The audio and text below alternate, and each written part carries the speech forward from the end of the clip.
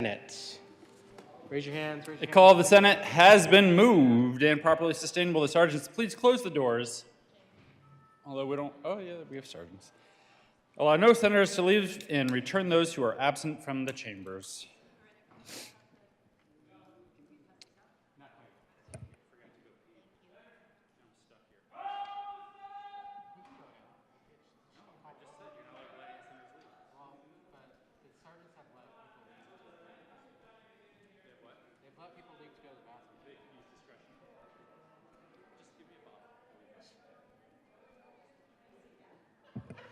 Will the clerk please call the roll? Senators Baisley,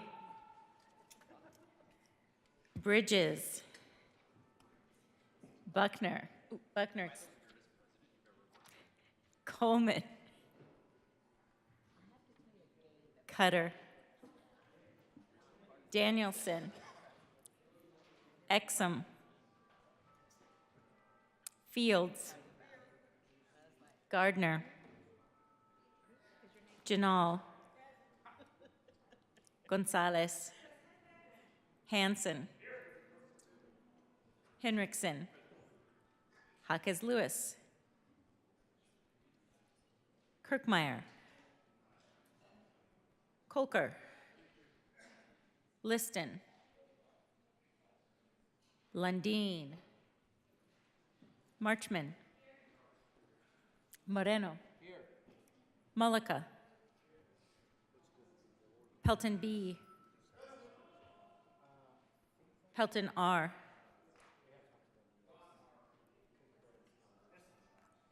Priola, Rich, Roberts, Rodriguez, Simpson, Smallwood,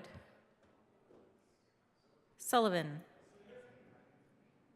Van Winkle, Will, Winter, Zenzinger, Baisley, Bridges, Coleman, Cutter, Danielson, Exum, Gardner, Jaquez Lewis, Kirkmeyer, Liston, Lundeen, Priola, Smallwood, Van Winkle, Winter, Baisley, Bridges, Coleman,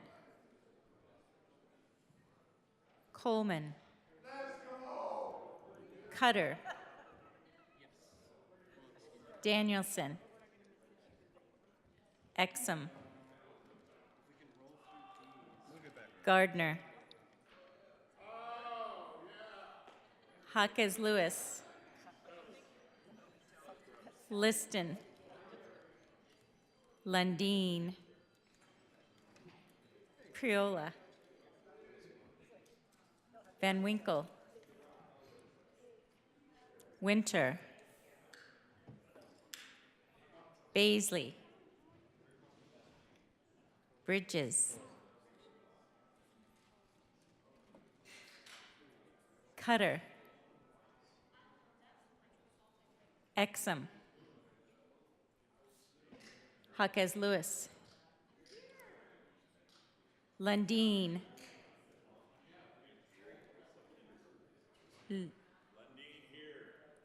Priola, Winter, Baisley,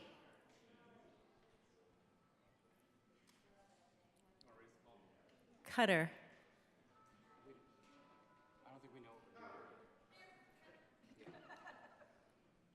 Exum,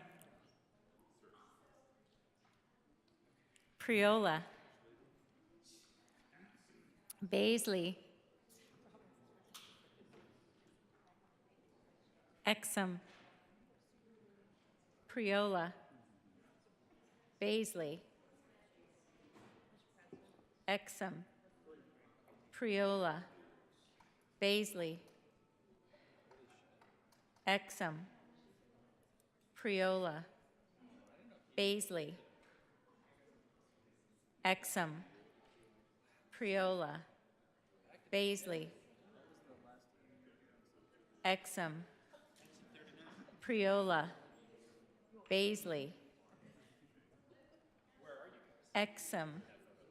Priola. Baisley. Exum. Priola. Baisley. Exum. Priola. Baisley. Exum. Priola. Baisley. Exum. Priola. Baisley. Exum. Priola. Baisley. Exum. Priola. Baisley. Exum. Priola. Baisley. Exum. Priola.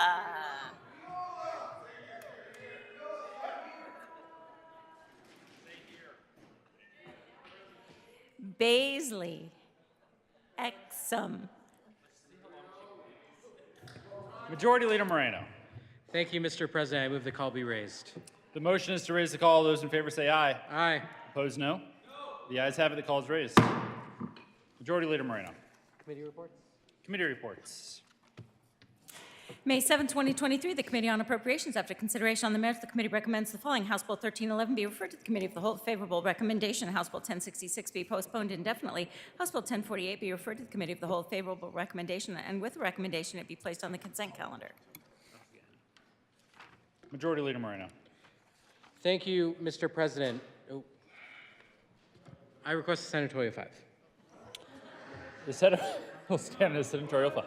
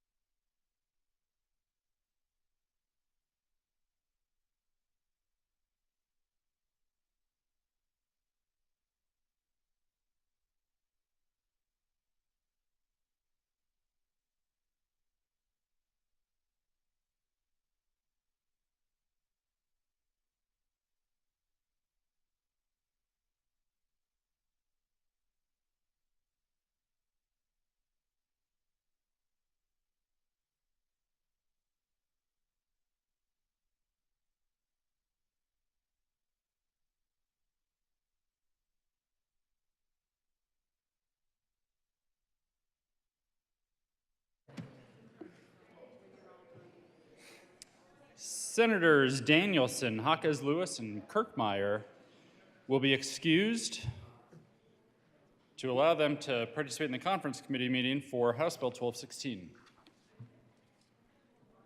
Well, you can be excused when you're ready. You don't have to leave yet. You can, though, if you'd like to. Majority Leader Moreno. Thank you, Mr. President. I move that the Senate take up the following bills on special orders, second reading at the hour of 3:35 p.m. House Bills 1048, 1311, 1249, 1294, and 1171. Colleagues, calendars have been distributed to your desks. The motion is that the Senate take up House Bills 1048, 1311, 1249, 1294, and 1171 on special orders at the hour of 3:35 p.m. All those in favor say aye. Aye. Opposed, no. The ayes have it, and the motion is adopted. The Senate will take up those bills mentioned on special orders at the hour of 3:35 p.m. Special orders, second reading of bills. Senator Coleman. Thank you, Mr. President. I move the Senate resolve itself in committee of the whole for consideration of special orders, second reading of bills. You have heard the motion. All those in favor say aye. Aye. Opposed, no. The ayes have it. The motion is adopted. The Senate will resolve itself in the committee of the whole for the consideration of the special orders, second reading of bills, and Senator Coleman will take the chair.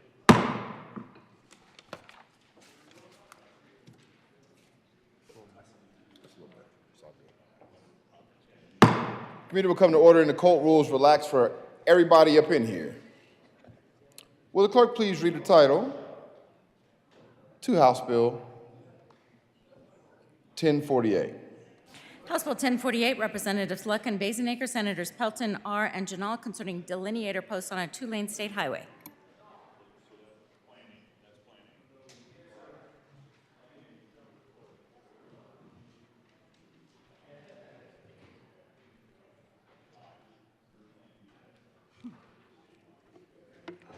Senator Pelton R.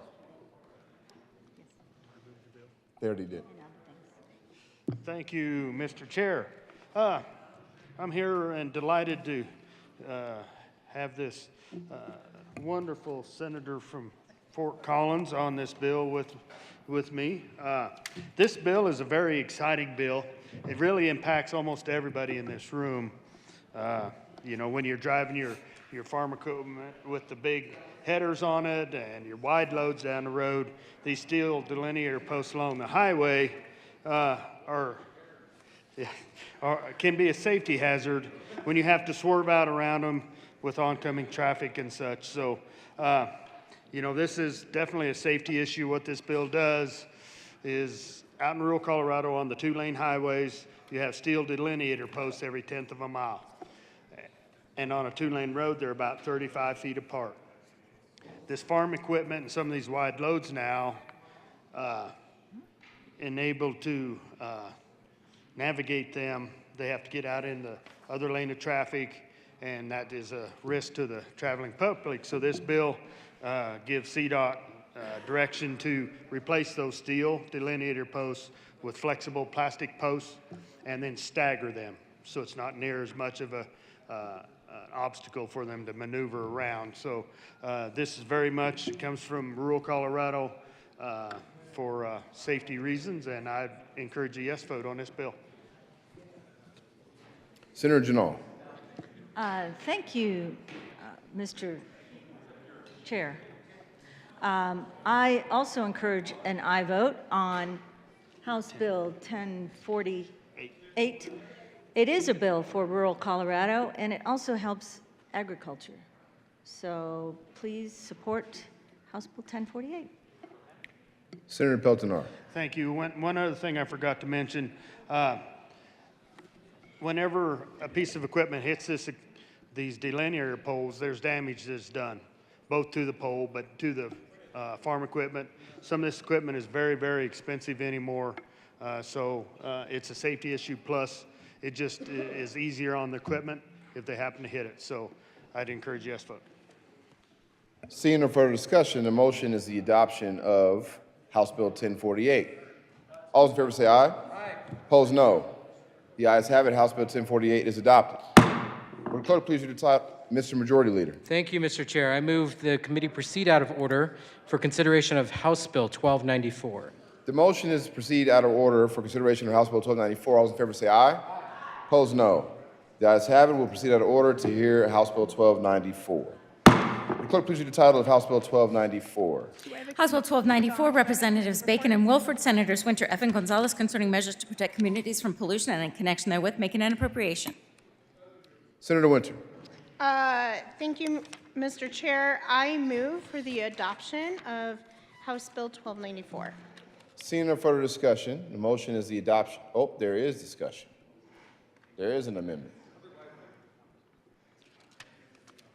There's an amendment at the desk. Will the clerk please read L75?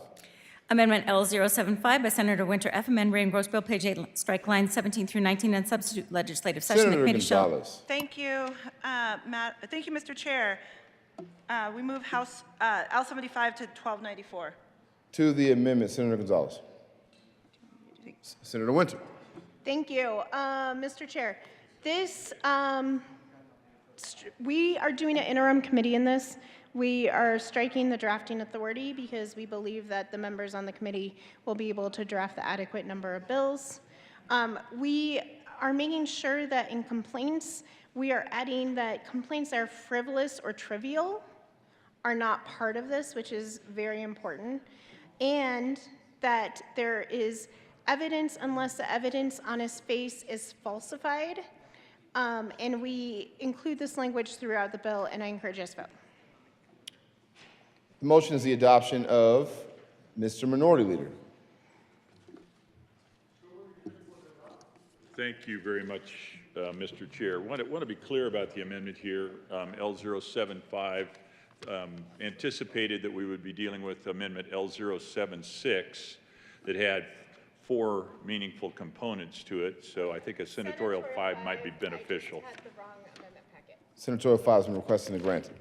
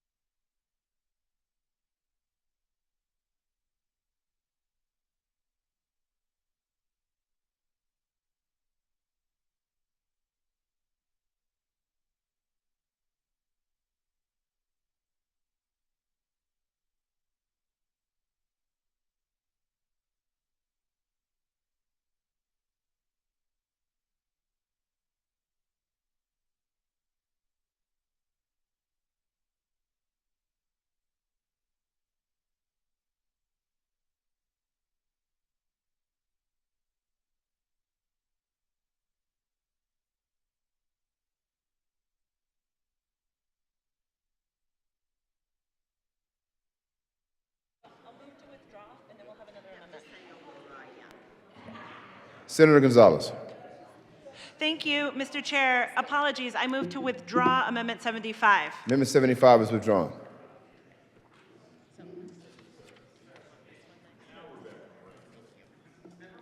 Will the clerk please read the title of L76? Amendment L076. Senator Gonzalez. Thank you, Mr. Chair. I move L76 to House Bill 1294. To L76, Senator Winter. Thank you, Mr. Chair. This does include, but in a more elegant way, mentions of evidence unless the evidence on its face is falsified and frivolous or trivial throughout the bill, but this is the agreed upon amendment. I apologize, I grabbed the wrong amendment packet. Any discussion on L76? Mr. Minority Leader. Thank you very much, Mr. President, Pro Tem Chair. Appreciate that. We've all breathed a sigh of relief and returned to normalcy in our conversation. Amendment L076 is the anticipated amendment. This amendment does a number of important things that have been part of a multi-day close communication and negotiation between the proponents and those that will struggle to figure out how to implement and apply and will be dramatically affected by elements of the bill. To be clear, this will provide for an interim committee that has the ability to study but has no bill drafting authority. It does provide for public right of action with regard to civil lawsuit language being removed for both the CDPHE and COGCC, and it adds some language. As always, you know, you all experience the words matter very deeply, and this adds some language around frivolous, falsified, and trivial language, both in Section 8, which would be the COGCC section, and the same language, frivolous, falsified, and trivial languages added in Section 3, which has to do with Air Quality Control Commission. So this is an important amendment. It does get to a better place, although I would argue still not an optimal place with regard to this certain aspects, and we anticipate there is some additional language that will be added to the bill as well. So I would urge support across the body. This is one of those, from my perspective, I'll hold your nose and vote yes, probably from the bill sponsors. Maybe they have the same perspective, but it is a better pathway forward in terms of the effort to develop this policy. Urge your support of O076. Motion is the adoption of 076. All those in favor say aye. Aye. Opposed, no.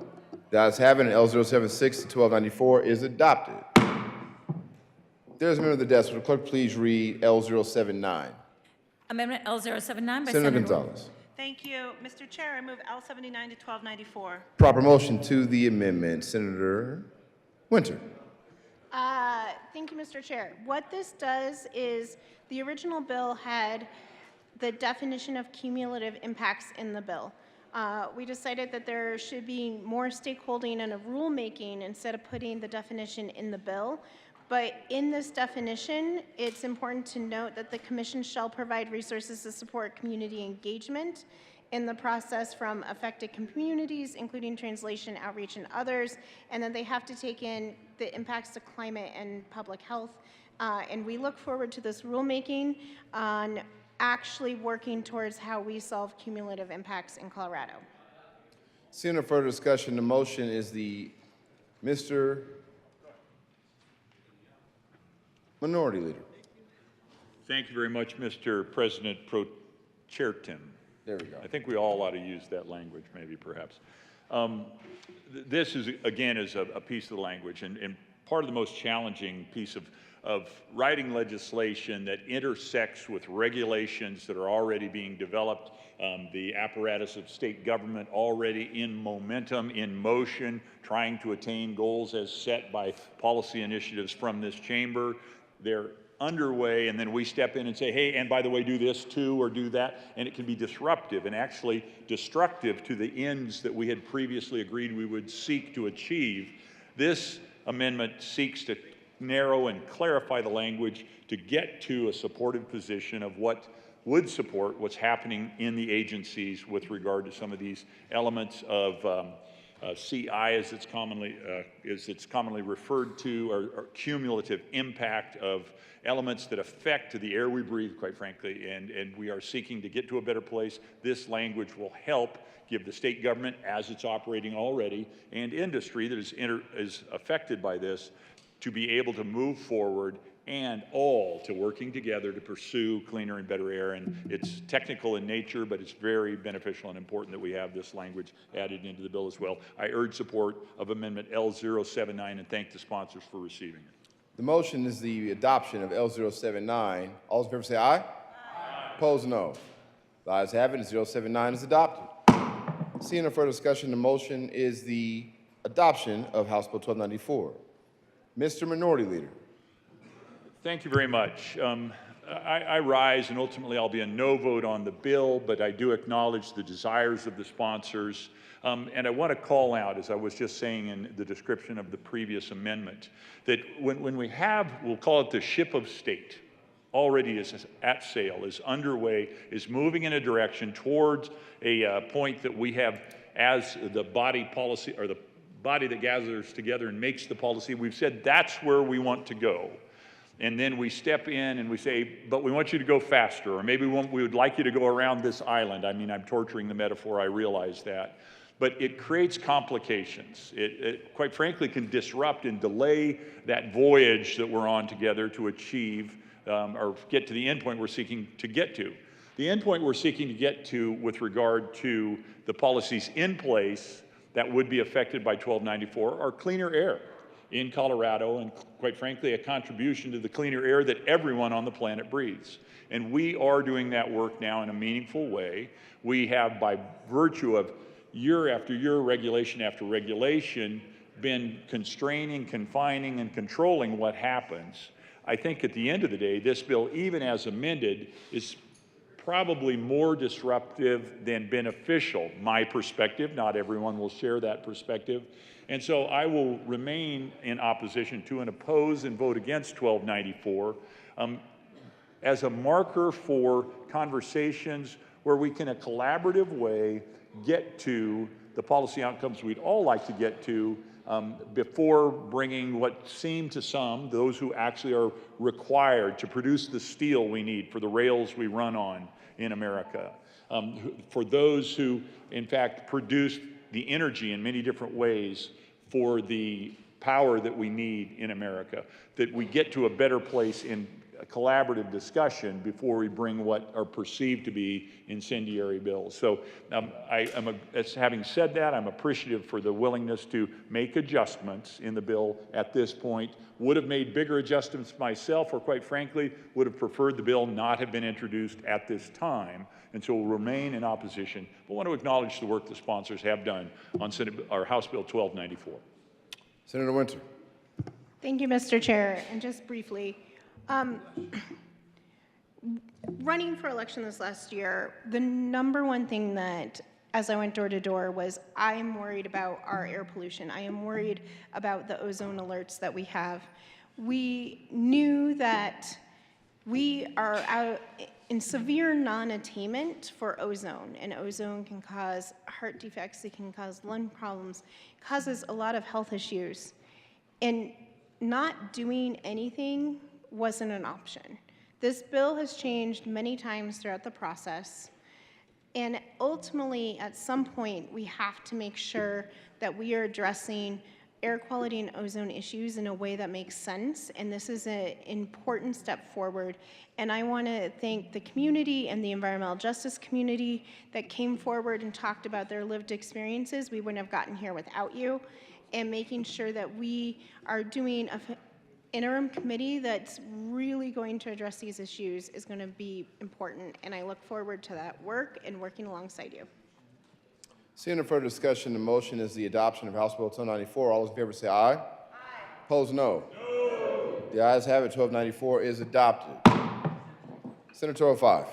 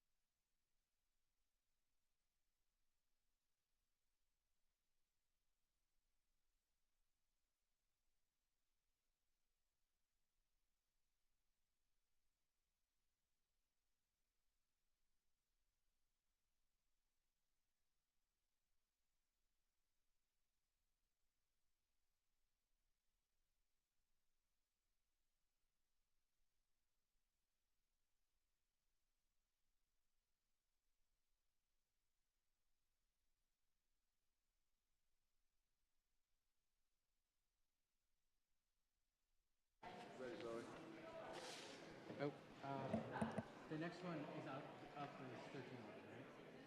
So I don't need to move that order? Correct.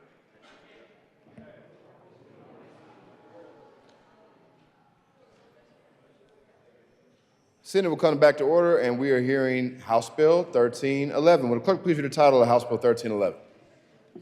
House Bill 1311, Representatives DeGroot, Kennedy, and Weissman, Senators Hansen and Henriksen, concerning the creation of an identical refund payment of excess state revenues from all sources as a mechanism to refund a portion of the excess state revenues for the 2022-23 state fiscal year only.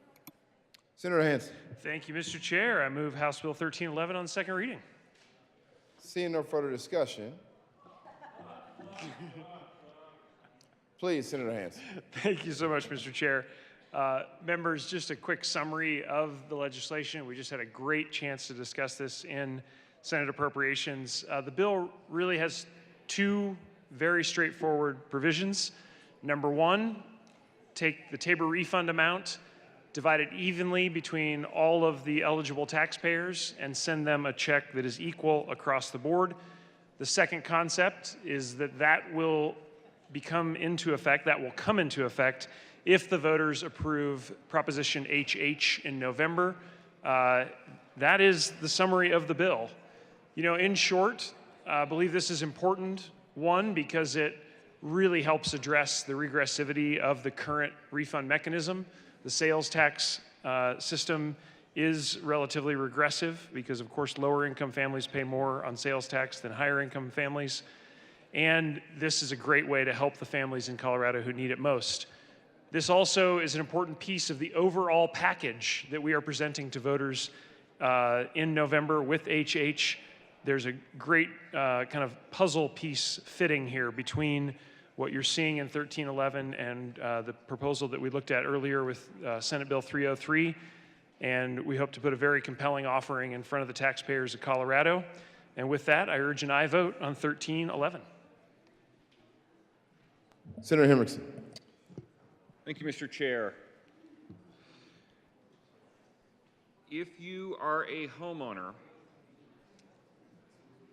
under HH and Senate Bill 303, you will have reduced rates of growth in your property taxes, and you'll have relief from the soaring rates of property valuation.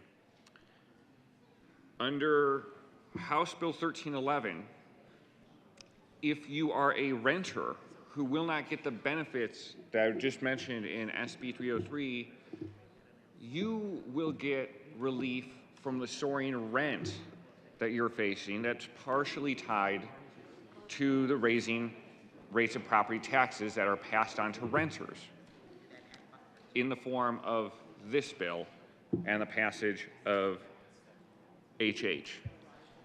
And if you are a working class, middle class family who owns a home, a starter home, for example, if you're a retiree with with just a little property that you've settled down in, and you have a retirement income, you will benefit from both. This delivers the relief to where it is needed. The working class families and individuals in the state. I ask for your aye vote.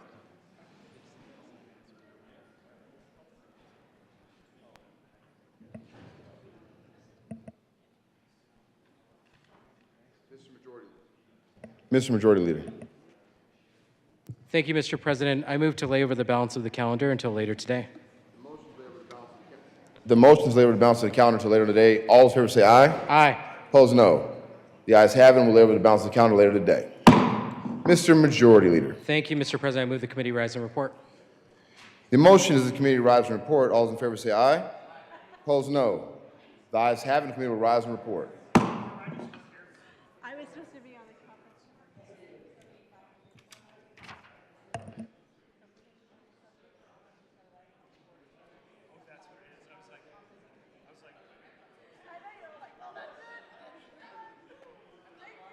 Well, let's go home. Let's just go home.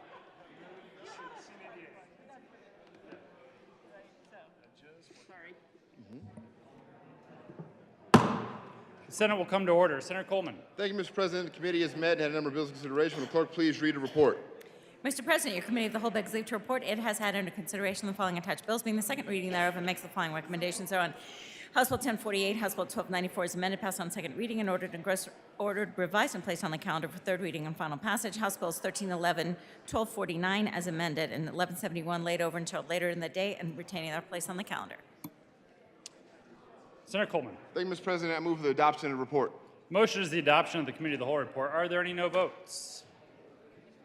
With a vote of 34 ayes, 0 noes, 0 absent, 1 excused, the Committee of the Whole report is adopted.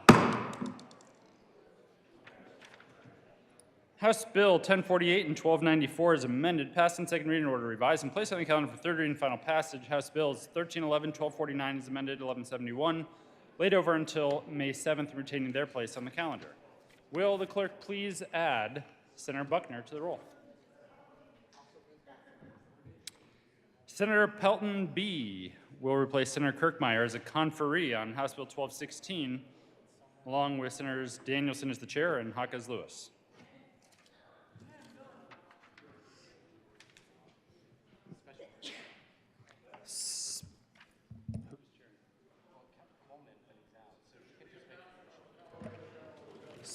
Special order, second reading of bills. Senator Henriksen. Thank you, Mr. President. I move that the Senate resolve itself in the Committee of the Whole for consideration of special order, second reading of bills. You have heard the motion. All those in favor say aye. Opposed, no. The ayes have it, and the motion is adopted. The Senate will resolve itself in the Committee of the Whole for the consideration of special orders, second reading of bills, and Senator...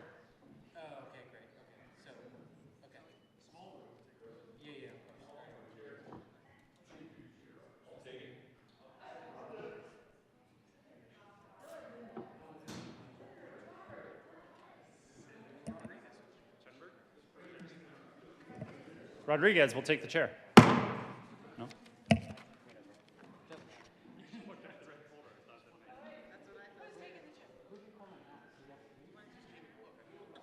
Who's on first?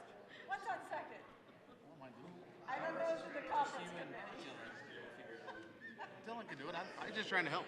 Who's on second? What's on third? Yeah, I was just somebody who's going crazy. You want his book? Sure. Well, they already did it, right? I was just trying to help. Thank you. Okay, perfect. Never do that again, Robert. It's not my fault. There's two Roberts here. That's what you did. Who's on first? Who's on first?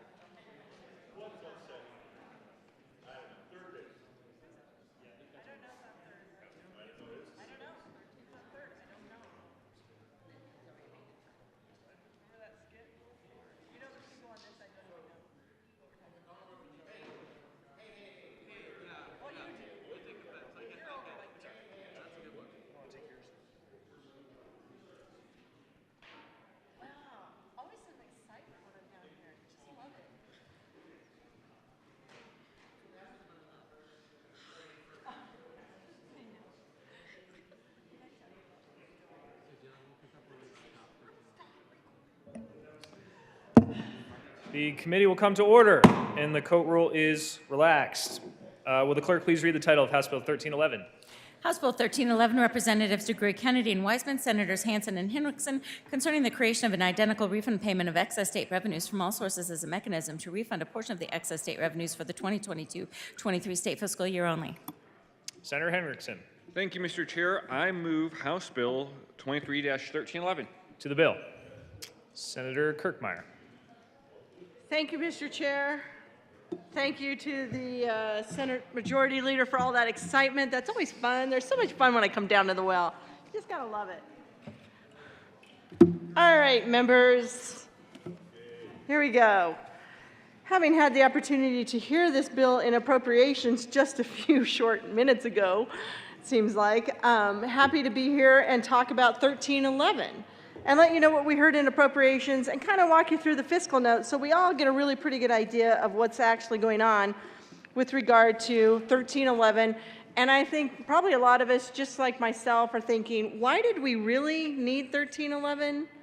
Why did we really need 1311 when in 303, there actually was, when Senate Bill 23-303, it talked about what the refund was going to be. If you went and checked the fiscal note on 303 and you were a taxpayer in this state, if you were to get a refund, you knew what you were going to be getting approximately. But somewhere between Tuesday evening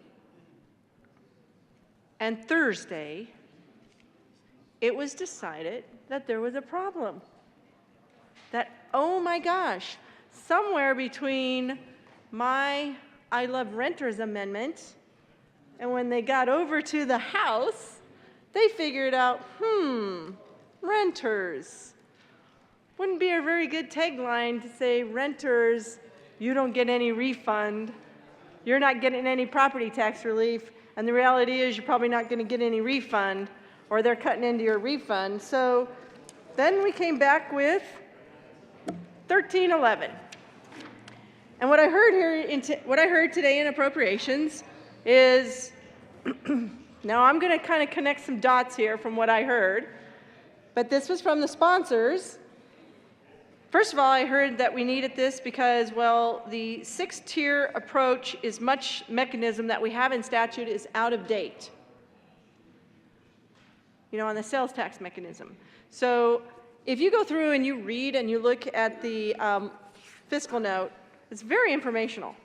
But it talks about how over the years, since the Taxpayer Bill of Rights was enacted and passed by the voters way back in 1992, that over the years we have had more than 24 different refund mechanisms placed into current law.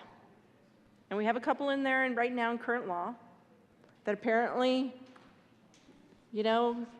all of a sudden we don't think are fair, but we don't think they're so unfair that we would keep it permanently, that we're going to keep it temporarily, just in case HH passes.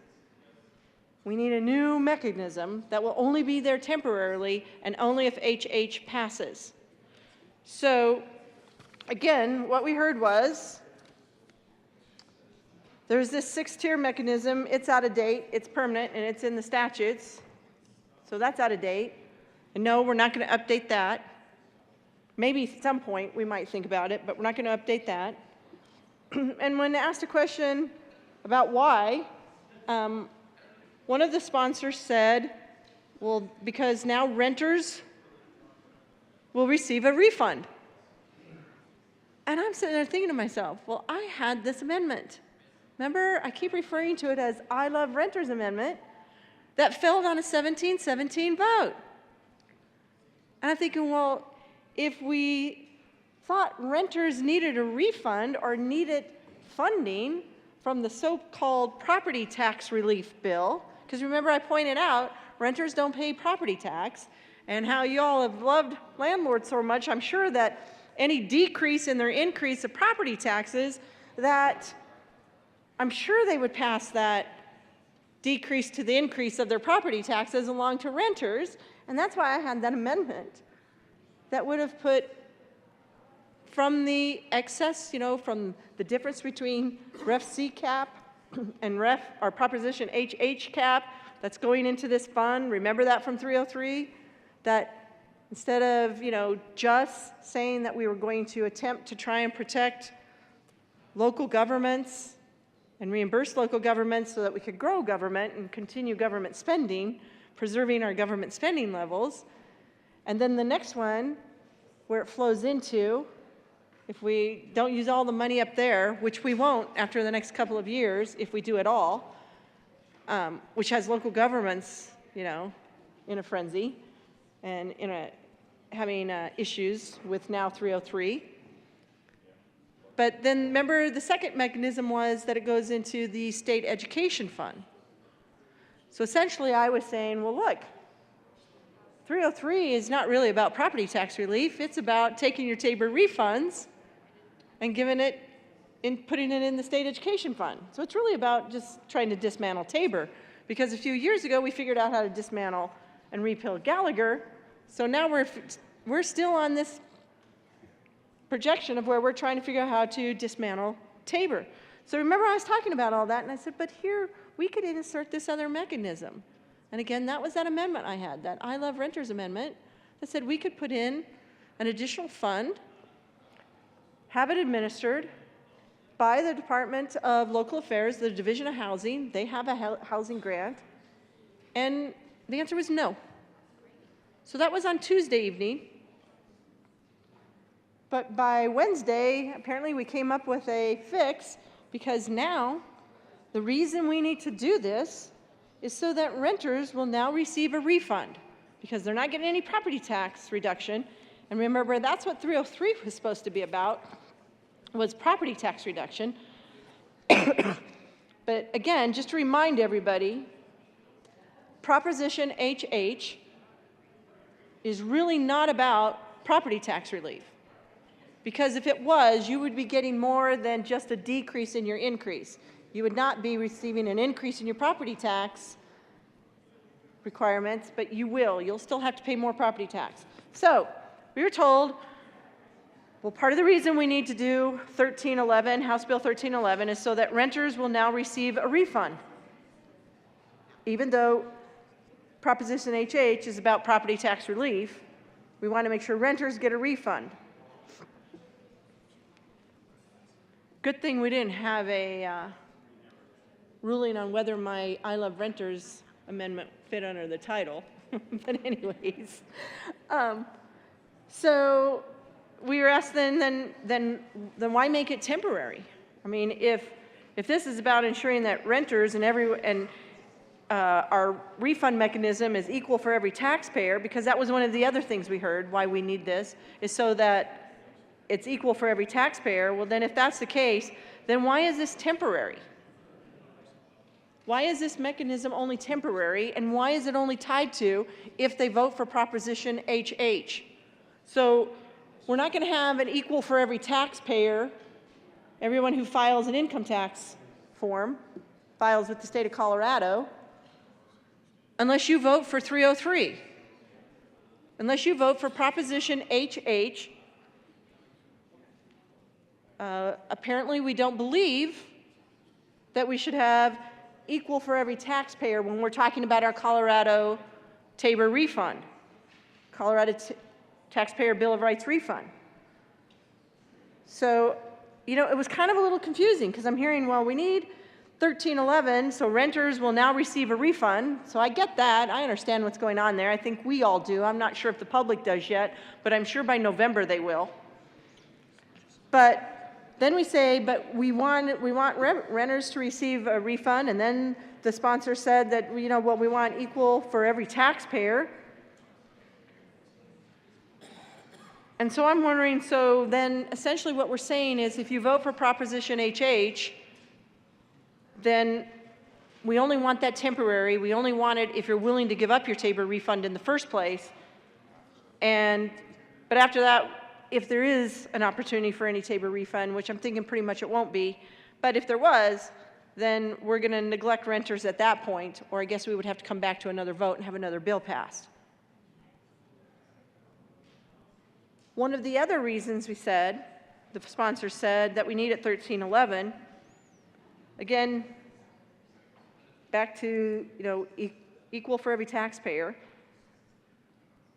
said that there was, on the reason why 1311 was because, well, there was a strong nexus with the other tax policy in HH.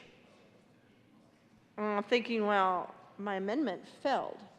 So there's not a strong nexus to ensuring that renters would be able to receive some of the differential between cap C, referendum C, and the caps in Proposition HH.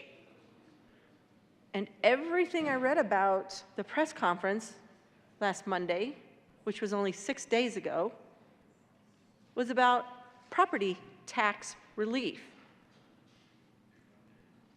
So the tax policy that is in Senate Bill 303, and that is in Proposition HH, is supposedly supposed to be about property tax relief, not about the Tabor refund. At least that's how it was billed, and that's how it was spoken about. Because remember, renters don't pay property tax. but now we're going to make sure that renters will receive some portion of their refund. And if they were to get, well, and the refund, the refund that they're going to get coming up, we've got a huge refund coming, folks. So in case you didn't read your fiscal note, like I did during appropriations, let me just read for you what the budget impacts are. And what the impacts are of 1311 will be on those renters or on other taxpayers who file income tax in Colorado with Proposition HH and with this bill now, 1311. So the bill has no impact on the amount required to be refunded under Tabor. However, if 1311 is approved and if 303 is approved, 1311 will change the mechanisms used to refund the Tabor obligation for fiscal year 22-23. So it's going to change the current Tabor refund mechanism. And maybe the reason we're not so worried about it's temporary and doesn't go into the future is because I think everyone's understanding that your Tabor refunds are going away with Proposition HH. So again, confusing how we can say there's a nexus between 1311 and tax policy and HH. Why do we need to develop another taxing mechanism if you're not even really even going to get, if the goal is to not have a Tabor refund? Anyways, in March of 2023, Legislative Council put out forecasts estimating that the state will be required to refund $2.9 billion for this current fiscal year. $2.9 billion for this current fiscal year, 22-23. Under current law, $161 million is estimated to be refunded via local government reimbursements for the homestead exemption. So for the senior homestead exemption, and that's also changed, so military and others also get a homestead exemption. Then there will be $239 million is estimated to be refunded via property tax backfill to local governments as required under Senate Bill 22-238. So we already voted for that. We already voted here on 22-238. So now we're down to about $2.5 billion that is to be refunded to all other taxpayers. So here was the estimate that was in 303. Now keep in mind, the fiscal note for 303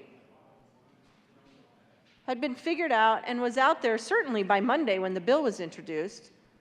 Absolutely had to have been there by Tuesday when we were hearing it in appropriations. So we knew that the estimated refund in Senate Bill 23-303, we knew on Monday what it would be for the Tabor refund impacts for the folks who file Tabor, or for the folks who who file an income tax, who file on their income tax in the state. So for up to $50,000 in adjusted gross income, a single filer under 23-303 was to receive $462.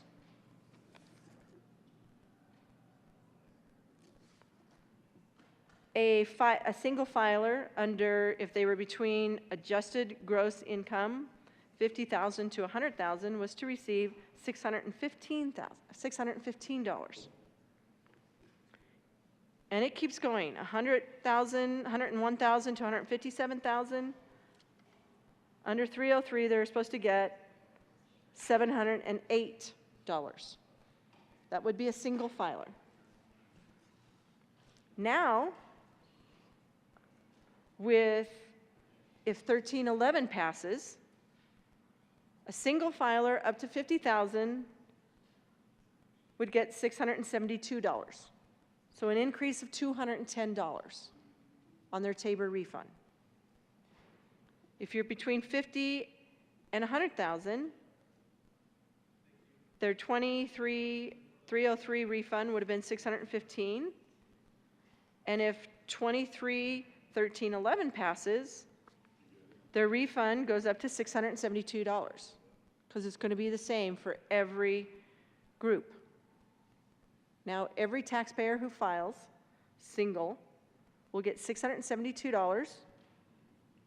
And if we pass 1311 and Proposition HH passes, a joint filer will get $1,344.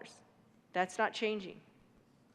If you are in the adjusted gross income level between $100,001 and $157,000, for a joint filer, you would have received, under just 303, without 1311, you would have received $1,416. So with 1311, you'll get $1,344 for joint filing, which is $72 less. So now you're going to get less. If 1311 passes and Proposition HH passes, you will not only get a decrease in your increase on property taxes, if you're a property taxpayer, but you will also receive, for fiscal year 22-23, $72 less in your Tabor refund. So you're going to get less all the way around. So much for tax relief. If we were to leave current law as it is, if we were to say, here's what we're leaving the current law as it is, the refund mechanism, it's even more for that $100,000 to $157,000 for joint filers. With 1311, you will receive $1,344. If we were under current law and not changing anything, keeping the current mechanisms that are in place, so 303 passes. If you were to leave it alone, joint filers would have received $1,472. But if 1311 passes, new mechanism, because remember, we're trying to make sure that renters will now receive a refund, you would get $1,344 if current law exists. If current law exists, 13 passes, you'll get $128 less without 1311. So when we were in the Appropriations Committee, just so you know, because my question was, how many people are we talking about here that are going to get, a whopping $66 more? Because Table 3 in the fiscal note says it's conditional 2023 Tabor refund impacts of 23,303 and House Bill 23,1311 relative to current law. So there's this whole thing, if Proposition HH passes, what happens? And then there's the whole thing, so Proposition HH relative to the approval of the ballot measure for, 303, so that's Proposition HH. You would have gotten $1,416 if you were in this $100,000 to $157,000 range, and that would be for joint filing. So if together, whomever you joint file with, if the two of you together make between $100,000 and $157,000, your estimate in 303 would have been $1,416. If 1311 passes, you're going to get $1,344. So you're losing money. Anywhere from $72 up to $128. So when I asked Legislative Council folks, how many people we're talking about here that are going to get a whopping, if everything goes the way it's supposed to go, according to 303, so Proposition HH passing, and we use the refund mechanism in 1311, how much money would you get? More. And it could be anywhere from $66 to $114, and that represents 27% of the people. So the people who are going to get the biggest increase when you go up to equal taxpayer refunds, like what is proposed in 1311, the people who get the biggest increase are people whose gross income is up to $50,000.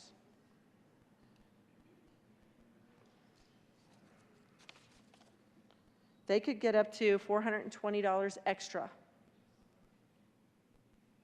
If everything, Proposition HH passes and 1311 is put into law, they could get up to $420 more.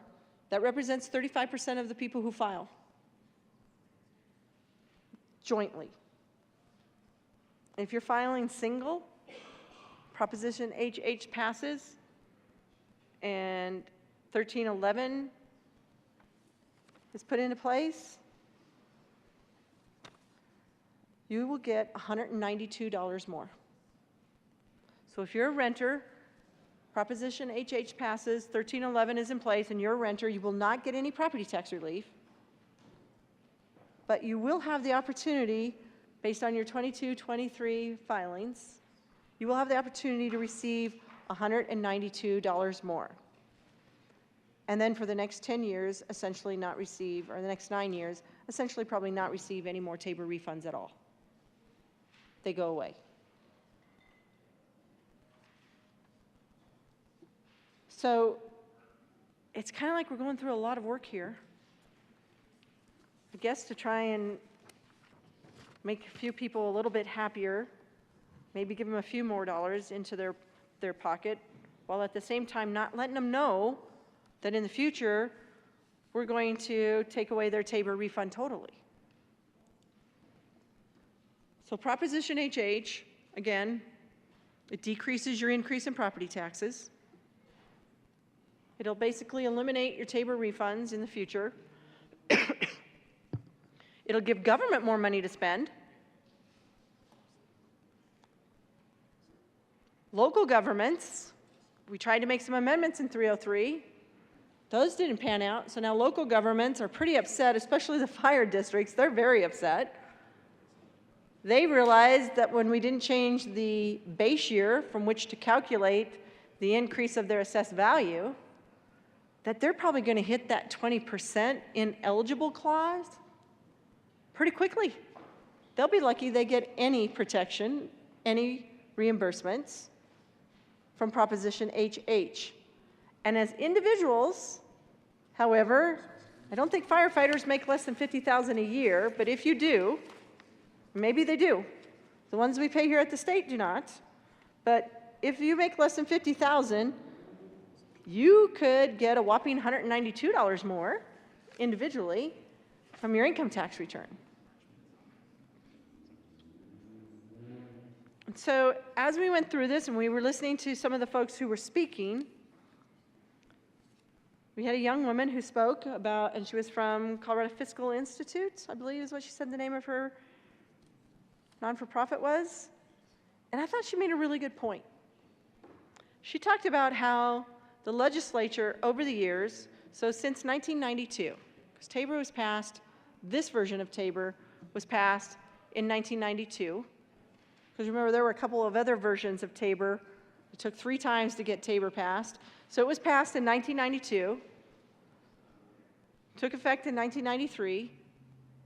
And she said since that time that the General Assembly has been using the TABOR rebates, that's what she called them, TABOR rebates or TABOR refunds, to target vulnerable groups since the inception of TABOR.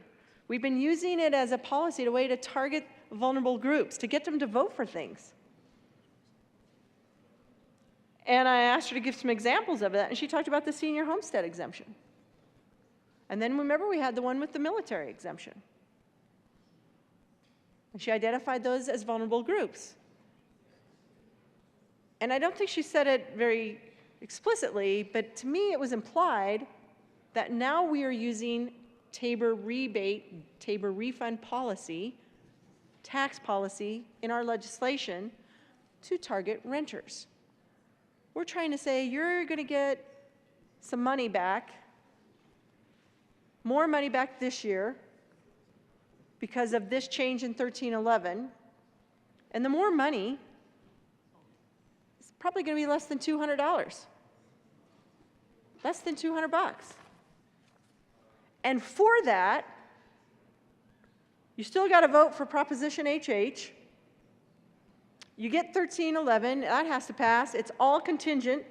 1311 is temporary, and you're only going to get that additional money if you vote for Proposition HH and it passes.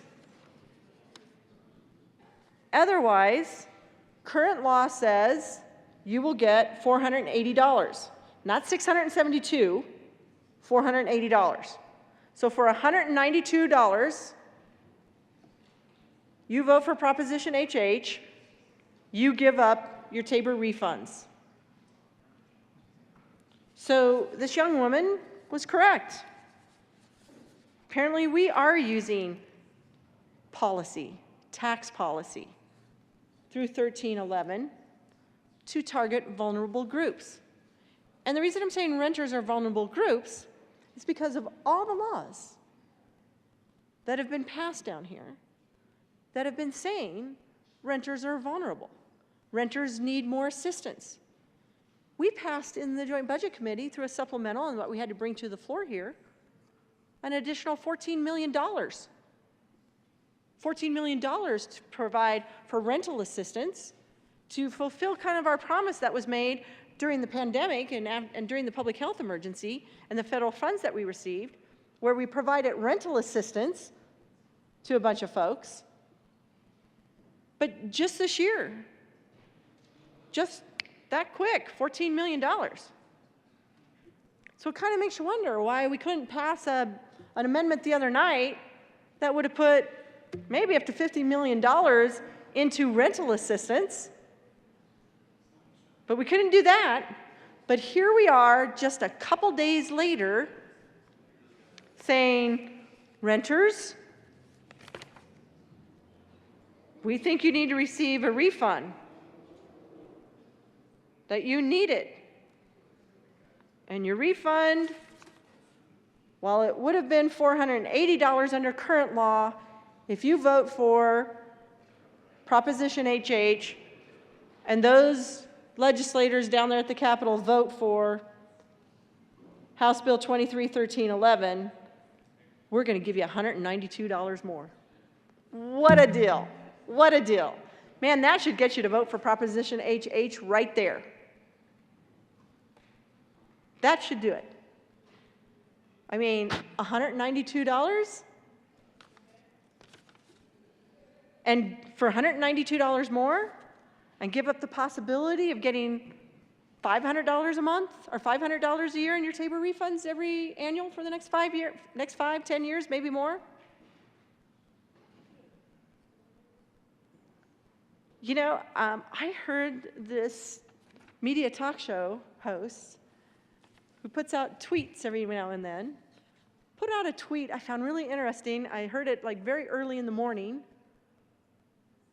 And he put out this tweet, and I'm not going to get it quite right, but it was essentially, it was about Governor Polis and the legislature just must think we're all dumb, that it's too complicated for us to figure this out. They must think we're dumb, that we're going to vote for Proposition HH. I am paraphrasing, I'm not getting it exactly right, but it was, the bottom line was, he was talking in this tweet and saying, Governor Polis thinks we're dumb. And he ended his tweet with or his little video clip with, "We're not dumb." Coloradoans, Colorado voters are not dumb. They can figure out this bait and switch that's going on. And no, and he did not say this, so this is my line, it is a bait and switch. And no, I don't believe Coloradoans are suckers that are not at the end of the line. We're not reeling them in. I think they'll get it. I think Colorado voters are smart enough to figure out that Proposition HH is a tax increase. There will still be a property tax increase. We could have done so much more. We could have, if Gallagher was in place, we'd be down around 5.2% on assessment ratios for residential. But you know what we did since we repealed Gallagher? We passed a law, 21-1164, I believe, that increased the mill levies in school districts. So we increased, well, not all of us, the legislature as a whole. So when I say we, I'm talking about the royal we, but it was not all of us, increased the mill levy in school districts by 1 mill a year until you get to 27 mills. If you're at 27 mills, you're good to go. We're just going to make sure and get all that money. So we increase property taxes. We repeal Gallagher. We tell you it's going to decrease your property taxes. That was in 2020 that we repealed Gallagher. In 2021, we pass a law, the governor signed it, to increase your property taxes for certain school districts. So you lived in certain school districts. Your property taxes went up. In 2022, we pass a law to change the definition of residential. Do you remember that? Because there was a ballot initiative to decrease property taxes and decrease the assessment ratio, and it was for residential single-family homes. We had to change the definition. We made residential single-family homes a subclass of residential. You know what residential is? Multifamily. And then, here we are in 2023, coming forward with 303 and 1311. And in 303, so remember in 22-238, we reduced essentially residential property taxes down to the assessment ratio to 6.795. Do you know what the decrease is in the assessment ratio in 303? 6.7. Now keep in mind, if Gallagher was still in place, it would have been about 5.2. The assessment ratio would have been about 5.2. But 303, whopping, we went from 6.95 down to 6.7. And then we did make some in 303, there's a $40,000 reduction in your value that you get to have as well. Unless, of course, you're in the other residential and it's your second, like remember we had this discussion, if it's your second home, like you helped your daughter buy a house, your name's on there, you claim your home to get the $40,000. We did make the change so that, yes, if you're helping your children buy a home, that they would get the $40,000. But if you're in the other residential, you don't get the $40,000 reduction off of your values. You do get the 6.7 though. They originally had it at 7.1, but they did increase it, or decrease it, I guess, the assessment ratio to 6.7. That was nice. But, but here we are. We have media talk shows who are talking about how we need to understand that the voters, Coloradoans, are not stupid. They're not dumb. They can see through this bait and switch. They can see through this ploy. They understand that Proposition HH is only going to be a decrease and an increase, that their property taxes are still going to increase. They can figure out they've been getting used, man. They got a $750 check. We got a $750 check. Joint filers, $1,500 check. I'm thinking they still want that check. They can figure out that they're not going to get a Tabor refund. And then we hear, but we have to do something here for 1311. And if you're in that 27% of individuals, people who file jointly, if you're an individual, you're in that 20% of an individual who files for your income tax, you can get a whopping $33 increase in your tax refund for this year, because this is the year we know for sure you have to get your tax refund. So how dumb do we think they are? I don't think they're dumb. I think they're going to figure that out. And if you're a renter with 1311, remember, they wouldn't do the deal where we would put $50 million into a grant program and administer it through the Department of Local Affairs and Division of Housing to give rental assistance. I mean, we heard all about how important it is for rental assistance as we've been going through all of these bills. But they're going to give you a Tabor refund increase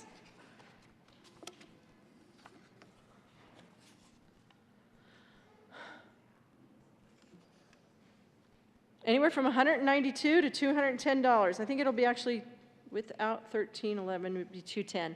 With 1311 and 203, $192. Just want to make sure I'm reading the fiscal note correctly. And then after that, you can forego any Tabor refund.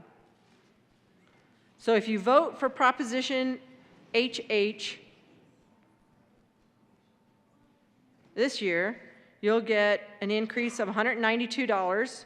So you'll go up to $672 this year.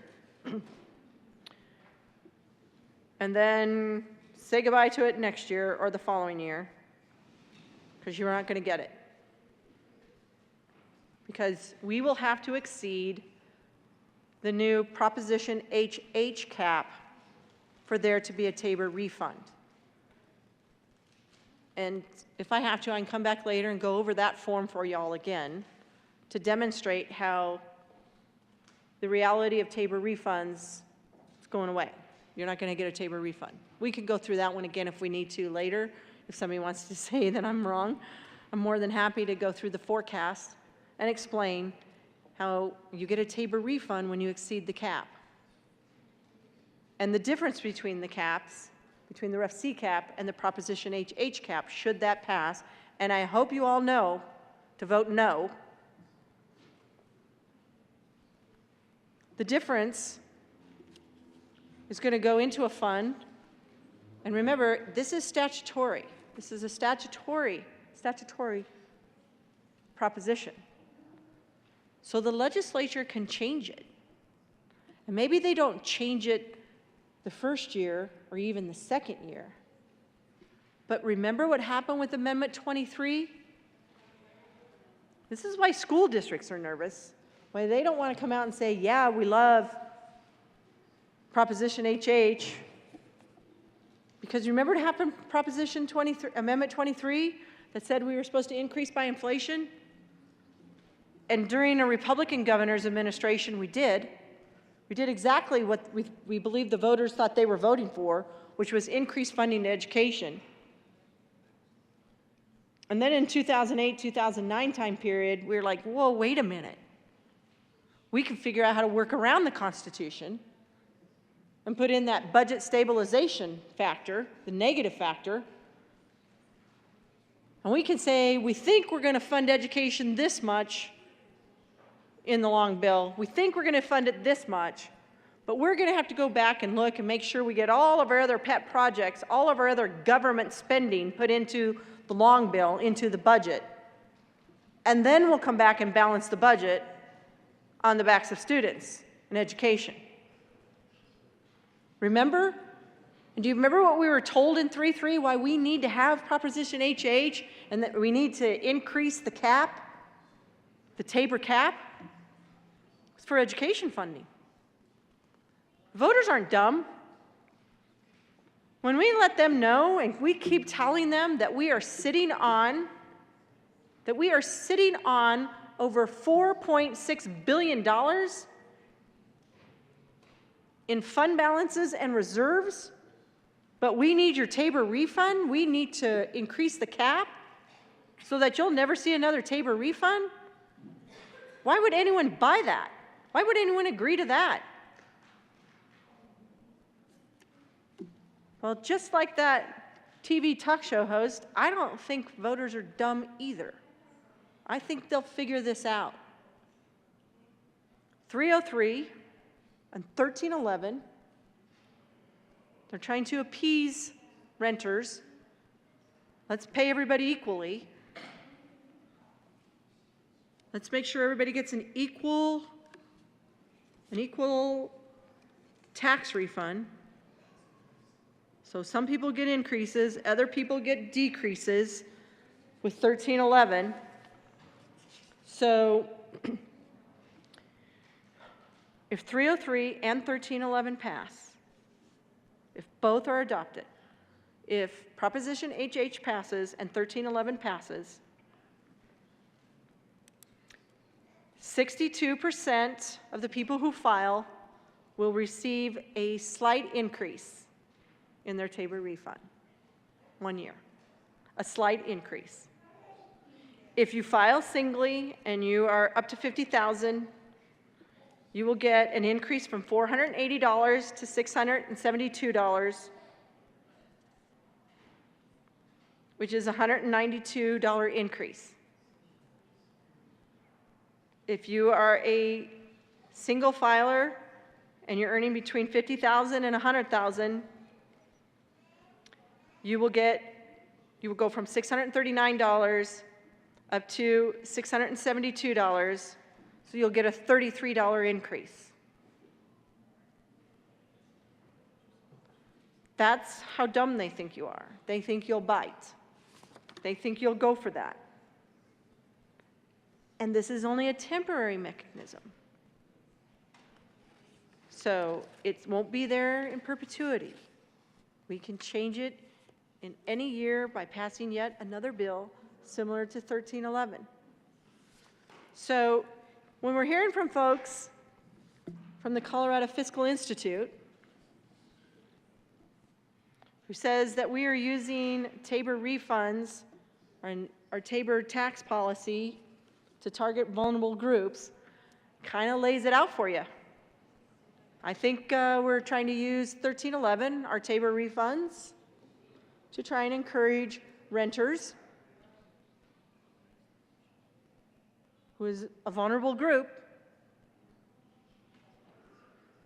because I've heard it here at the microphone several times in the well, that we're trying to encourage vulnerable groups to vote for Proposition HH.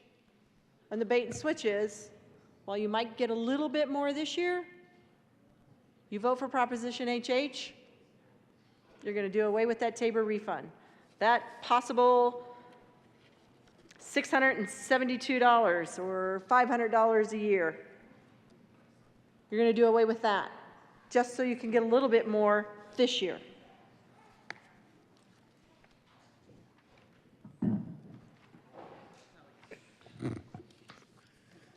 There is an amendment at the desk. Will the clerk please read L23?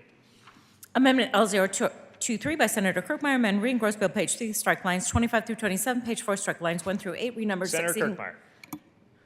Thank you. Sorry about that. Thank you, Mr. Chair. I move L023. To the amendment. Thank you, Mr. Chair. This is a pretty simple amendment. Look, it's only got 3 lines. None of that full pager stuff that we were seeing on some of those other bills recently. But I'm happy to explain this to you in detail. It removes Section 2, essentially, out of House Bill 1311. And let me read to you what Section 2 does. This is the part that says it's temporary, that this mechanism is temporary. Section 2 says, 2A, so I hope voters are listening up, especially you renters, because this is where they think they're going to fool you. Section 2A, Section 1 of this act takes effect only if, at the November 2023 statewide election, a majority of voters approve the ballot issue submitted for their approval or rejection pursuant to Section 24-77-202, as enacted by Senate Bill 23-303, also known as Proposition HH. Paren, small b, if the voters at the November 2023 statewide election approve the ballot issue described in subsection 2A of this section, then Section 1 of this act takes effect on the later of January 1, 2024, or the date of the official declaration of the vote thereon by the governor. So, Section 1, remember, this is basically what 1311 is about. It has definitions in it with regard to the qualified individual, which, you know, if you go back and look it up, it's people who file for their income tax. It has definition for remaining excess, state revenues.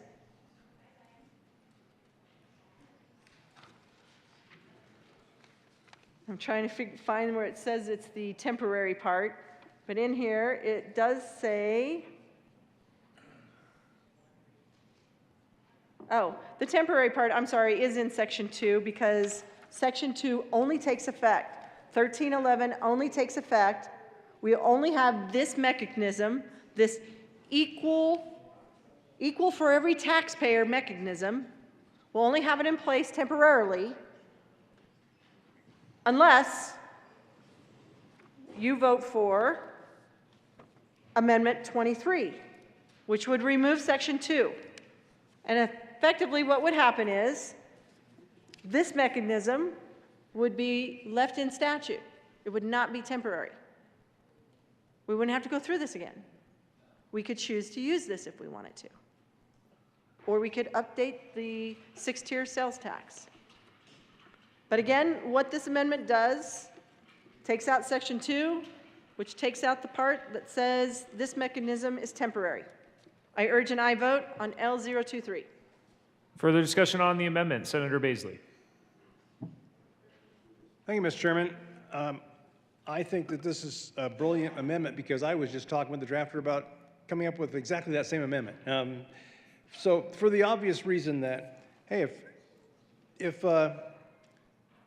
everyone is to get the same, I'm trying to think the wording here, but the same amount, which is just a simple arithmetic function of taking the excess state revenues and divide it by all of the qualified individuals, then everyone gets that same tax refund or that same TABOR, Taxpayer Bill of Rights refund. Let's remove the suspicion, because the suspicion, as pointed out by the good senator from, I can't remember exactly where, Brighton, thank you. The suspicion that this is merely a ruse to try to get a whole lot more voters to act in their self-interest and vote for Proposition HH in order to get that temporary refund, then just make it a one-time reward for having voted for HH.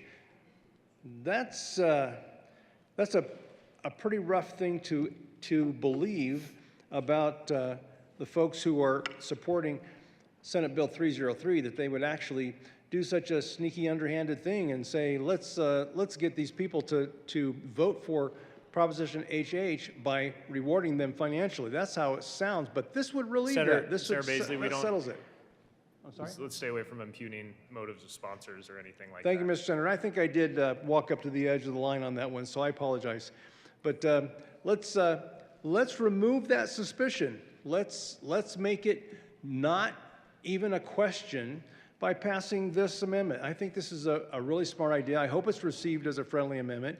I hope that everyone would support this, because if the if all the taxpayers, if all of the qualified folks who file are supposed to and ought to receive that amount of money, then let's just do that. Let's not make it contingent on some other action that they're incentivized to perform.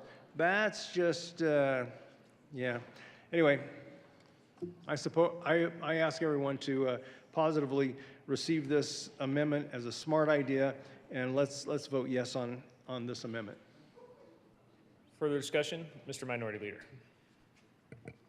Thank you very much, Mr. Chair. I rise in support of Amendment L023. The effect of HH in combination with 1311 is to incentivize individuals to vote for HH because they're getting rewarded through 1311.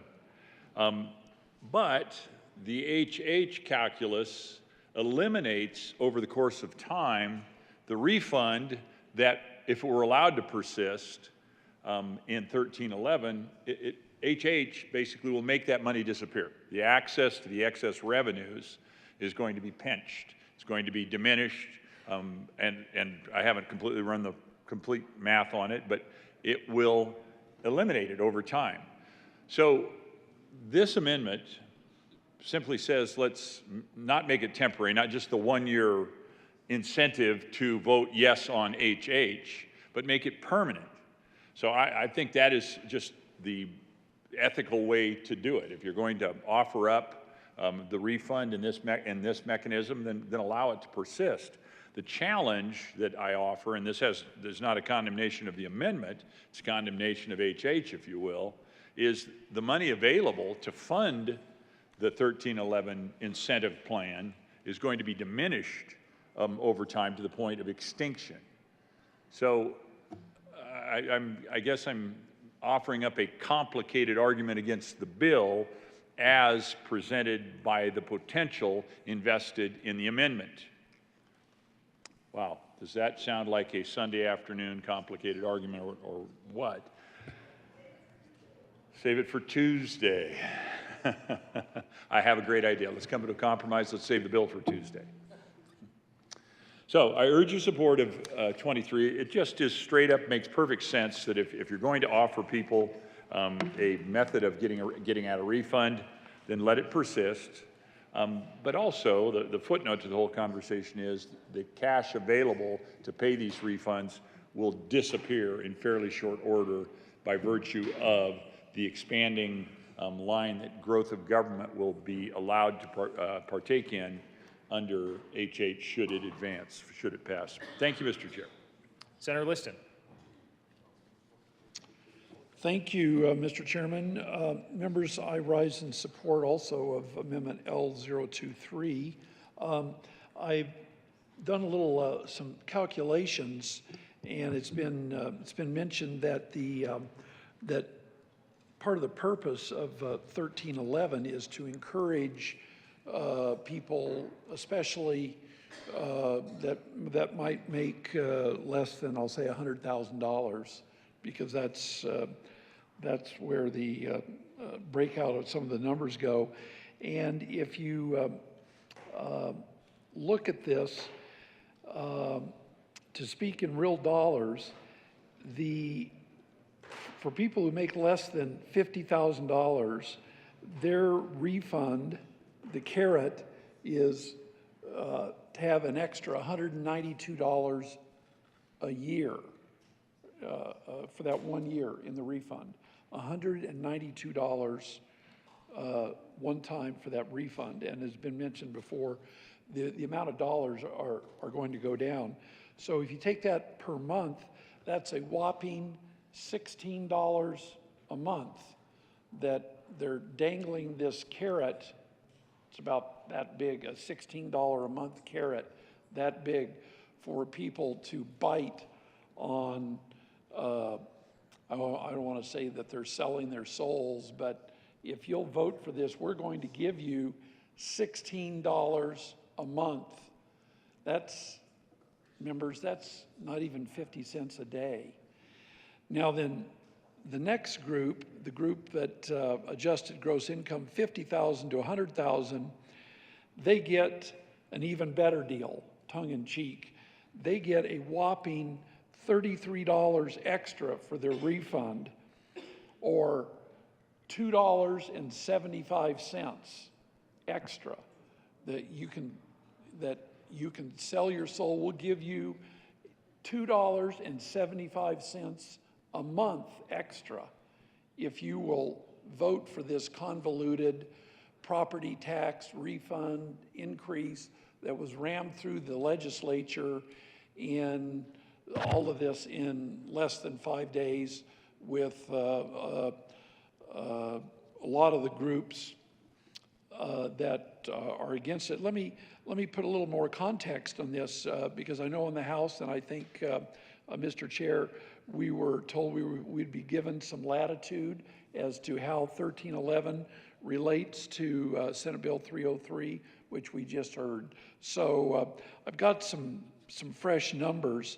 In case you don't know, the people that represent the counties, which is all of us, the counties and the local governments and the special districts, they are going to get crushed if Senate Bill 303 passes. And let me tell you why.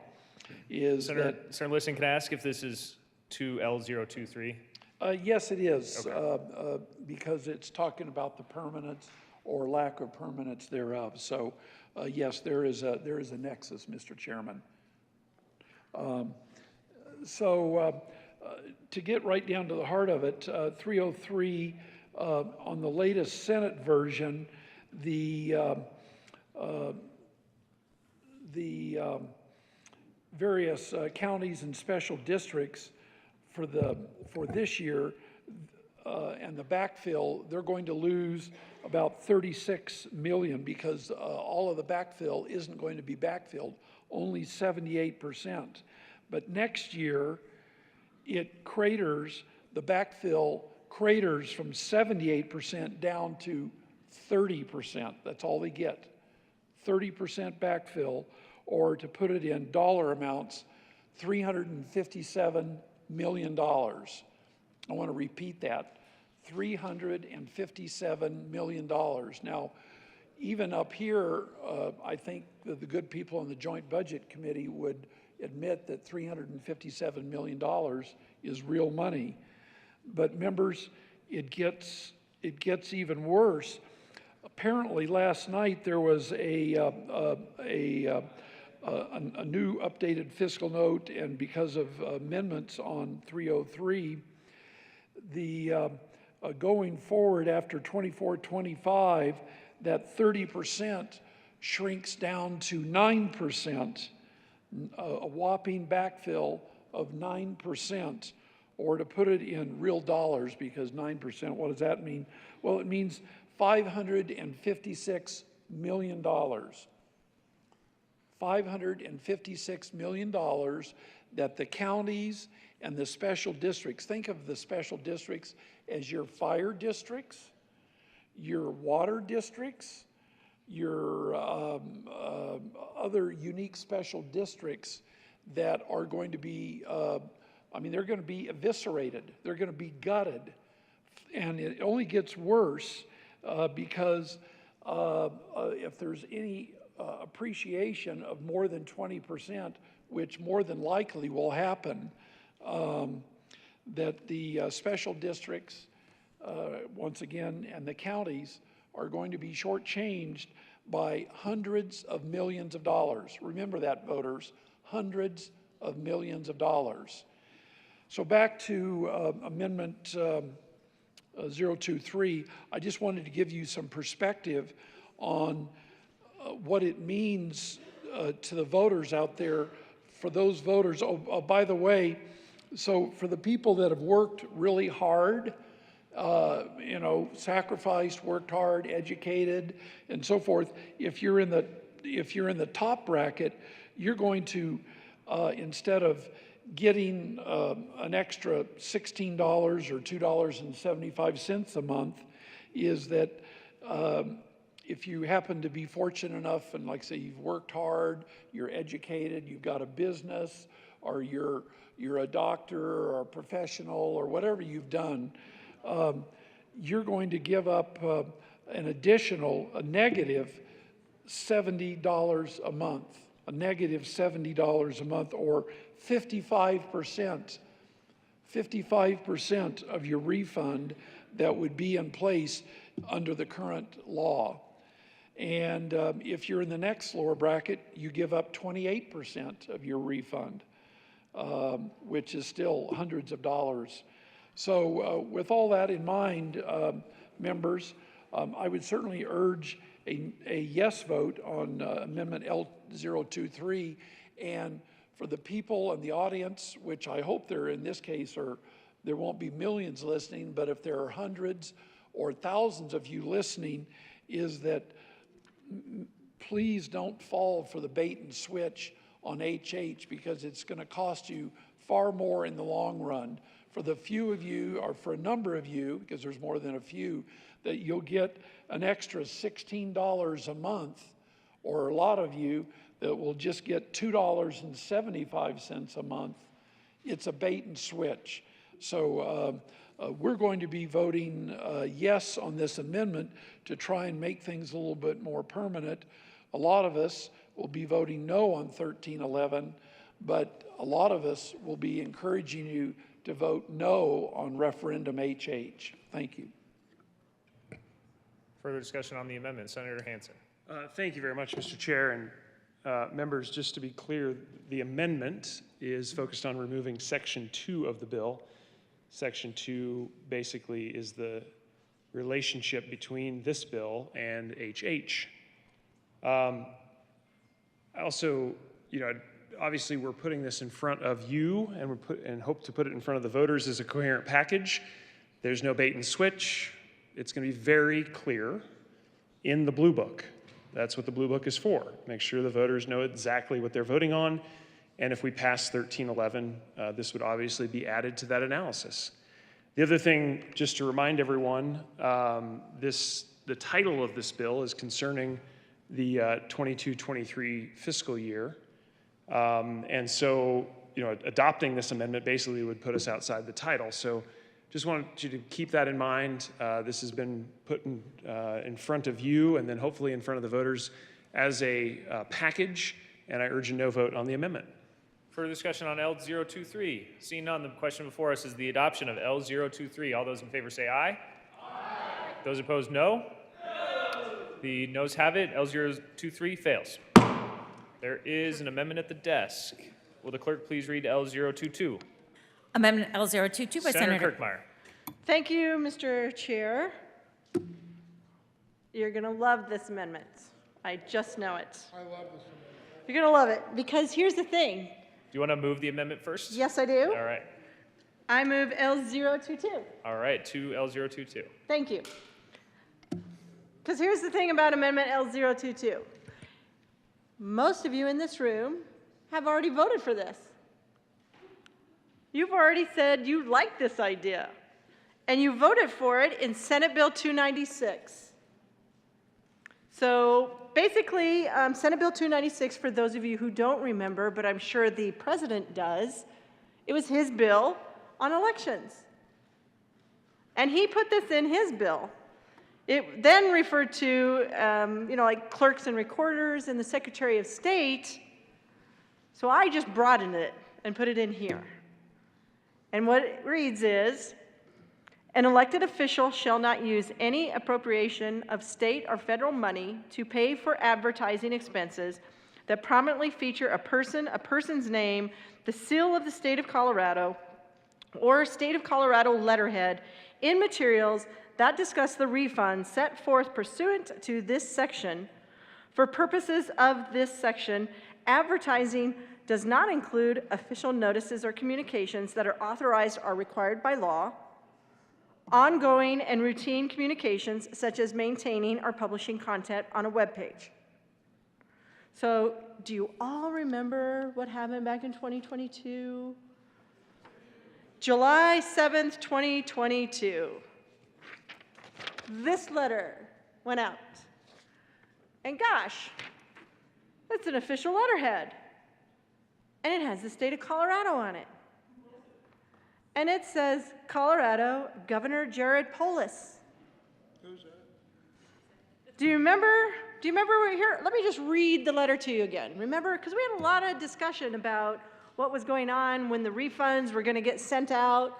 You know, I was telling people, well, you might as well just send them out with the mail-in ballot because that's your intent, to make it look like, you know, you're getting a refund. But then, you know, we all keep referring to it as a refund. But here's the letter. My fellow Coloradoan, July 7th, 2022. On behalf of the state of Colorado, that would be on behalf of the state of Colorado. It is a true pleasure to send you this enclosed Colorado cashback refund check. It doesn't say your Tabor refund check. It doesn't say your Colorado Tabor refund check. His letter said he rebranded it. Used state money and sent out this letter to everybody getting a refund. It is a true pleasure to send you this enclosed Colorado cashback refund check. Now, I had several people call me up and say, what's Colorado cashback check? Is this that thing that, you know, where I need to go reclaim some taxes or something? I need to go to the treasurer and get my taxes? I'm like, nope, no. This is your Tabor refund. And they're like, well, why is it being called the Colorado cashback? And I said, because the governor wants to send out this letter during an election year that says it's a true pleasure to send you this enclosed Colorado cashback refund check. This spring, I signed Senate Bill 22-233, which directed the Colorado Department of Revenue to refund $750 to each individual resident taxpayer and $1,500 to resident joint filers. So instead of saying Tabor, that was passed back in 1992, that you all passed and put into the Constitution, that the Coloradans of the state of Colorado passed Tabor in 1992 and said, we're putting this in the Constitution and we want a refund when you go over that cap. He says, I signed a bill, 22-233. Makes it sound like the legislature did this. Not the taxpayer, not the voters of Colorado who put it into Tabor.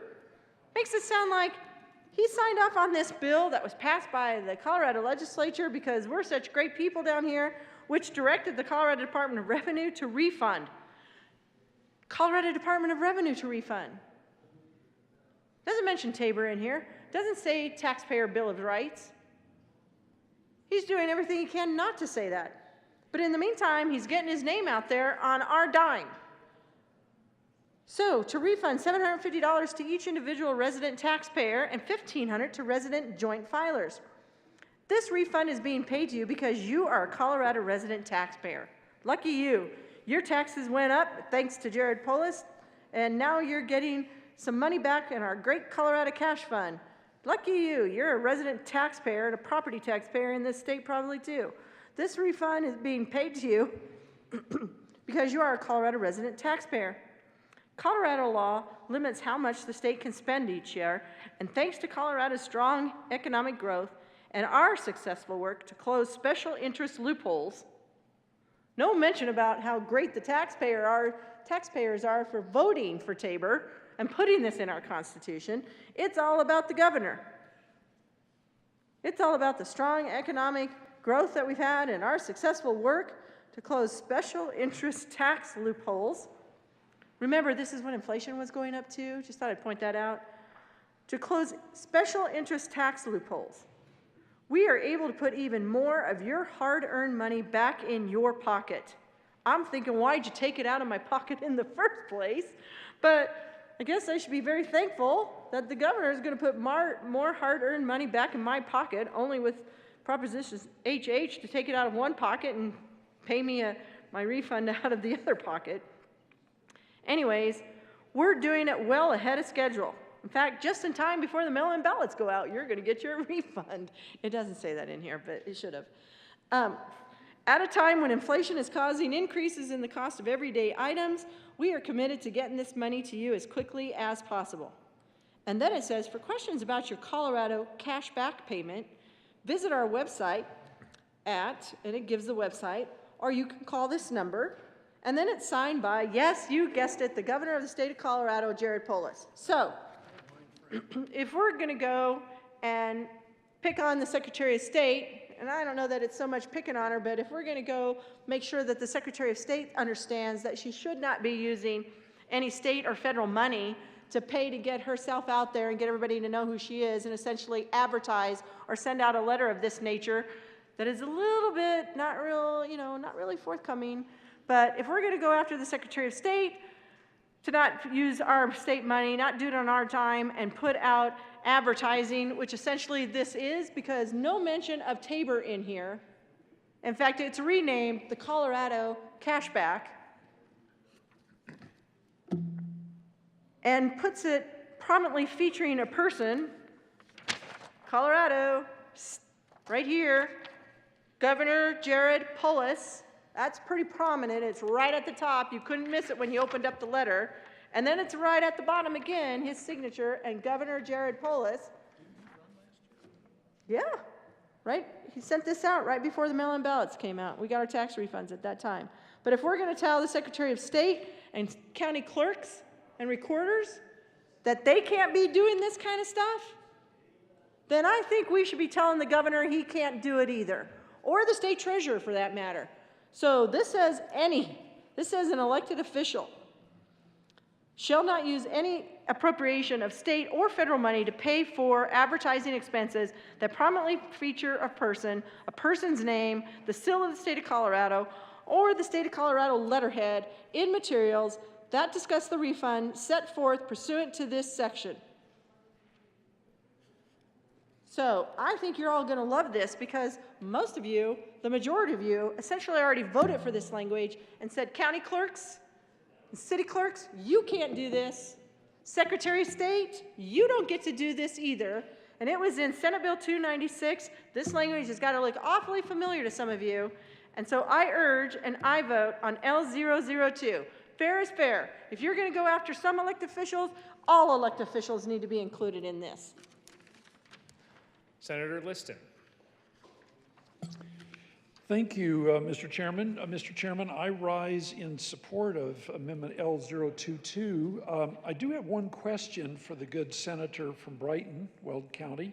I was wondering when I'm reading through here, it says an elected official shall not use any appropriation of state or federal money to pay for advertising that prominently feature a person's name, the seal of the state of Colorado or the state of Colorado letterhead, so forth.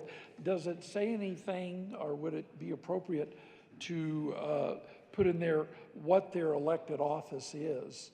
That they can't use their, like, I'm the governor, or, here's your check, by the way, I'm the governor, and I just happen to be running for election. Or I'm the senator, or I'm the representative. Would that be something that maybe should be in this amendment or not? That's that's a question I would like to answer the sponsor of L022. Senator Kirkmeyer. Thank you, Mr. Chair. And to the good senator from El Paso County, I don't think it's actually necessary. I mean, I want to make sure that we're covering any elected official, that they cannot use, any elected official cannot use state or federal money to advertise expenditures. And I think it's very clear that you cannot use that features the person's name, the seal, or the state of Colorado. I mean, we are senators, just like Jared Polis is the governor. He gets to use his title when he's signing things. So I just think, again, this gets back to fair is fair. When we tell the Secretary of State she doesn't get to use state or federal money to do this kind of stuff, I think we should just broaden it and say any elected official. So, thank you. Senator Liston. Well, thank you. Thank you for that explanation. And I was just kind of wondering, so that's why I asked the question. On the corollary, I was just kind of wondering when the, hopefully this amendment will pass. Well, actually, I think I'll wait because I may have another amendment now that I think about it. So I'll just hold off. Thank you. Mr. Minority Leader. Thank you, Mr. Chairman. I rise in support of Amendment L022. We have had here in Colorado the leveraging of state dollars and state refunds for indirect political advantage. We have also had in this most recent election cycle and immediate days preceding the election cycle, the leveraging of state and federal dollars for political purpose and personal promotion of candidates in various constitutional offices. I think that if you ask the taxpayers, if you ask the people of Colorado their perspective on that, they would say, yeah, it's not appropriate to use my money to promote any candidate, Republican, Democrat, unaffiliated, or any of the minority parties. And I think this is just a sensible amendment that is timely, because it seems to be in the recent election seasons, there has been increasing use of state and federal dollars for political promotion, and there has been increasing leverage of state dollars in the form of refund checks for, albeit indirectly, but nonetheless still connected political promotion for a specific political objective. So I think this language would certainly help give the guardrails around that practice, that would prevent that practice, and urge your support. I see this as a common sense response to what's been happening in the political season here in Colorado over the last months. Senator Hansen. Thank you, Mr. Chair. And members, I think, the danger that is being talked about with the proponents of this amendment is largely covered by Senate Bill 296. We're making sure that candidates can't misuse public money. And that seems to be the basis on which this amendment's being brought forward. And there's also some functional problems with this amendment. We don't know what the definition of advertising expenses is here, what is or what isn't in that category. What is ongoing and routine? Again, we don't have a clear definition in this amendment. And it creates a huge problem when you have elected officials or just the departments of the state government wanting to communicate with voters about tax filing or refunds. And so I think this would have a huge number of unintended consequences, and I urge a no vote on L22. Senator Rich. Thank you, Mr. Chair, and I rise in support of this amendment.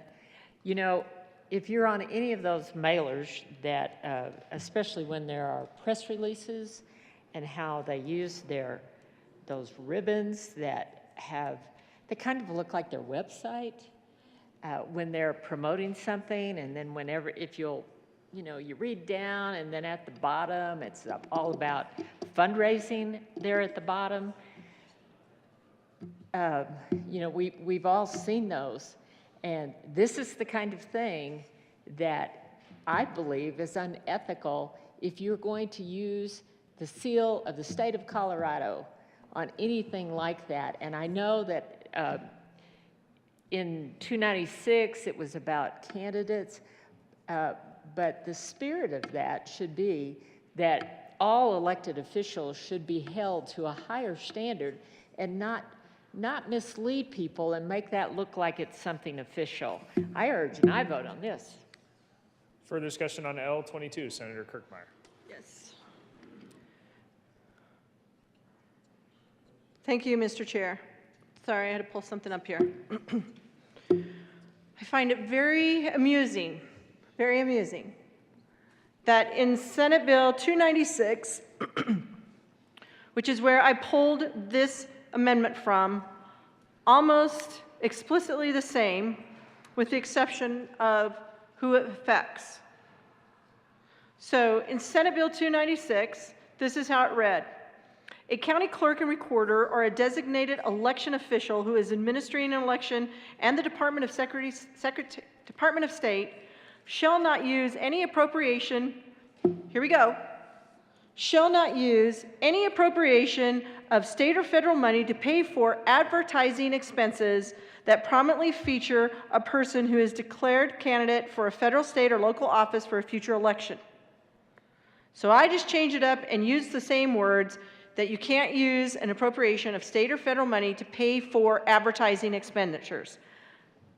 So I think advertising expenditures are defined in statutes and other places. I don't think it's that hard to go figure out what that means. But I also think that if we're going to hold election officials to a certain standard that they can't be using these things, and let's remember, during July of 2022, the governor was a candidate. I urge an aye vote on L022. Is there any further discussion on L022? Seeing none, the question before us is the adoption of L022. All those. A division has been requested.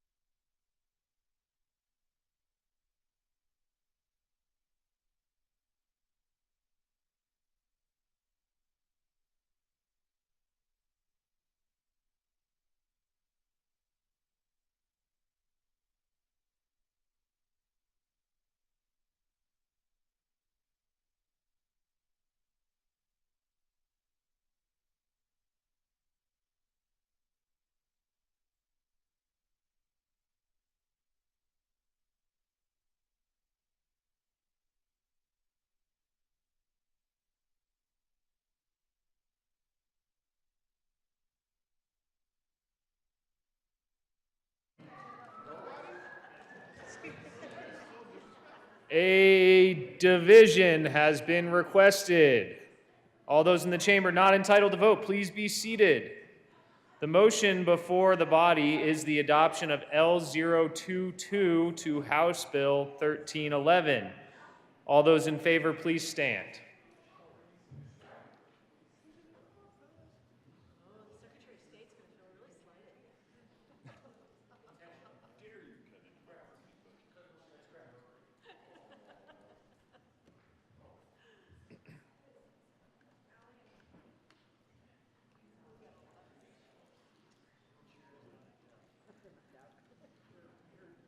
Please be seated. All those opposed, please stand. The chair is not in doubt. L022 fails. Is there further discussion on House Bill 1311? Senator Kirkmeyer.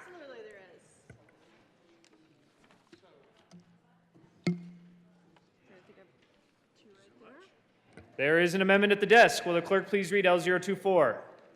Amendment L0234, Amendment L024. by Senator Kirkmeyer. Thank you, Mr. Chair. I move L024. To the amendment. Thank you, Mr. Chair. And for those of you who came back, welcome. You get to hear this next amendment. You're going to love it. You are absolutely going to love it, so don't go anywhere. Just stay right here and hear Amendment L024.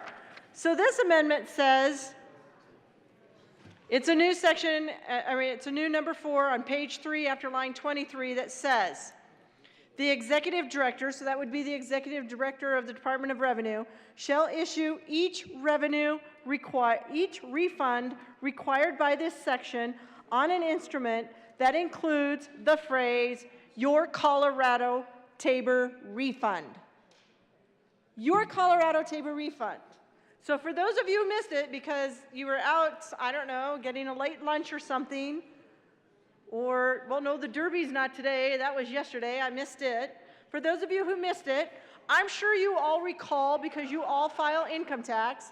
Hello? 1 second, Senator Kirkmeyer. Colleagues, we're getting a little loud here. Senator Kirkmeyer. Thank you, Mr. Chair. I'll stop talking really loud, too. For those of you who missed it, and certainly you all remember that in July of 2022, Governor Polis thought it was a great idea to put his name out there and rebrand the Colorado Tabor refund and called it something else, called it the Colorado Cashback. So people wouldn't get the idea or get used to the idea that they get to receive a Tabor refund. Now, it had been called Tabor refund since 1993. Tabor refund, not Colorado Cashback. And in this letter, it was a little bit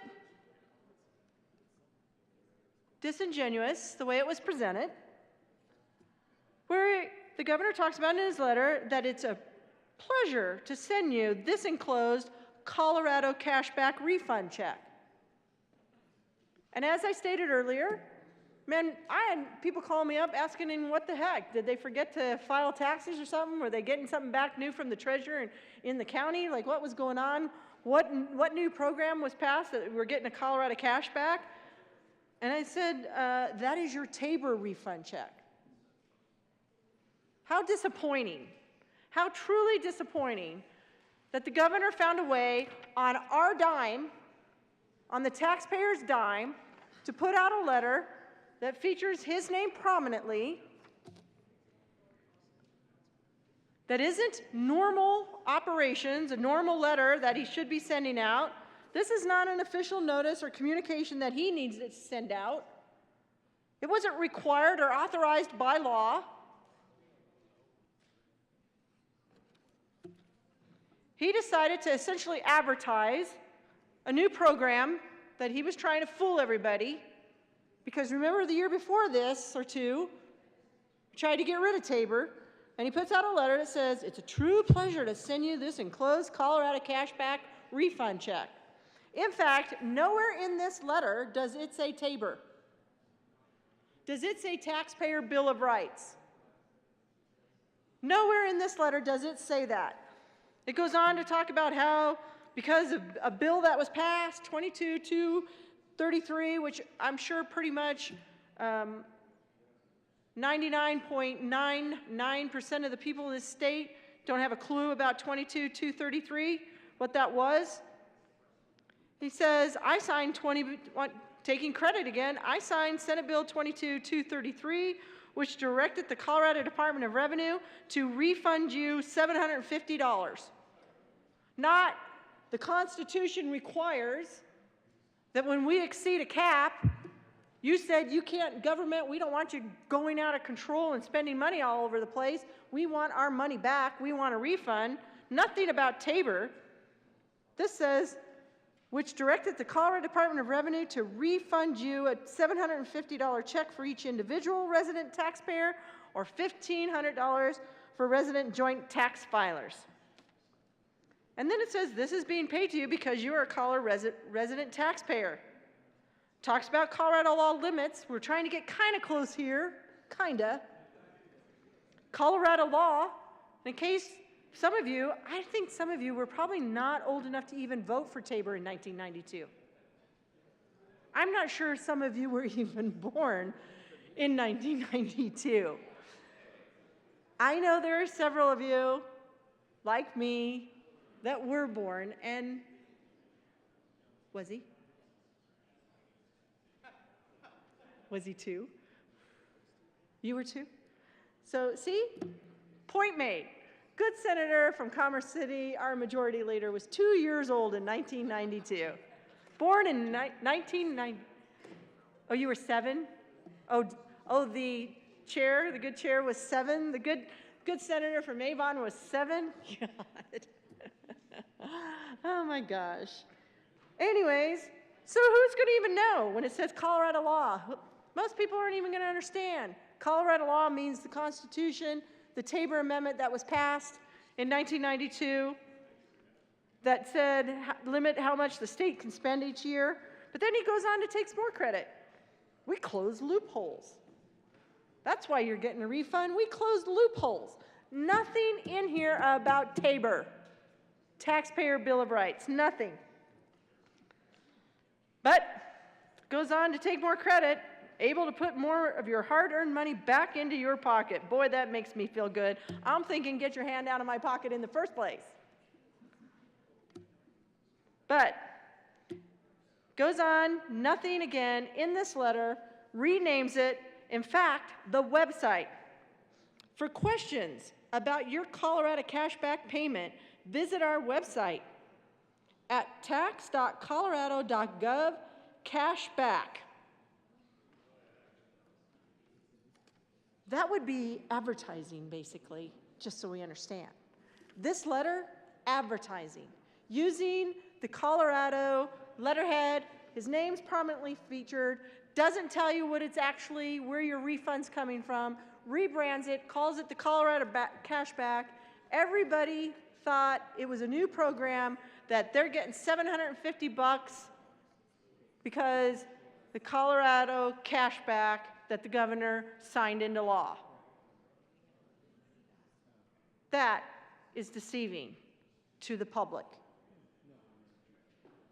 So, again, the amendment before you, L024 says, on anything that is put out by the executive director, essentially of the Department of Revenue, anything that they shall issue, that it is made clear that each refund, anything the executive director shall issue, each refund required by this section, so that would be the Tabor refund, on an instrument that includes the phrase, so he would have to put this out, your Colorado Tabor refund. And what I really wanted to put on here, and you absolutely can't call it anything else, but I didn't think the drafter would like that. You should not get to deceive the public. Act like you're creating a new program, take credit for the Tabor refunds, and call it something else. This makes it very clear in law that you will call it, that the Department of Revenue shall issue each refund required, and it will have the phrase, your Colorado Tabor refund so that it will be clear to the taxpayers of this state, the individuals who pay their income tax, where their refund check is coming from. And so they won't have this letter that goes out that is not forthcoming, that is disingenuous, and tries to claim credit for something that several people in this room didn't even vote for. I urge and I vote on L24. Senator, further discussion on L024? Seeing none, the motion before us is the adoption of L024. All those in favor say aye. Aye. Those opposed, no. The noes have it, and L024 is lost. Senator Liston. Thank you, Mr. Chair.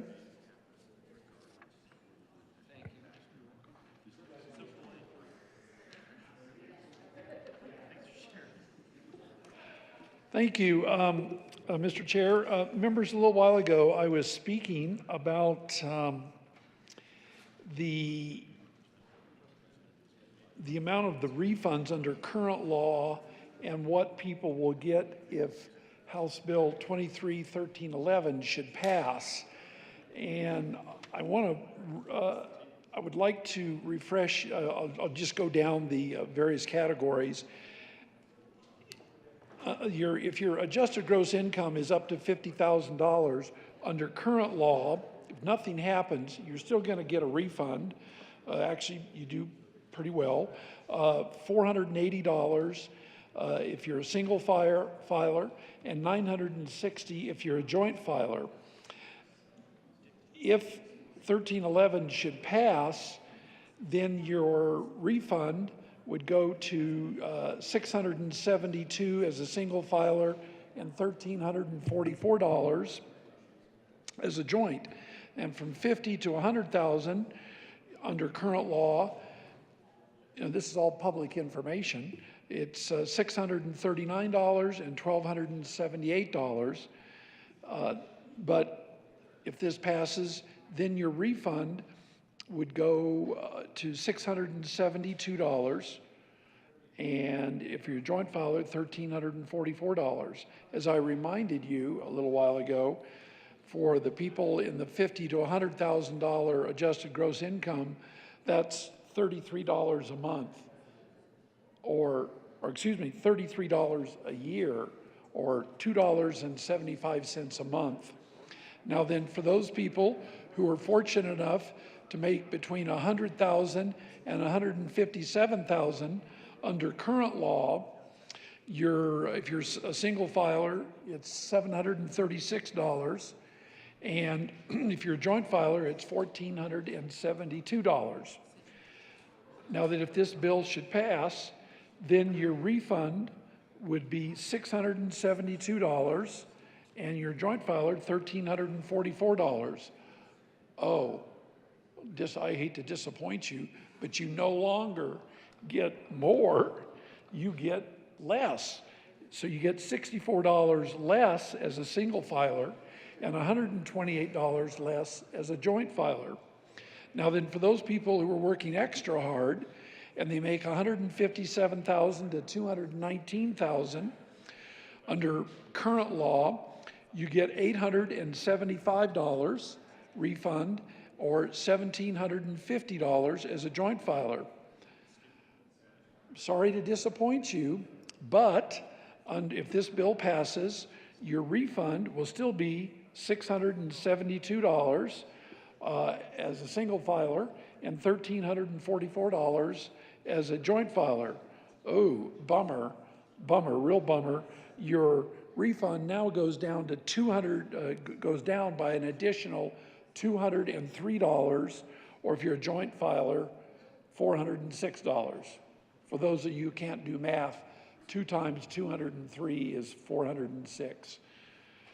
Now then, for those people who have worked really hard, successful, they've had a good year, other things fall into place, and their adjusted gross income is $219,000 and goes all the way to $279,000. That sounds like a lot of money, and it's a fair amount, but believe me, there's quite a few people that worked hard and diligently and done the right things, gone to school, gone back for a master's degree, gone back for a doctorate degree, worked real hard, you name it. And so they're, under current law, they're going to get $941 as their TABOR refund. And if you're a joint filer, it's $1,882 as their joint TABOR refund. I got to remember, it is a TABOR refund. It is their money. But if this bill passes, ooh, double bummer. They're going to find out that, geez, I only get $672 when Senator Liston here on May the 7th told me that if this, under current law, I'd get $941. Or as a joint filer, because I know there's probably a lot of husband and wives that are watching this right now, and they're going to find that they only get $1,344, which is $538 less. And they're going to say, geez, why am I getting a decrease when the other people that somebody that earned $49,000, they get even more. And last but not least, like I say, for those people who have worked very, very hard and are making pretty good money, $279,000. I mean, that's not really what, that's chump change compared to what people on the Nuggets or the Broncos make, or the Rockies, or a lot of other people. A rock star can make that off of probably one day off of their residuals from a record. So under current law, those people who make over $279,001 to be exact, they will get a refund under current law, a TABOR refund of $1,514, or double that, joint filer, $3,028. But if this law passes, they're going to be sorely, sorely disappointed, probably upset at a few people, that they're only going to get that $672 or $1,344 as a joint filer, and their refund as a single person will go down by $842, or as a joint filer by almost $1,700. Now, I don't know about you, but a lot of people out there in the real world would say, $1,700, that's real money. That would pay for a down payment on any kind of an automobile. It would help me pay off a debt or two. It's real money. But the people out there in the real world, they don't have access to the information that the good members here in the chamber and I have. They don't know this, and they just get the TABOR refund if this bill should pass, which hopefully it won't. But if they don't, they're going to get that $672 and think, gosh, I got $672 for my TABOR refund. Yippee, skippy. Or if they're a husband and wife, they get $1,344. And they're going to think, oh gosh, boy, that TABOR refund was pretty good. But what they don't realize is they've been shortchanged by a significant amount, depending on where their income, adjusted gross income is. So, we pass all kinds of legislation here that requires truth in lending laws. You can only charge so much for this type of loan or that type of loan. Full disclosure, which, we all believe in. There should be full disclosure as to what you're being charged. So if it's good for the goose, it should be good for the gander. If we are requiring businesses and private transactions and real estate transactions to disclose, all of the financial details, then I think it's only fair that next year, this year when the TABOR refunds come out, or next year should this bill pass, that we should let the taxpayers know what their TABOR refunds would have been if the law had stayed the same versus what they got already. So with that in mind, There,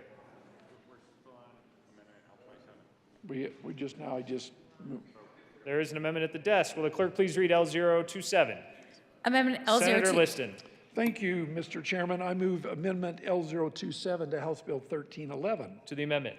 Very good. Well, what this does, members, is it says, it's just one paragraph, I'll read it to you, but in essence, the executive director shall provide notice to all recipients of a refund issued pursuant to this section that states the amount of the refund that would accrue under the law if House Bill 2311 is enacted in 2023, did not pass, and the amount of the refund that accrues pursuant to this section. So in other words, what it really does is it will let the taxpayer know this is what you should have received under current law, what we have right now, but since House Bill 1311 passed, this is only what you're going to receive. And I think that the taxpayers / voters should have a basic understanding of what they could have had or what they should have and what they got. So with that, members, I urge and I vote on Amendment L027. Senator Henriksen. Thank you, Mr. Chair. So I want to be clear that this information will be in the Blue Book. So voters will know when they vote what the difference is based on brackets. They're going to know every piece of information that we're talking about in this amendment when they fill out their ballots. And so I don't think it's necessary to then 6.5, 7 months later when they get a refund, get another letter to remind them what they voted on 6.5 months prior. So I ask for a no vote on this amendment. Senator Liston. Thank you, Mr. Chair. Well, members, we all know that the voters out there are busy and trying to read and understand the ballot issues and so forth, no matter how they're worded. It's very difficult for them to understand, and a lot of voters, they don't read the Blue Book. With all due respect to all the good voters out there, they don't read it, and if it's not specifically spelled out to them, which it should be, they're just kind of left at the train station. So, this is just really, like I say, truth in TABOR refunds. That's all it is, truth in TABOR refunds. I would urge an aye vote for Amendment L027. Thank you. Is there any further discussion on L027? Seeing none, the question of a division has been requested.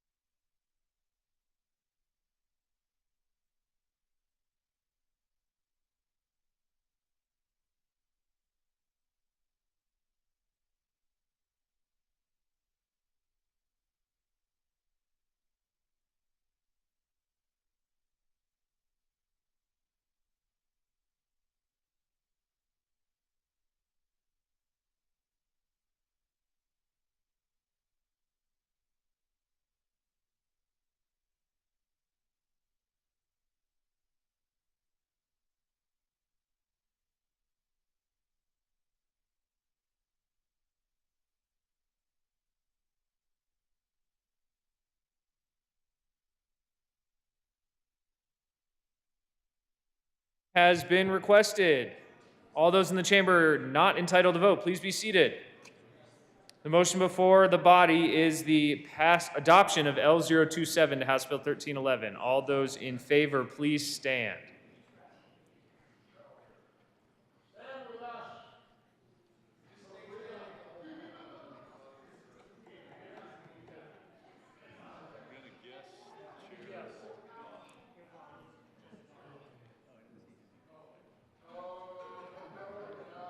Please be seated. All those opposed, please stand. The chair is not in doubt. L027 is lost. Mr. Minority Leader, to the bill. Thank you very much, Mr. Chair. Some of us love Tabor. We just love the Taxpayer Bill of Rights. And quite frankly, I'm not in love with the distribution model of the refund of 1311, but I truly like the fact that if we don't misrepresent what the refund is, as happened with the last check that went out, that it is beneficial for the people of Colorado to realize, hey, it's your money. Hey, it's in the Constitution that you should get it back. And hey, instead of a complicated six-tier thing based on sales tax rates, and we're going to just send you a check. Now, you can argue about whether it's appropriate for somebody who doesn't pay any taxes at all, basically, to get the same check as somebody who pays a lot of taxes. That's a worthwhile policy argument. That's a worthwhile economics argument. That's a worthwhile conversation about, are we promoting or are we demeaning our society and the individuals in the society? But the fact that it kicks a check out and the people feel connected to their Constitution and they feel connected to the Taxpayer Bill of Rights, I think that's a good thing. And so I believe that we should just make that the fact and not allow for this using this refund check as an incentive to support something that, quite frankly, is going to take that Taxpayer Bill of Rights refund away from people over time. There is an amendment at the desk. Will the clerk please read L028? Amendment L028 by Senator Lundin. Thank you, Mr. Chair. I move Amendment L028. To the amendment. This is really straightforward. Instead of trapping individuals into having to vote for HH, this makes the 1311 refund non-contingent. The refund checks go out whether they vote for HH or not. If you believe the Taxpayer Bill of Rights and refunds are the right thing, and you believe that the redistribution of economic gains is appropriate, then you should vote yes on this amendment. You should not make it contingent upon whether or not individuals vote for Proposition HH. What if it's somebody who is a renter and they want to be a renter the rest of their lives, and they're not motivated by the idea of, wow, this is the only way I can get out of property tax relief construct. And I call it a construct because it's not actually a property tax cut. It's just a property tax reduction in increase.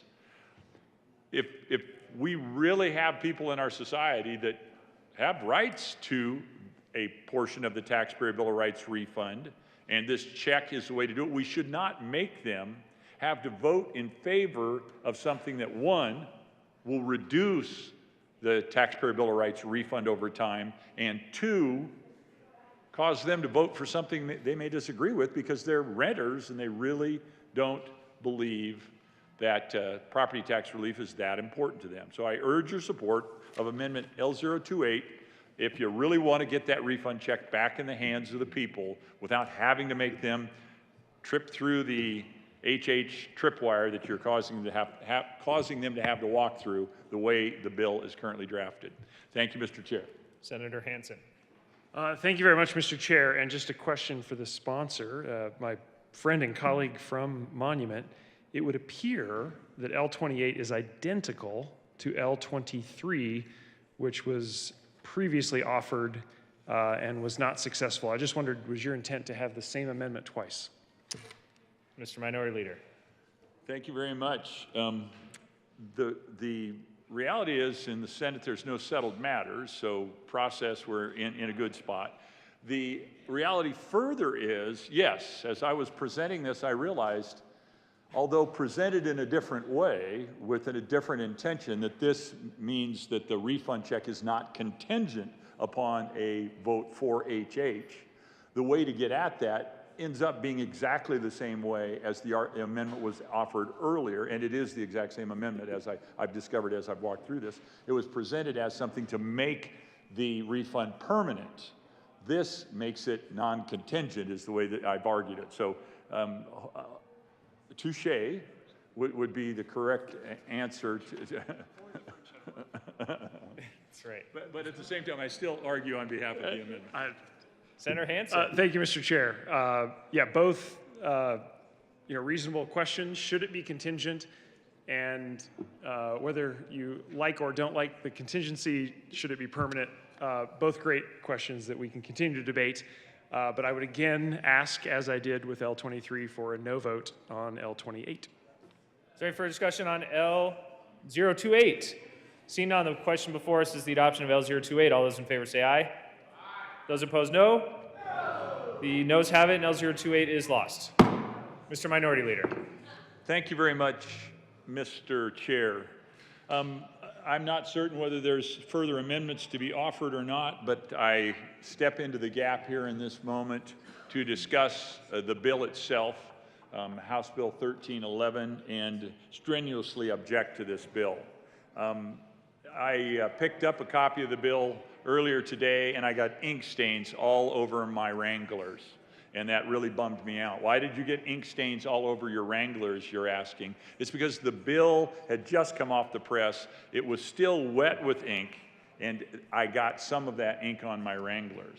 The reality is this bill was just introduced. It's a magic bill, if you will. It's one of those 3-day bills. The fastest you can pass a bill, given the rules and laws and constitution of the state of Colorado, is 3 days.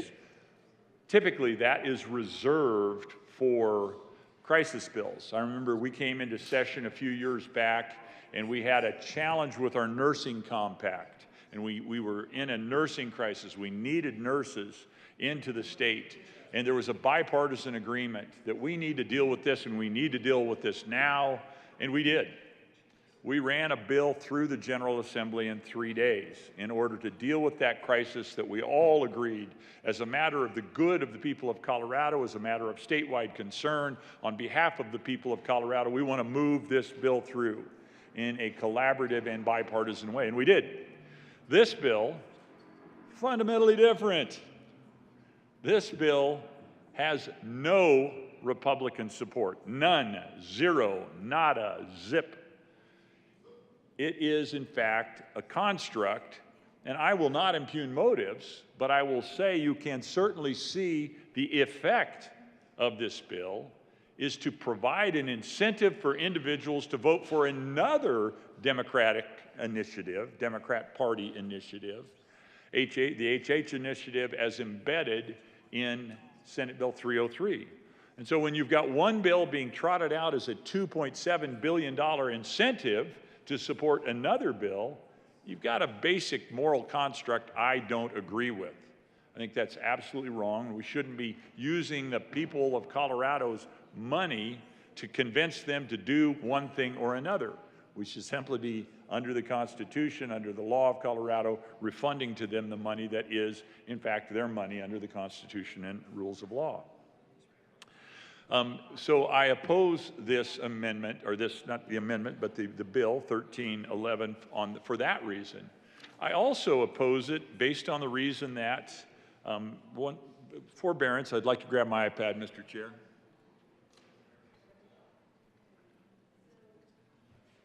Thank you for allowing me that pause, Mr. Chair. I also oppose this bill for the philosophical and economic reason that I disagree with the concept and the construct, the economic idea of from each, according to his or her ability, to each, according to his or her need. It's a fundamental construct in Marxism or socialism. I don't believe that's the way things should work. I think that people who are industrious and develop value that we all benefit from, and therefore subject themselves to higher tax rates, should also be rewarded for that industry and that value that they bring to us. And they should, in fact, receive, when in fact refunds are due out, they should receive refunds that are given proportionally. That's not what this bill would do. 1311 would take estimates that would be based on the 6-tier system and change them into a flat, everybody gets the same check regardless of circumstance. And here's the way that plays out. If the adjusted gross income of an individual is up to $50,000 or less, obviously, the refund they would receive as an individual is $462, or if they're filing jointly, husband and wife, partner and partner, they would receive $924. This bill says, no, let's not do it that way. Let's give us a small bump. Let's add another $210 to the individual or $420 to the couple and make it a $672 individual check or $1,344 check. Then there are 6 more tiers. And I could walk through all of those. I can tell everybody's wrapped, and you want me to walk through all of those other tiers. But in the interest of time, I'm just going to simply jump down to the 6th category, which is actually the highest income earner category. It's folks who are earning, or their adjusted income, adjusted gross income, that AGI line on your tax return that we all kind of monitor and say, oh my gosh, when you get into politics, that line collapses. That line falls to the floor. That line is cut by a factor of 8 or 10 or 12. But those who have an adjusted gross income of $279,000 and up would, under the current distribution model, the 6-tier model, be receiving a $1,457 check as an individual or $2,914 check to a couple. Husband, wife, partner and partner, whatever the circumstances might be, filing jointly. This bill would change that by reducing the amount for the individual by $785, so collapsing it down by almost half, $785, or a couple, it would reduce it down by $1,570. So there's an economic construct here that I think is non-beneficial. I think at the end of the day, even though I want the people to know this is a tax refund coming based on the refund, the money they're due, I'm more than happy to kick that check out. So this is my secondary objection to this bill. It's not the primary objection. My secondary objection is putting a thumb on a scale in a way that I think leads to a society that is less industrious, less value creating, and quite frankly, less fair. It's not fair. Now, I'm one of those Republicans who believe that an adjusted an earned income tax credit for children, an earned income tax credit for certain tax management and policy management issues is appropriate. I think it's a good way, an earned income tax credit can, under the right circumstances, be a good way to help individuals who are on the lower rungs of the economic ladder move forward and gain ground on the economic ladder. But I don't think that this, in this limited amount, is the right way to approach that. I think that's a policy that should be reserved for more strategic tax management and industry management, if you will. And when I say industry in this sense, I'm not talking about heavy industries, smokestacks, belching nasty black clouds. I'm talking about industry in the sense that people can be industrious. They can do creative and interesting things. They can move society forward and bring greater value by virtue of their intellect, their will, and their labor to create things of value, and that's what I mean when I'm talking about industry in this instance. So I think that that element, although secondary, is another element that is worthy of challenging and opposing this bill.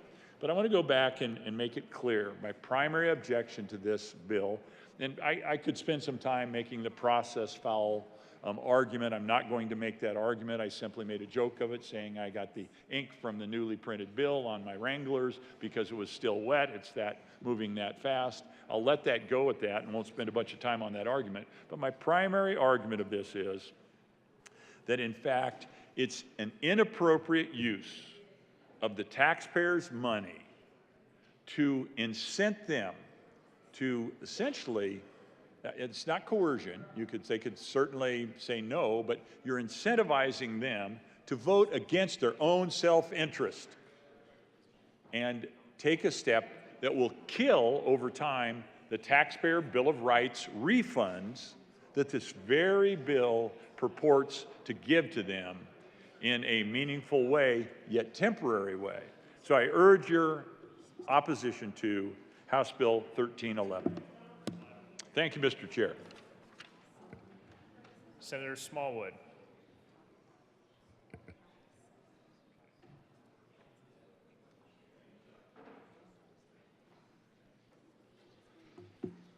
Thank you, Mr. Chair. And thank you, colleagues. I'm going to try to keep my comments uncharacteristically succinct because, quite honestly, if you're concerned whether or not this is policy that you should be supporting, policy that you should consider voting yes on, I think the easiest way to analyze this is to simply follow the history of this bill, the history of this policy, so that you know how much deliberation was done. If you're a citizen of Colorado and you want to know how much stakeholdering was done, how much public input was received, perhaps how much deliberation from your duly electeds you should expect in House Bill 1311, I think all you need to do is follow the bill history. By the way, I rise in opposition to House Bill 1311. And I'm comfortable rising in opposition to 1311, even only having had the 48 hours or so to even read the very first draft of this, to even read a conceptual version of this, to even have any sort of conversation as to what went into the thinking of creating House Bill 1311. I have sponsored pieces of legislation here for years, colleagues. And the first thing that I'm asked, particularly when I'm in front of the majority party, being in the minority myself, one of the first questions I always get is, Senator, tell me about the stakeholdering. Tell me about your stakeholdering process. Who did you talk to? What did the meetings look like? How many people were there? Did you bring in this organization? Did you bring in that organization? And God forbid you forget to talk to one of the stakeholders, or you reach out and they never got back to you, so you had the meeting anyways. God forbid you miss a stakeholder. You're excoriated in committee for missing a stakeholder. You all know that. It's not just me. Everybody asks what the stakeholdering process was. So, I don't know what the stakeholdering was on this bill. I have no idea. I haven't really heard anybody come up today to talk about the extensive stakeholdering that was done on this bill. How many interested parties showed up? How many interested parties were invited to show up? What was the feedback? What amendments were made? Citizens of Colorado, you need to know that with House Bill 1311, we are talking about a fiscal note with $2.4 billion listed on that. $2.4 billion. It's like, what? What percentage of our state's budget is that? $2.4 billion? 15%? 10%? 7%? We're at a $30 billion budget, right? I went to school in Kansas, and I'm working on like 3 hours sleep for 4 nights in a row. 6%? 7% of our state's budget? $2.4 billion. That's what the fiscal note says. Should have learned from my mentor that said, don't ever do public math. $2.4 billion, and the bill, citizens of Colorado, the bill was introduced, I believe, yesterday. The 6th of May? Could that be right? I'm going to double check that.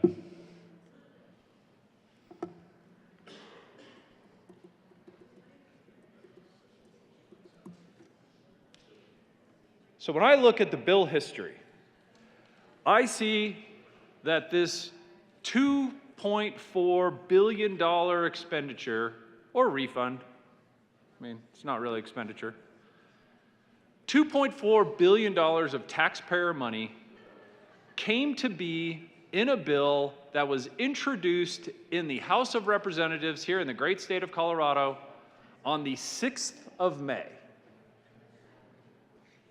And I stand before you today on Sunday, the 7th of May. $2.4 billion worth of taxpayer refunds introduced in the House on the 6th of May into the Appropriations Committee. Now, you probably know here in the state of Colorado, we have a rule, we have a theory, we have a philosophy that says every bill gets a hearing.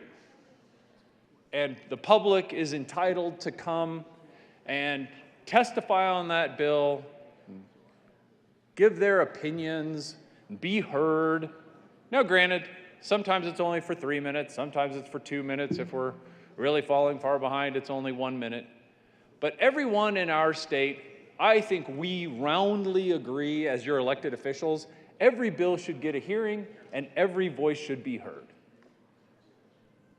So, citizens of Colorado, what we as the General Assembly decided to do was to introduce a bill yesterday on a Saturday dealing with $2.4 billion of your money, and we gave you so much notice to come show up for the Appropriations Committee meeting that it's the same day. And my understanding is, big shocker, nobody showed up or virtually nobody showed up. And citizens of Colorado, how could we expect you to show up? You had literally 0 days notice to break away from your busy life in Montrose or Meeker or Durango, in Aspen, in Steamboat Springs. You had 0 days notice. If this use of your money was important to you, 0 days notice to come and testify in front of your elected representatives and senators. 0 days. If nothing else, I think we all know right out of the gate that doesn't pass the smell test.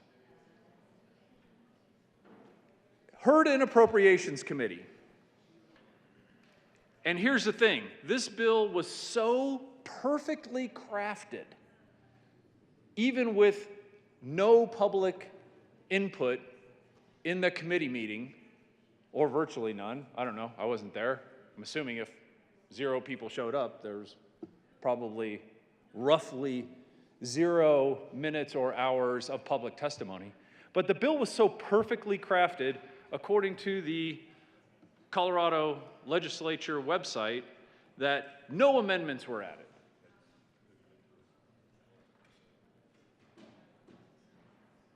Moves to the House of Representatives. No amendments. Passed out of the House of Representatives. 65 members all getting together, sharing their opinions as to the right way for $2.4 billion worth of taxpayer refunds to be handled. 65 elected representatives speaking on behalf of nearly 6 million Coloradans. And this bill was so beautifully designed that not a single new idea was deemed acceptable in the entire House of Representatives. Not a one. So not only were the citizens of Colorado, in my opinion, denied what I feel is their right to come and testify on a piece of legislation this enormous, left out of the process completely. Yeah, you live in Montrose? We have a committee meeting today. Do you think you can make it? If you leave right now, guess what? You're still going to miss the meeting. Unless you own a helicopter or a jet, then maybe you'll make it on time. Guess it depends on how busy Centennial Airport is or Jeffco. So even a citizen who was desperate to come speak on House Bill 1311 that lives in Durango or Ignacio or Delta or Grand Junction physically cannot be here in time for the meeting to come testify. Physically cannot make it. Citizens of Colorado, what does that tell you about this bill? How does that make you feel? To know that not only was it introduced, sent to committee, had a hearing, maybe an amendment or two where it was adopted, moves on to the House of Representatives in front of a group of 65 elected people representing almost 6 million people, and not a single change was needed to the bill. Not a single change. Not an and, not an or, not a shall, not a may, not a semicolon. That is brilliant bill writing. Not a single change was needed. So, because in theory, we abide by rules, laws, maybe even a tradition or two, this bill then goes to thirds the very next day, which was today, right? This morning. Third reading in the House of Representatives. Now people have at least had a night to sleep on this. Maybe come up with some questions, maybe come up with some concerns. 65 members in the House of Representatives, representing almost 6 million people, on third reading. They get another bite at the apple. And again, according to what I'm reading, not a single amendment was taken on third reading in the House of Representatives. Truly, again, brilliant bill writing. So, and citizens of Colorado, if you're wondering about the calendar days, which days we're talking about here, whether it's which Monday or Tuesday or Wednesday or Friday, we're not talking about any of those.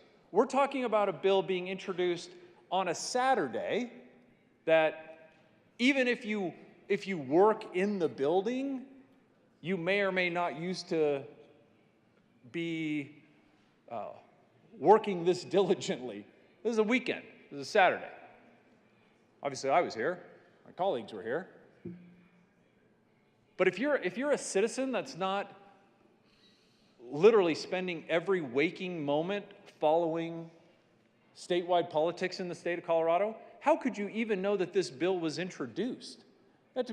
You're going to be watching this on the weekends, on your Saturday morning, instead of going to your kid's soccer match or baseball game or dance recital.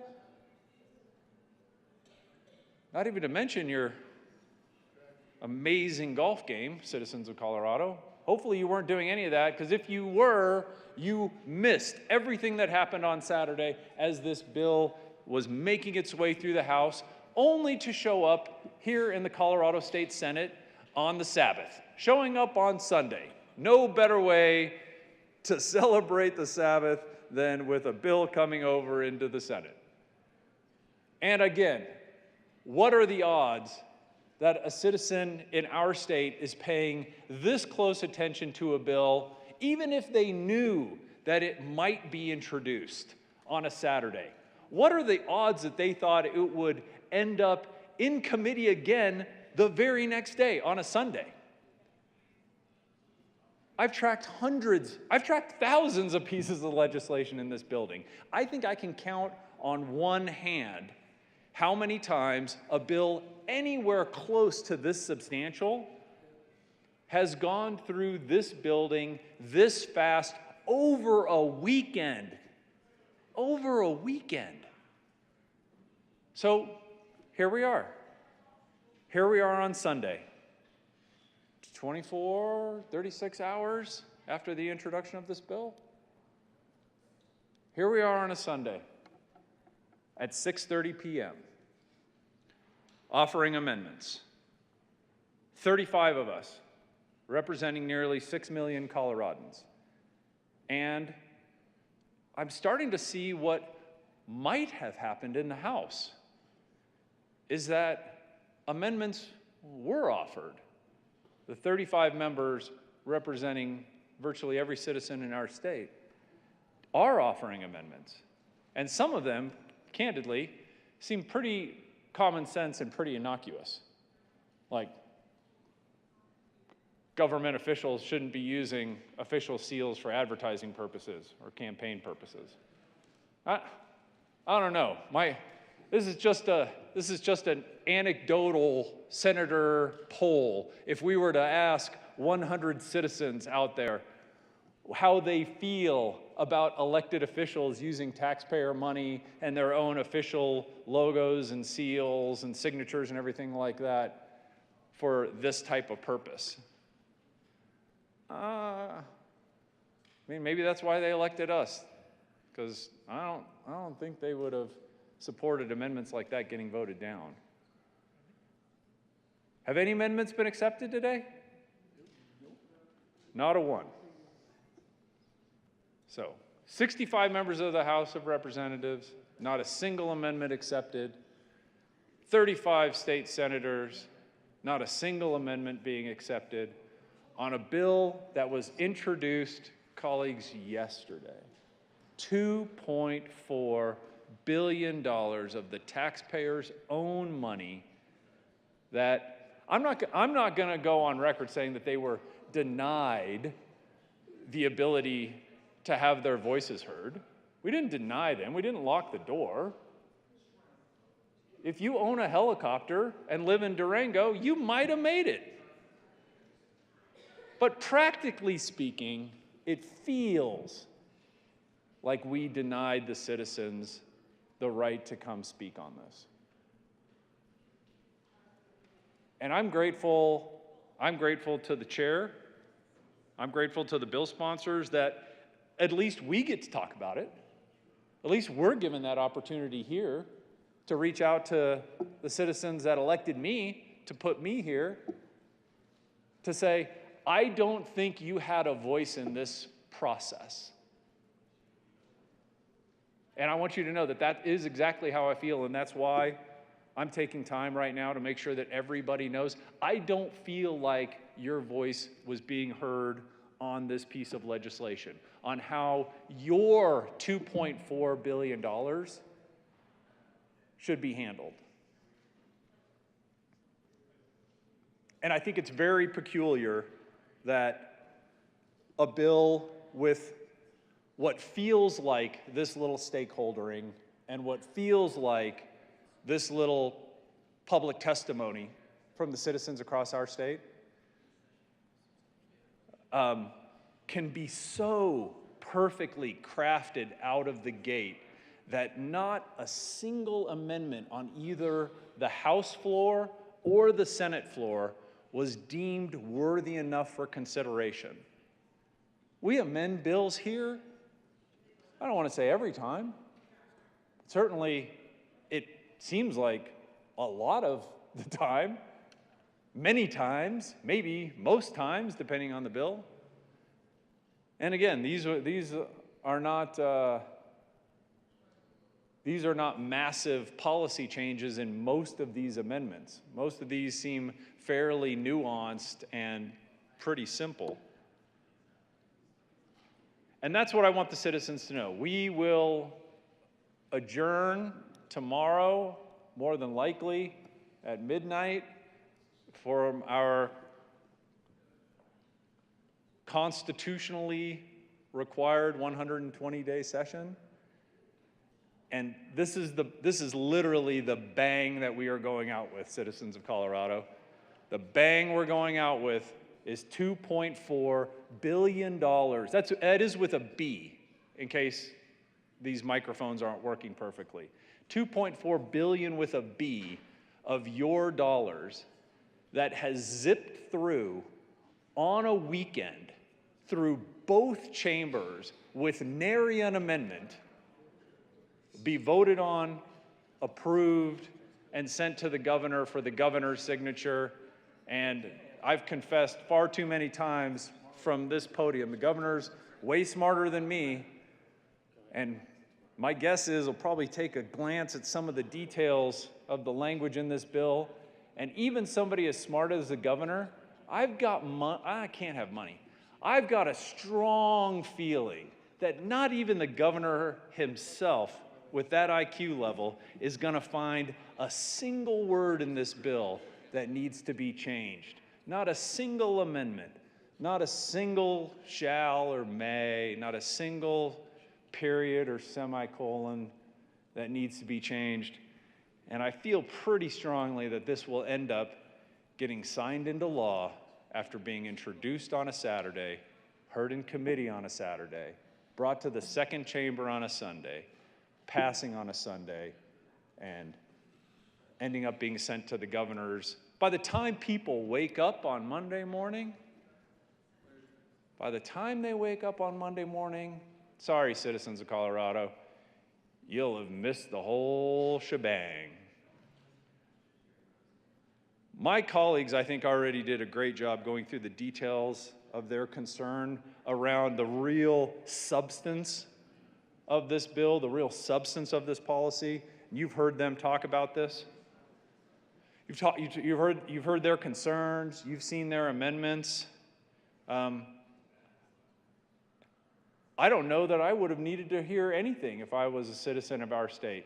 I think you would have lost me the second I heard introduced on a Saturday, heard in committee on a Saturday, moved to the second chamber on a Sunday, heard in committee on a Sunday, and signed out of here on Monday before anybody's any the wiser.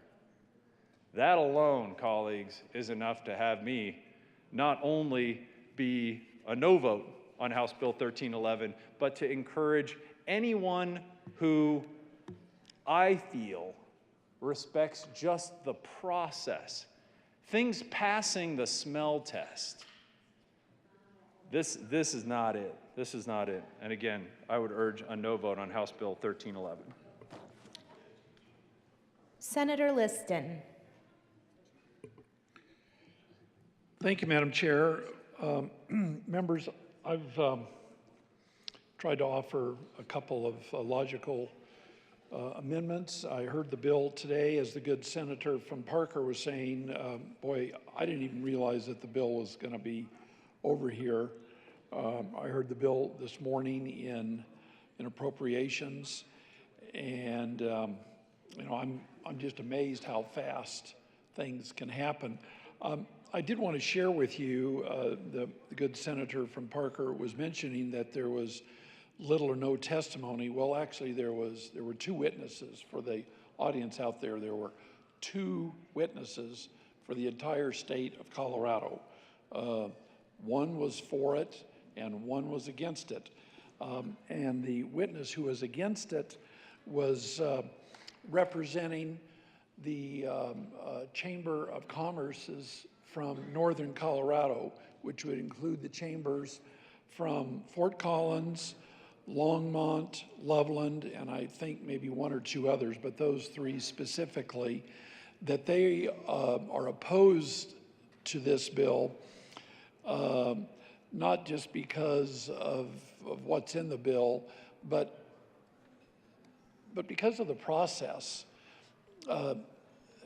It's been talked about the stakeholders. Well, certainly the various chambers of commerces and businesses and special districts and all of the different people and organizations that are affected by a bill of this magnitude, they would have loved to have had a say.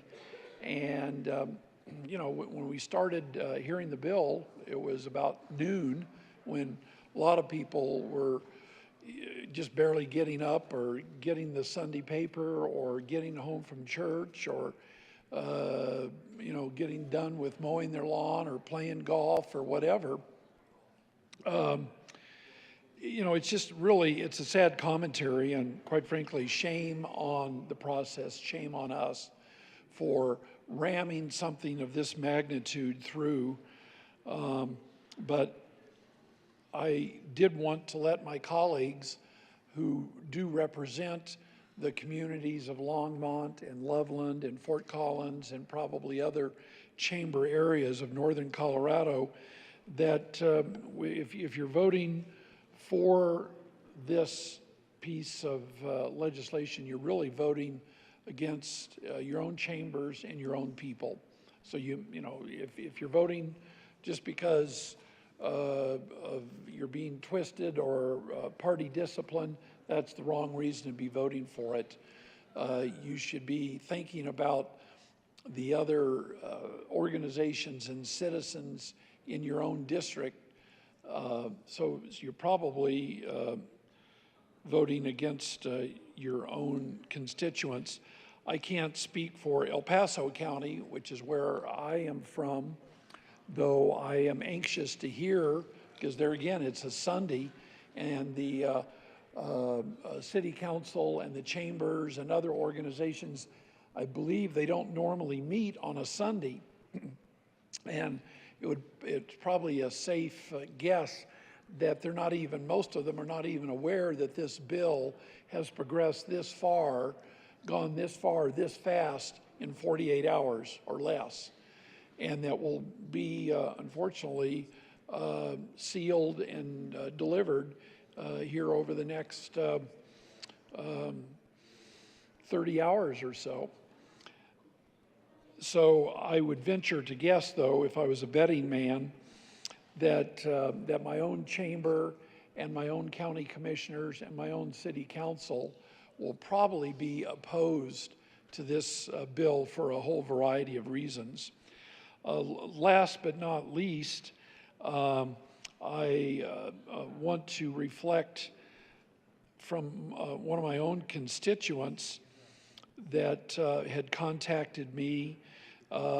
She sent me, this was at 3 o'clock this afternoon. She says, is the Senate appropriation still happening? And I do know, I give due credit to the chair of the Appropriations Committee. He did try on more than one occasion, to his credit. He reached out, tried to tell people, but there again, it was a Sunday. People aren't paying attention to this type of things on a Sunday. But my constituent saying here, I have several friends are upset that they couldn't testify in the Appropriations Committee. There was not a way to register. Well, maybe there was, maybe there wasn't. But for most people, for a bill of this magnitude, I'm sure that there would have been a lot of people that would have liked to have come and testified either virtually or in person. But that didn't happen. And so Laurel Ann, if you're listening, I want you to know that I've expressed your concerns and your frustration to my colleagues, of which, just so you know, about half the chamber is empty right now, so I'm really not even speaking to a full body. So, members, it's been talked about considerably, and I'm sure it will be further. That you know, this is not good policy. This is not the way we should conduct policy of this magnitude, speaking about getting your money back to $2.5 billion and the way it's being done, and that it's supposed to be done perfectly, is that the first version is the correct version, is the final version, no matter what we say, no matter what we do, no matter what good ideas, good, bad, or indifferent, is that can only be one way with absolutely no changes, not even to change a period. We can't change a period or a comma, is that what we've been presented here today and yesterday is absolutely perfect. The Ten Commandments couldn't be more perfect than what this piece of legislation is. The Declaration of Independence, the Constitution, could not be more perfect than what House Bill 1311 is. It is engraved in stone no matter what. No matter what we say, do, think, propose, anything, is that it's this way and you got to take it, leave it, whatever. It's a sad, sad commentary on how the legislature does things to the detriment of the people of Colorado, the organizations, everybody, that we cannot give good, reasonable ideas. What really should happen, members, is the governor should probably call a special session. I know that's the Denver Metro Chamber. They're not taking a formal, they have deep, deep concerns about this, not only about this bill, but about the companion piece of legislation, Senate Bill 303, that will really affect businesses and special districts. Believe me, for the listeners out there, is that we should all be concerned because when this piece of legislation is rammed through along with Senate Bill 303, the special districts, the fire districts, the metro districts, virtually every special district, save the school districts, they're going to be absolutely crushed. So if you have and you're paying your fair share to special districts out there, you should be running for your lives, because special districts are going to be absolutely eviscerated, crushed, killed by the companion piece of legislation 303, of which House Bill 1311 is doing everything it can to confuse and to, I don't want to say bribe, but to heavily influence the voters of Colorado to vote for a bad deal that will impact all of your pocketbooks. So if we should be doing anything on this as it relates to Tabor refunds and property taxes, of which I'm all for, quite frankly, we should be doing a special session and get all of the stakeholders involved. I know for a fact that very few stakeholders, save maybe one or two very special interest groups, that would be even maybe for more draconian measures than this, to the detriment of the taxpayers. So I, for one, am on record that I'm willing to come back, as painful as it would be, to come back and handle this in a special session. Do it the correct way, do it a fair way, where all of the stakeholders, the taxpayers, the special districts, you name it, businesses can really put in their 2 cents worth and give thoughtful ideas. I'm willing to listen. I'm willing to participate. I would hope my good fellow colleagues from Pueblo, the good senators from Pueblo and Denver would be willing to do the same. I'm more than willing to reach across the aisle and work with you all. And with that, other than I would have to urge a no vote on House Bill 1311 and encourage all of my colleagues, even the ones who aren't listening here today, who have not been willing to sit here through this good debate and informative debate and the good amendments, the ones who just flat out, I don't care, I don't want to listen, I'm voting for it anyways, I guess. So with that, I urge a no vote on 1311. Senator Pelton R. Thank you, Madam Chair. I too rise in opposition to 1311. You know, people work hard, they take chances, and they pay taxes. Not everybody pays the same taxes. Not everybody contributes to that part of the economy in that way. So I really have a hard time supporting a bill that tries to equal the payback from Tabor, the Taxpayer Bill of Rights, in a more equal fashion. It just doesn't set well with me. You know, the people in my district, they work hard. They don't want to see someone that's not putting in the effort or, you know, the blood, sweat, and tears to get the same return on their Taxpayer Bill of Rights refund as, you know. So I've heard from my district loud and clear, they don't appreciate this bill. They don't appreciate the companion bill 303 that goes along with it. There have been some proposals, some bills introduced that would have been a lot less intrusive on Taxpayer Bill of Rights, you name it. They were more common sense. I think they would have really held some long-term solutions to the repeal of Gallagher. But without that, we're left with these kind of solutions that are one-sided solutions, don't have a wide base of input. I said it earlier in a committee this session, you know, why is it that these great big issues are one size only, or one side input, and not collaborating between both parties? Good ideas come from people, not from parties. Whenever you have just one party making the decisions and the policy, some things are going to get out of whack. The balance is gone. This is something so delicate, we need some balance, and I don't feel this bill does that.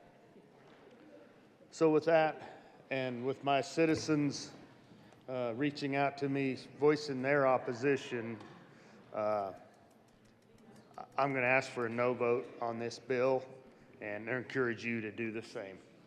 Thank you, Madam Chair. Senator Kirkmeyer. Thank you, Madam Chair. Just give me a second here, please.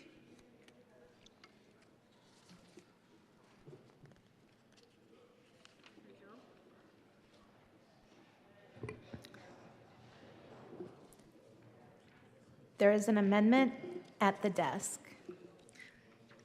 Ms. Cole, will you please read Amendment L029? Amendment L029. Senator Kirkmeyer.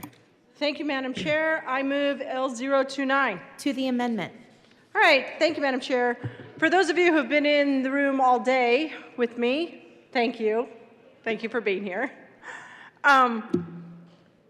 This one's going to sound awfully familiar, but I fixed it because I heard the comments that were made with regard to what was wrong with the previous amendment, which for the life of me, I can't remember what number it was.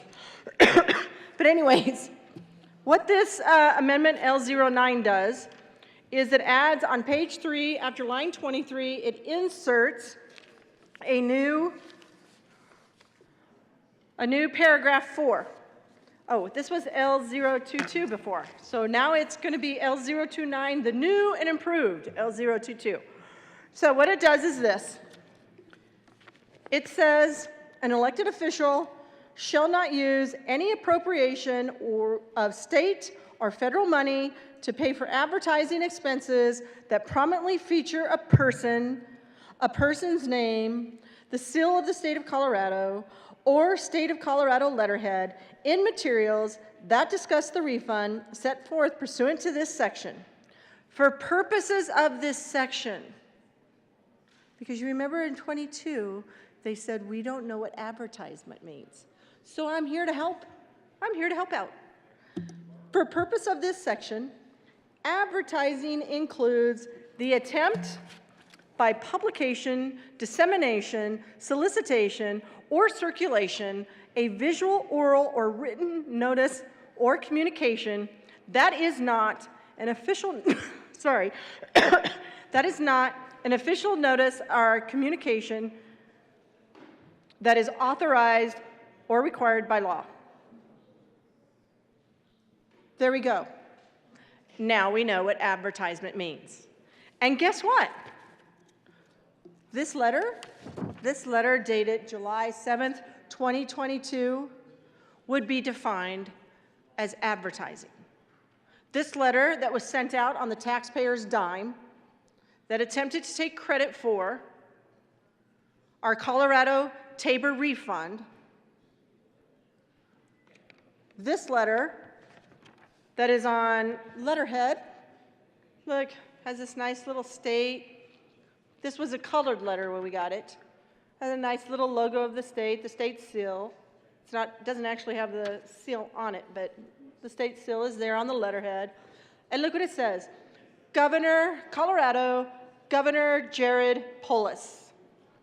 So when this says in here, an elected official shall not use any appropriation or state or federal money to pay for advertising expenses that prominently feature a person's name. So here we have Governor Jared Polis, and we have it at the bottom too, a signature and typed out Governor Jared Polis, the seal of the state of Colorado, or the state letterhead. Governor put this out. This is his letterhead for this purpose.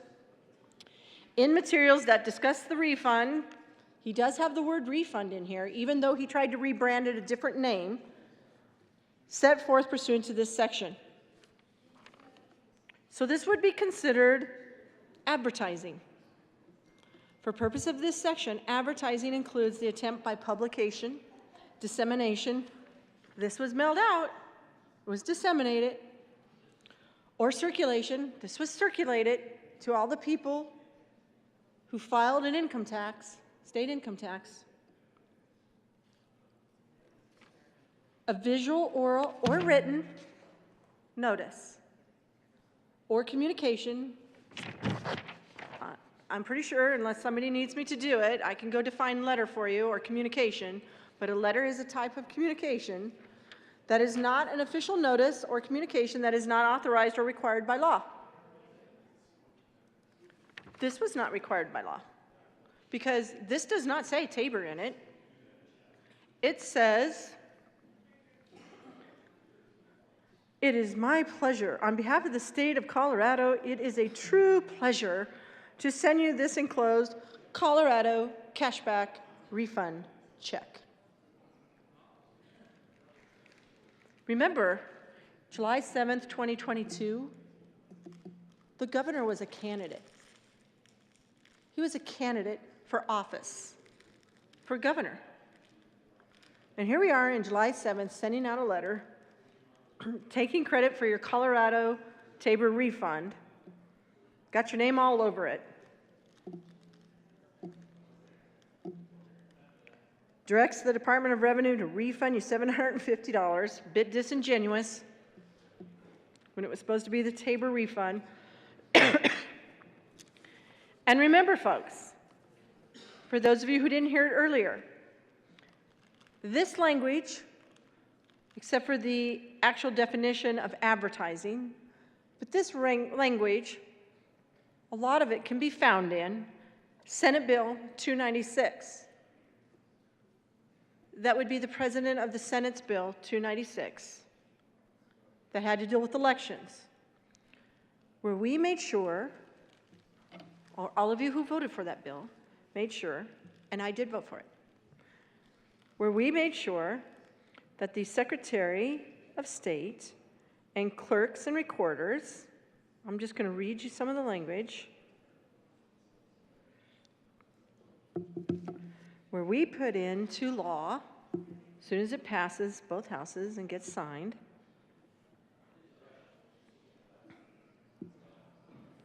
that a county clerk and recorder or a designated election official who is ministering any election and the Department of State shall not use any appropriations, state or federal money, to pay for advertising expenses that prominently feature a person who is a declared candidate for federal, state, or local office for a future election.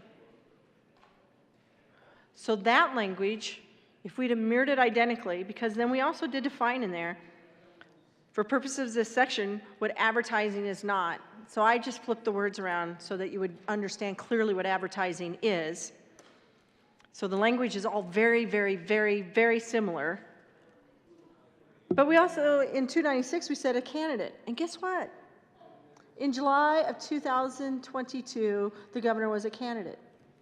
So if it is good enough to hold the Secretary of State accountable that she is not expending state or federal dollars for advertising and put her name out all over the place right prior to an election, I think it should be good enough for an elected official, any elected official,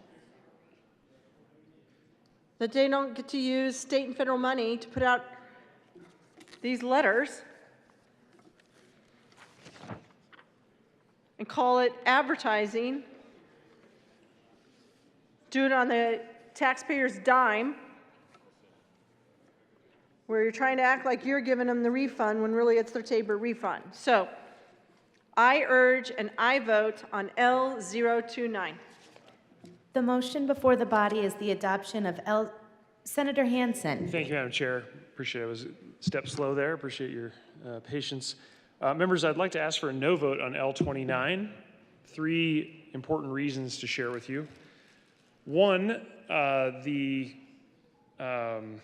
situation that was being described by the proponent, by the good senator from Brighton, was addressed in a lawsuit about the letter that she was referring to. And the senders of that letter won that lawsuit. So we've had this in court.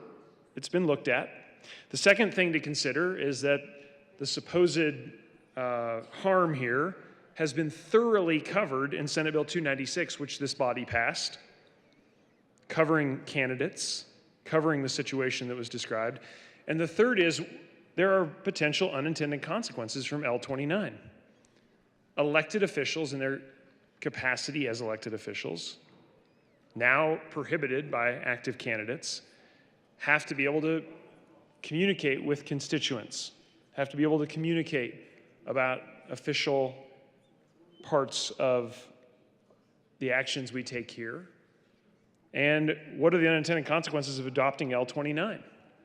I think the harm that the proponents of this amendment are worried about has been covered not only by the lawsuit that I mentioned, but also by Senate Bill 296. Simply put, this amendment is not needed. We've already addressed this with new statute that we passed together in Senate Bill 296. And for that reason, I ask for a no vote on L29. Senator Gardner. Thank you, Madam Chair. Well, I feel like I've not been down here much today. And I look at L29 and I listen to the good senator from Denver and his reason for opposition, and it reminds me of my experience, Madam Chair, and it goes to this amendment and why this amendment is important. My experience as an international election observer. And as I've gone to former Soviet bloc countries, and I haven't done this in the past decade, but for about a decade before that, I went to places like Kyrgyzstan and Albania, Belarus. I was in Ukraine twice. One of the things we looked for in international election observing was the government itself using government resources to promote itself? And you would see in these countries that were post-Soviet bloc countries, that would be, you know, when it was election time, that would be when the government would be running all of these public service ads, Secretary of State would be, the equivalent of that would be on TV a lot, telling you about the things that the government was doing for you. And you know, the letter that the good senator from Brighton held up, when I saw that letter, I thought it reminds me of one of those post-Soviet bloc countries where the people use the resources of the government and what the government has to do by law or should be doing already to promote itself. And you know, candidates are certainly welcome to do that, and if they use their campaign money, then that's fine. I recall not so long ago, well, maybe it really has been a decade ago, there was a county elected official in Colorado Springs who sent out a letter right at election time touting to the seniors that they were entitled to a senior property tax exemption, and he was so proud to be taking care of the senior property tax exemption. And there was actually a finding, and I wasn't sure I agreed with the finding, but there was a finding by the administrative law judge that that violated the statute on use of public funds for promotion of candidacy because it was too close to the candidacy or to the election, and that person was a candidate. You can see this misused. It's one of the things that in international election observing, the observer team would mark as a matter of concern about free and fair elections and the government monopolizing on its power of incumbency and using its resources to promote itself.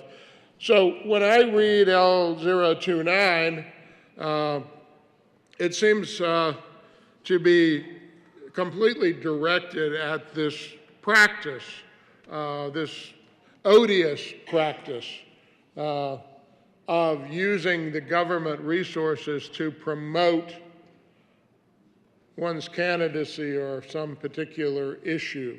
So it says an elected official shall not use any appropriation of state or federal money to pay for advertising expenses that prominently feature a person's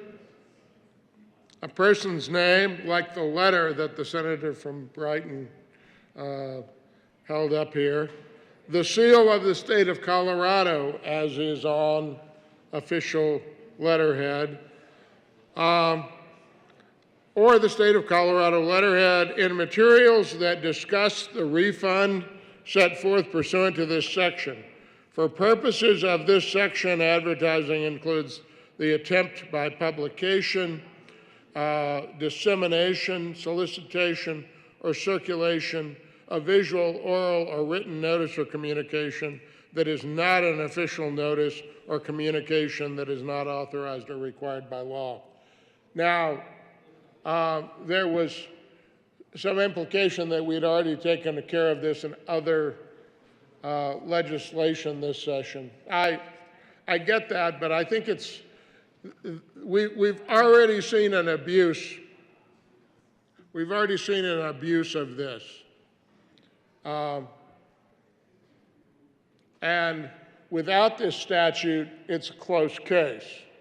With this statute, it's clearly wrong. I mean, isn't there something inherently wrong with using the taxpayers' money to send them a notice that, hey, we're going to be sending you a check. It's my great pleasure as your governor to send you a check for $750. That's what we're doing to help you. Never mind, it doesn't say this, but never mind, I'm required to do that by law, and you're entitled to this money, and it was your money to start with. Let me read you this letter. This letter, as is pointed out, it's got the seal of the state of Colorado on it. It's got the name of the governor on it. My fellow Coloradan, on behalf of the state of Colorado, it is a true pleasure to send you this enclosed Colorado cashback refund check. this spring, I signed Senate Bill 22233, which directed Colorado Department of Revenue to refund $750 to each individual resident taxpayer and $1,500 to resident joint tax filers.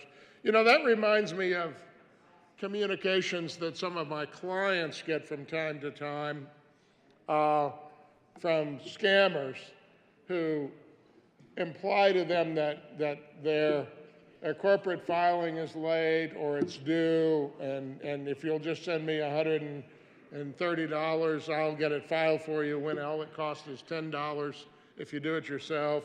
And I charge my clients less than that. I charge the $10, but I do that because they're my clients, and I don't charge the kind of money that those people do. Well, they never make a statement that's not true,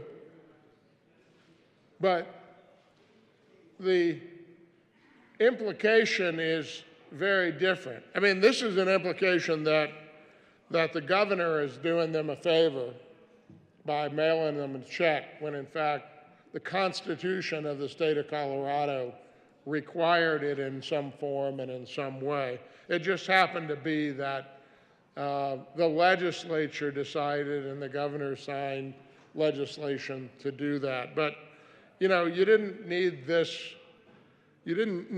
letter.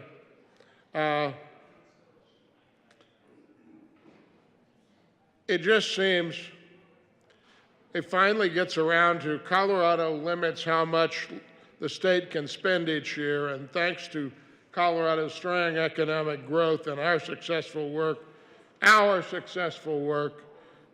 to close special interest tax loopholes, if that's not a campaign piece, I don't know what is.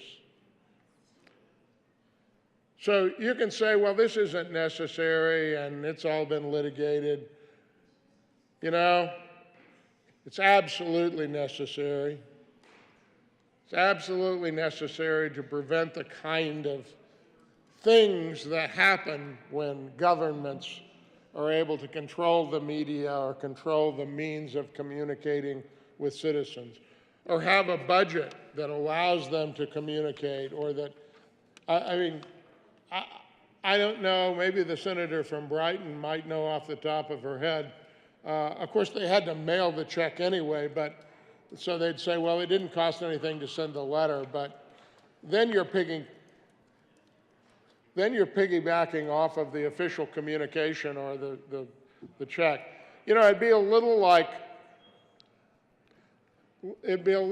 when I get my check, although it gets direct deposited, having a letter from the governor that would say, Dear Senator Gardner, on behalf of the state of Colorado, it's a true pleasure to send you your paycheck for working as a senator. I signed legislation last year, the legislative appropriation that directed the Colorado Department or the Colorado Treasurer to pay you this amount of money. I signed that legislation, and so it's my true pleasure, Senator, to send you that check. At a time when legislators are working so hard, it's for the increased cost, it's just a pleasure to get you this money as quickly as possible, which they sent to me on payday. So, and if you have any questions, well, you should call the treasurer or call my office. True pleasure to do my legal obligation. So I really urge you to vote L029, because this is not about party and it's not about this particular governor. Power corrupts, and absolute power corrupts absolutely. And what you see here is not absolute corruption by any means. I don't purport or assert that it is. It's just one of those little things that you see where an elected official takes advantage of doing that. The Secretary of State runs a get out the vote message with her face and that of another Secretary of State, former Secretary of State. They want to get their faces in front of the public. You know, that's just a misuse. Because if you want to run a get out the vote, ad, you get a couple of citizens talking about how important it is to get out the vote. You get a couple of citizens who are former elected officials, maybe who aren't going to run again and clearly aren't. Maybe you get a sports celebrity from Colorado that everybody would stop and say, and if that person was saying, hey, I'm going to vote, I encourage you to as well, then nobody would be going, oh, that's my tax dollars paying for that get out the vote message, which it is. And that part's legitimate, but promoting oneself while they're at it is not. This is important to put a stop to that practice. As I say, it is an odious practice. It is not uncommon. It happens in every state in the country. It happens in every community in some place, way, shape, or form. And we ought to make it clear it's not okay. I ask for an aye vote on L029. Senator Baisley. Thank you, Madam Chair. I have a question for the sponsors. On this topic, and on several occasions earlier this evening in conversation, has been the statement that this issue has already been addressed in Senate Bill 296. Well, in fact, as I can see on my phone right now, Senate Bill 296 is currently being debated over in the House of Representatives. And I thought, well, perhaps I had the wrong year, because the title of Senate Bill 296 is Concerning Protections for Students Against Discriminatory Practices at School. So, not relevant to the issue at hand.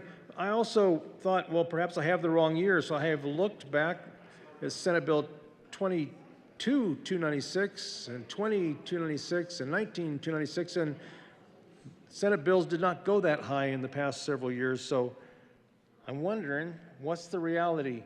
It's not Senate Bill 296 that has addressed these matters. I wonder what might have been intended. Senatorial 5.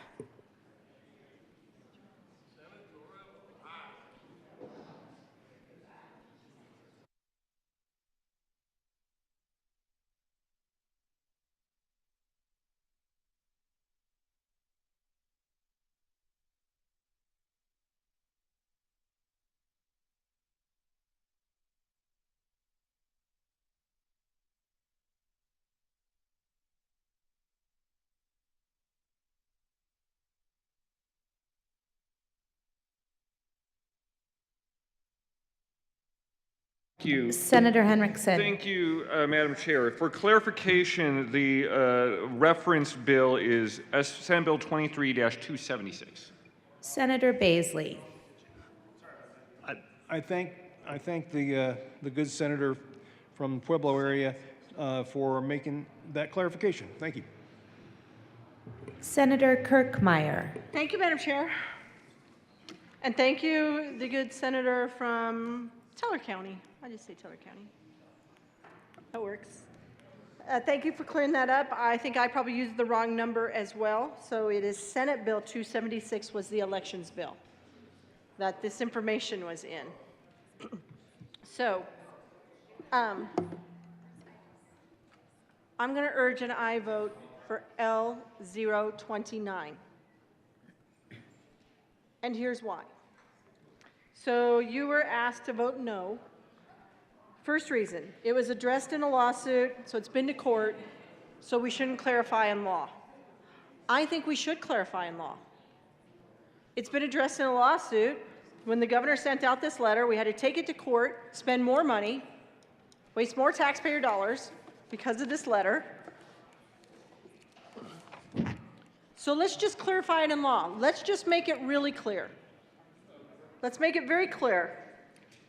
that we think that essentially it is a misuse of funds when someone promotes themselves or ballot initiative. Or ballot initiative. And here's what it says in the amendment. That an elected official shall not use any appropriation of state or federal money to pay for advertising expenses that prominently feature a person's name, the seal of the state of Colorado, or state of Colorado letterhead in materials that discuss the refund set forth pursuant to this section. It is very specific. So you don't get to, as an elected official, use any state or federal money. And this is, quite frankly, any elected official. So if anybody was thinking that they're going to go get a county commissioner or a school board member, well, that would probably be who it was. That's probably who it's going to be, a school board member or a municipal leader or a governor or a state treasurer or any of us.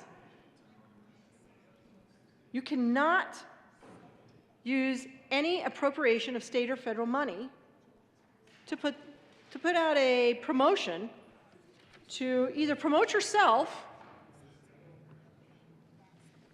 or essentially promote a ballot initiative. Let's just make sure it's clear. A ballot initiative, not just any old ballot initiative, but Proposition HH, the refund that's set forth pursuant to this section. That's going to be coming from if you vote for HH and you're not getting any property tax relief, then it would be very clear.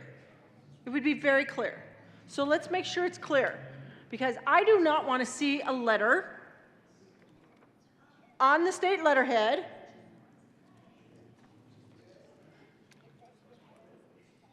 signed by the governor, coming out, exactly timed for when mail-in ballots go out, for when mail ballots go out. I don't want to see a letter from the governor on my dime. He wants to send out a publication, do it on your own dime. You have enough money, send it out on your own dime. Don't send it out on the taxpayer's dime. I don't want to see that. I think that's wrong. I think it's a misuse of funds when you use state funds to tell people on a ballot initiative that you should vote for it because you're going to get a property tax decrease when really all you're getting is a decrease and an increase, which means you are still getting an increase. And when you're getting this whole bait and switch that's going on that says it's a property tax decrease, we're going to save Coloradoans money. We're going to save you money that we increased for you when we did all these other things to increase your taxes. But we're going to save you a little bit of money off of that. But what we're really going to do is get rid of your Tabor refund forever. I don't want them to be able to do their bait and switch on my dime or on any taxpayer dime. So, yes, it was addressed in a lawsuit. Great. We found out what was wrong. We're going to address it in law and make sure that they can't go do it. It'll be clear. It'll be black and white. It'll be in those red books. It'll be very clear. So nobody has to take anyone to court. It'll be clear. Now, ethically, I would have thought it would have been clear. Because there are these other statutes and constitution requirements out there that you can't spend more than a certain amount of money to push out your ballot initiative as an elected official. So you would have thought it would have been clear, but now this amendment will make it very clear, and it is very specific to, you cannot use it to discuss the refund set forth pursuant to this section.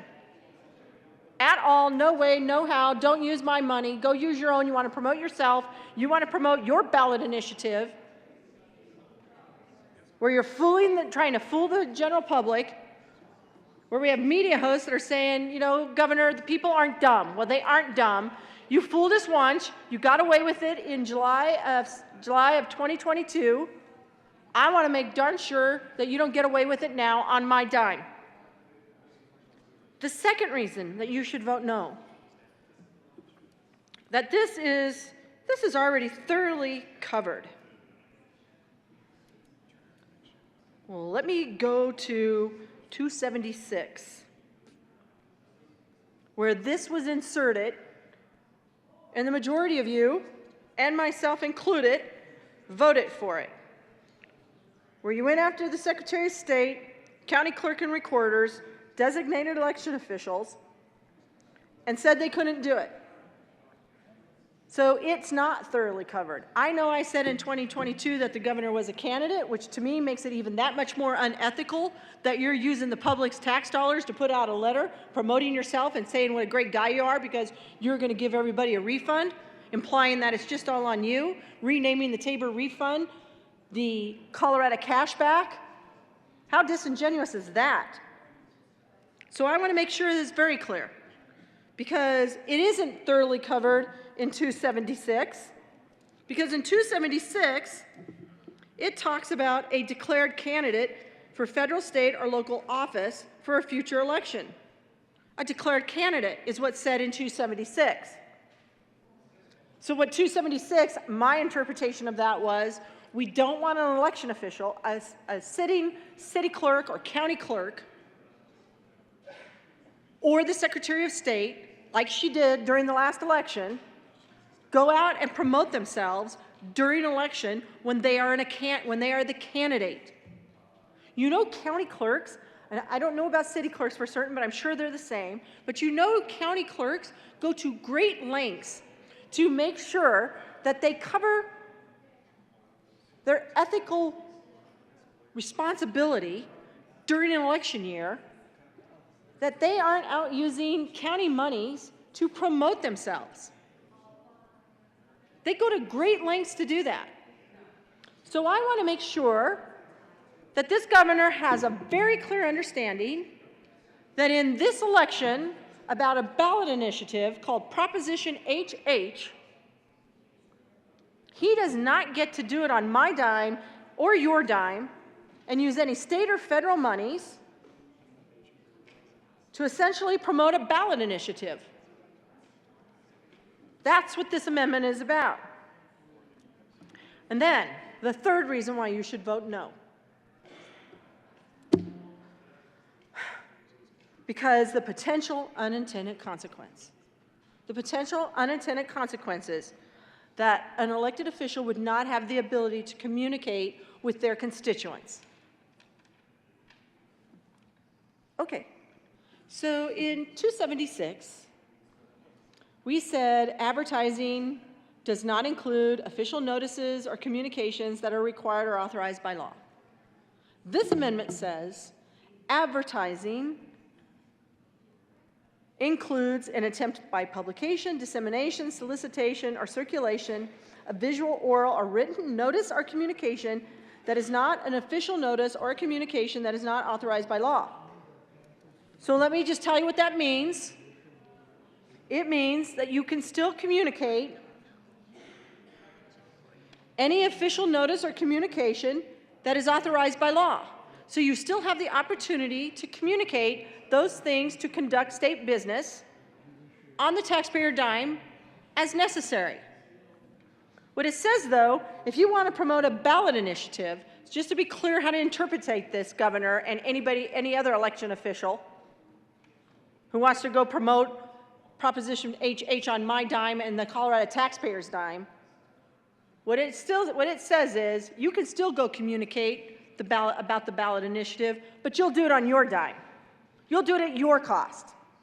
You won't take money from our taxpayers. You won't increase their property taxes and then try and tell them it's something else on their dime.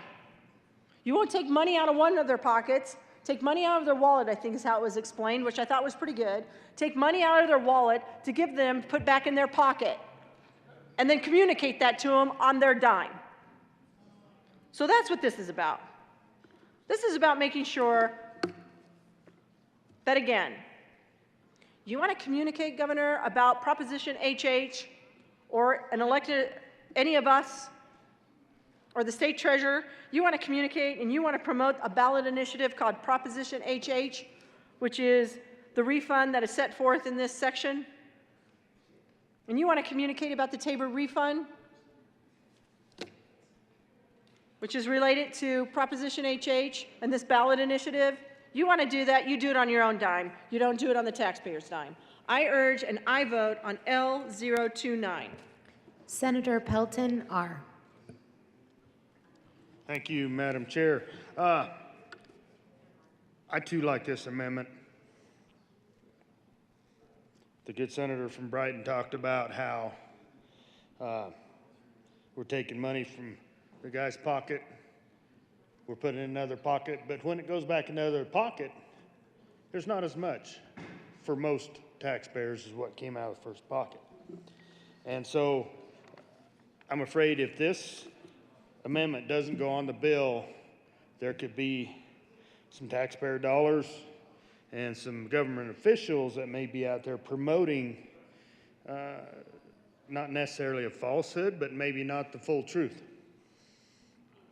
And I think that the voters need to know the full truth. A lot of them can see through when, I know my voters can. They can smell when things are rancid. But I think we need to have this amendment in statute to make it clear from now on, to where any future elected officials know it's in statute. We don't mess with this.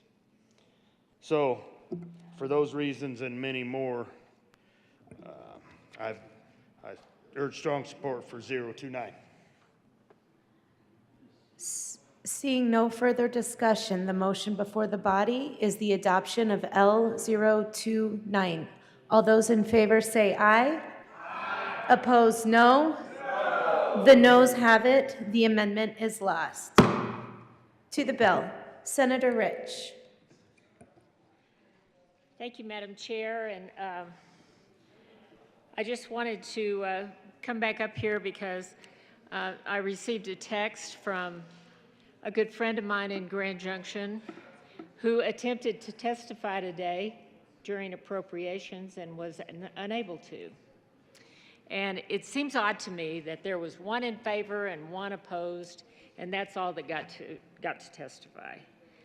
I just want to go back to what the good senator from Parker was talking about, is how quickly this is being rushed through.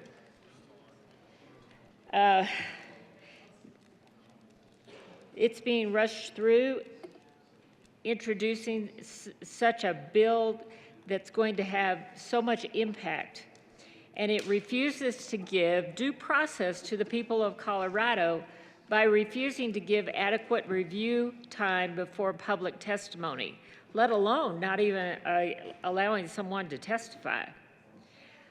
This, to me, seems like a direct infringement upon Coloradans' rights to publicly testify on legislation that impacts them. And since we're talking about this, and I know they never did provide an answer to the good senator from Parker, I'd like to know who were the stakeholders in this, if they're willing to talk about that. Senator Gardner. Are we still on the amendment? No, we're on the bill. On the bill. It's where I love to be. Thank you, Madam Chair. Good evening to you. You know, members, I thought I would read, and I may still yet, some of the news coverage of this bill, because it's been so remarkable. It's been remarkable because one of the sponsors said, and I think this is a quote, and I'm not offended. I'm not easily offended. If I was, I'd have had my feelings hurt for 17 years here. But when asked why this bill was coming so late, the sponsor said, well, the legislature is a lot like a procrastinating high school student. Not any of us individually, but the legislature was like a procrastinating high school student. Now, when I was in high school and procrastinated, I went to a school in a place and in an age when they didn't reward your procrastination. If you got it in at the very last minute and it wasn't very well done, then you got an F. And I suspect that this bill deserves a no, which is equivalent of an F for the procrastinating high school student General Assembly.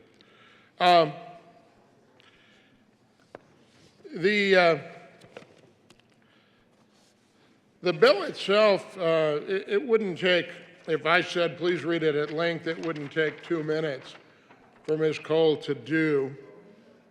And yet, sometimes it is the shortest bills that work the most mischief. Or it's the shortest bills that have the greatest policy implications. Now, some hours ago, going on 12 hours ago, 10 hours ago, we talked about this, well, maybe only 9 hours ago, but we talked about this bill in appropriations. And we talked about the philosophic differences between the system that we would have now for returning money, the 6-tier system, and this, which is a more, I use the term equitable, but I don't know that it's equitable at all. I mean, it's interesting that word equitable can be used in a lot of different ways, like the California Reparations Board thinks it's equitable to pay millions of dollars out to citizens, and that's equitable. And here it is with this bill. It's called Identical Temporary Tabor Refund, which is the topic. Identical refund payment. And yet, not everybody pays identically. Is it wrong? I don't know that it's wrong. I mean, the governor was proud to tell everybody by letter last year that everybody was going to get $750 or $1,350 or whatever the number was last year for joint filers. To really understand this bill, you have to go to the fiscal note. And it carries a lot of discussion about being contingent on HH, and I had some questions about that this morning. I have to say, with respect, the sponsors provided answers that were not very satisfying to me. They may have been satisfying to others, but I wasn't convinced that maybe making this this all contingent on HH wasn't a great maneuver to sell HH to people who weren't going to get money because they were renters rather than homeowners. But the reality is that renters would get the benefit indirectly because probably their rent wouldn't have to be raised because property taxes for the owners wouldn't go up. There's that. You know, bringing a bill in the last 3 days of the session, I've seen it done before. I'm trying to remember in all those 15 sessions that I've served what it was done for. But I have to tell you, it was never in my memory done for something that would be this controversial. I've always seen it done for things about which there was broad agreement at the end of a session when something had come up or somebody realized that, maybe the Supreme Court had entered a decision and that decision was not consistent with what we believed the intent of the legislature was, and it was either fix it quickly before we leave or not do it till next year. What I found interesting in the explanations this morning was when I asked about the contingency about HH, everybody said, well, I'm not even sure I can tell you at this hour what it was that explanation was, because it was something about, well, we didn't want to confuse the voters. I mean, those words weren't used, but when I got done, I thought the implication was there that maybe we didn't want to confuse the voters. But I have a lot more respect for the voters, as, by the way, did the sponsor responded, assured us that he had the highest respect for the voters of Colorado.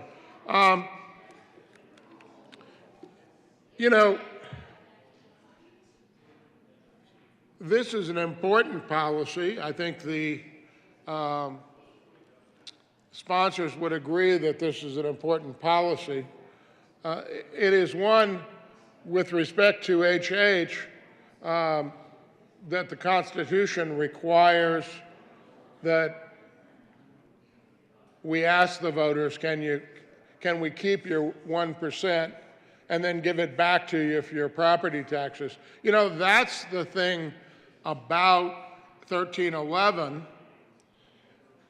The premise of 1311 is we need to give some kind of equitable treatment to those who don't own homes, who don't have property valuations, because they're not going to get money back. But remember, HH, what's now being referred to as HH, it says we're going to keep 1% of the Tabor refund and use that to backfill what you got. So we're going to keep your money in order to give you a break over here. We're going to, well, I used to have dollars in my pocket, but I put them in the tip jar. We're going to take it out of one pocket and put it in the other pocket, or we're going to take it out of one pocket and keep it here, and then when you complain, we're going to give it back to you and say, we gave you $1. We gave you $1.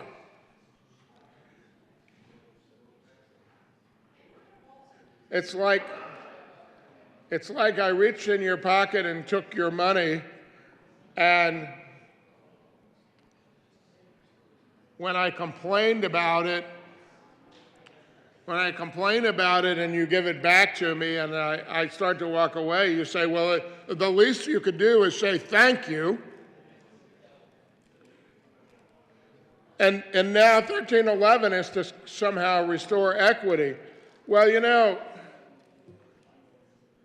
that doesn't make a lot of sense. Now, there is an argument to be made, and I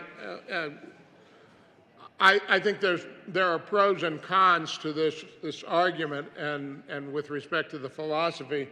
One, I guess, would be a more egalitarian argument. It's more egalitarian, I guess, is the way to describe 1311 of distributing money. Although maybe not. You probably ought to look at the definition of egalitarian. The six-tier approach, although people say it has some infirmities, the premise of the six-tier approach that would default, by the way, if HH doesn't pass, then 1311 doesn't become effective, which still is a puzzle to me. But the six-tier approach basically said, well, if you paid more taxes, you probably should get some of the more money back. Because after all, Tabor is a refund kind of a program. Now, it ain't perfect. because when you give it back to the taxpayers, you don't give it back to them dollar for dollar to the taxpayers you took it from. It's more like reparations. We say, well, we took too much money from you when you lived in Colorado, so we're going to give you some money back later. But you see,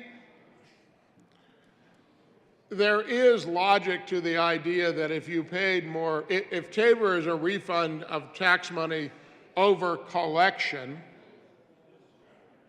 then we ought to provide the money back in proportion to those from whom it was taken.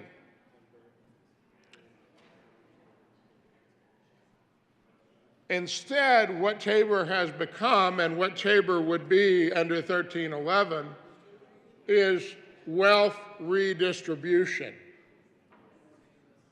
You know, we do that here all the time. I don't like it. I vote for it from time to time. I vote for things that are redistributive. You probably can't serve as a legislator without voting, no matter how libertarian you might be, and how limited government. I think it's a rare legislator that would serve 2 or 4, much less 8 years, and would not vote for something that was a wealth redistribution. A wealth redistribution from rural Colorado to metro Colorado, urban Colorado. And then there's some redistributions that are from urban Colorado to metro Colorado, all in the service of us making a perfect society. And all you need to do is walk out there and take a look around and see what a great job we've done of redistributing everybody's dollars around. And this is a redistribution. This is a redistribution because we're not giving money back proportionate to what people paid in. We're giving more money back to people who paid less and less money back to people who paid more. I think so many people are 21st century Robin Hoods.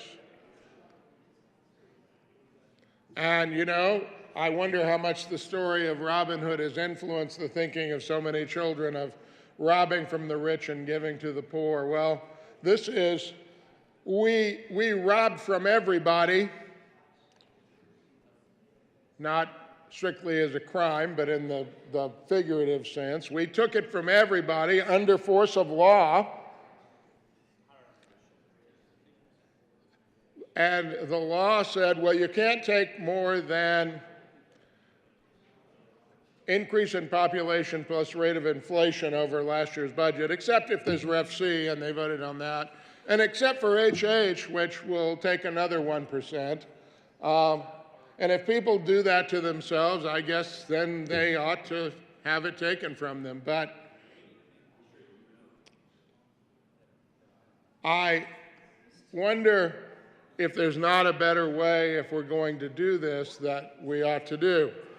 I mean, I've gotten a lot of email already. And the email runs like this. It runs in 2 strings. One set of emails says, I think, Senator Gardner, that you need to vote for 1311 because you should be giving Tabor refund back to people who need it most. Okay? And I feel, you know, because I'm a big-hearted guy, everybody knows that, it's my reputation here. I read that and I think that's right. We ought to give the Tabor refund back to the people who need it most. And so we'll give it equally. In fact, I don't know why 1311 isn't almost operating like an earned income tax credit where we give more money back to people who paid less and less money back to people who paid more. I mean, so you could say if you only had, let me get my fiscal note here. If you had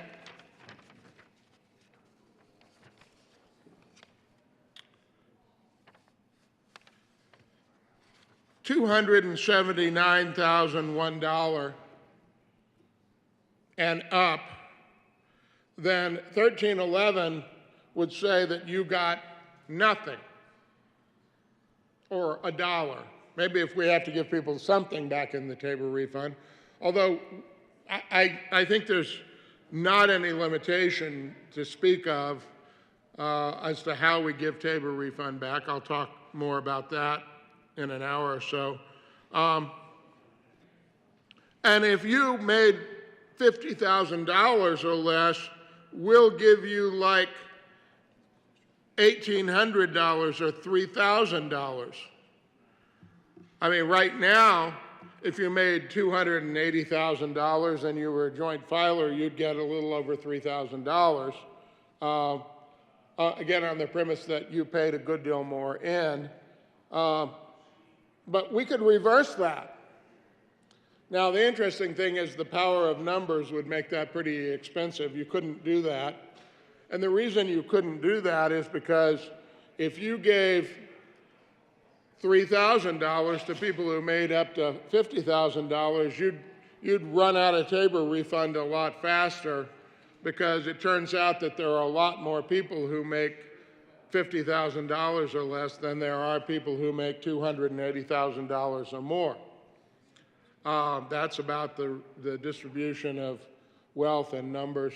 You know, there are only a few billionaires in the world, and they control some large percentage of the money, and then there's the rest of us. But you could do that. You could do it on, you know, the Department of Revenue could do that analysis and figure out what that number is. And wouldn't that make more sense?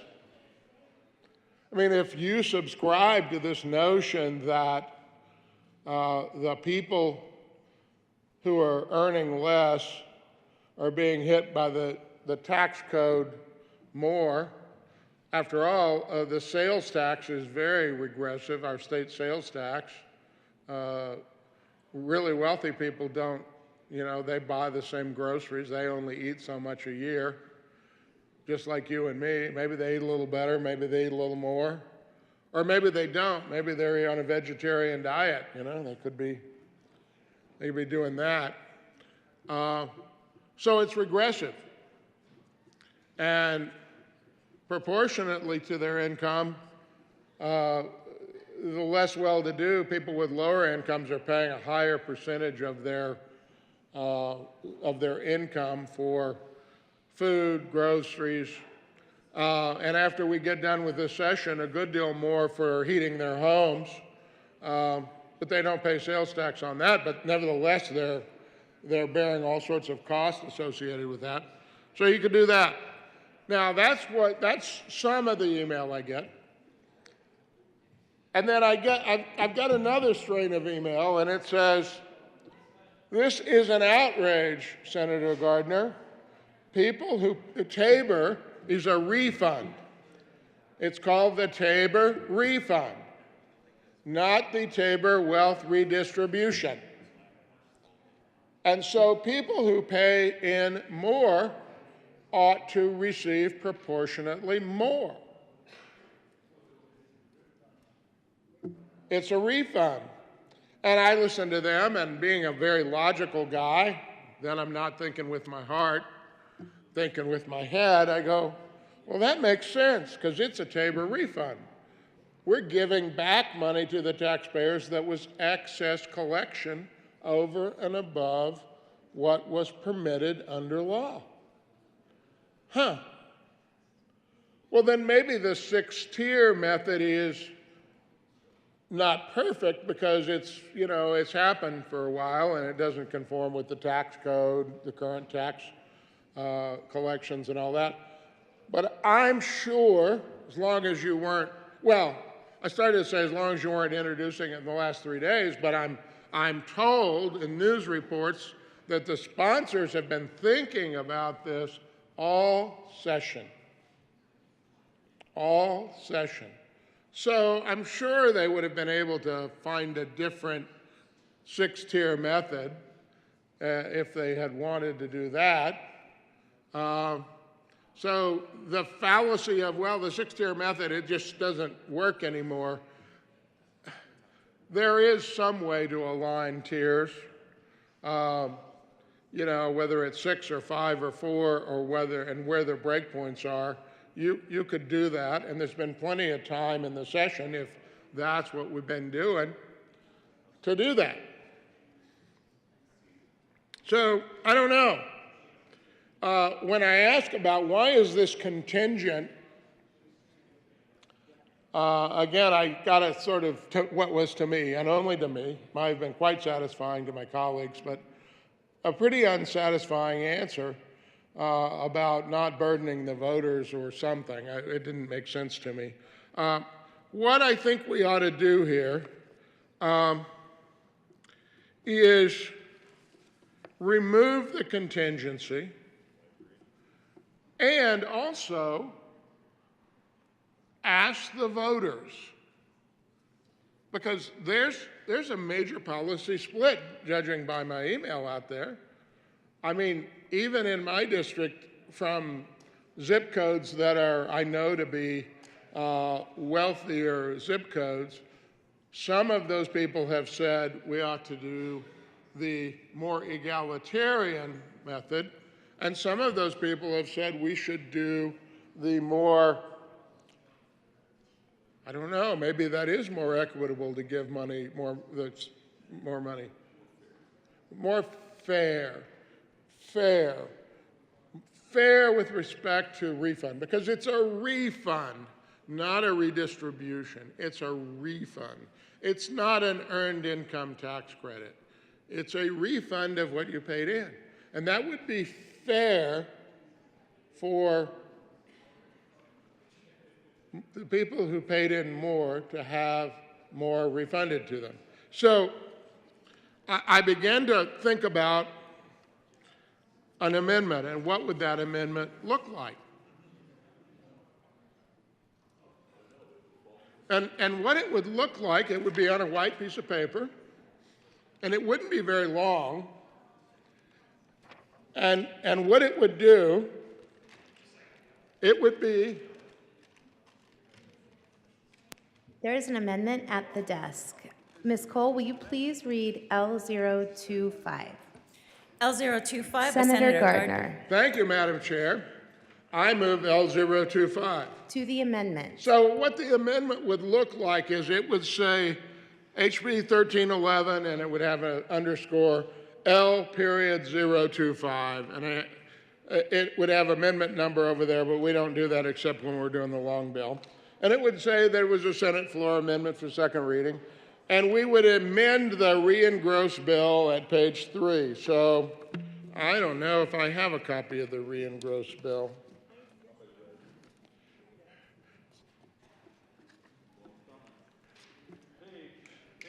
Now recall that re-engrossed bill is the bill from the House of Introduction. Wrong.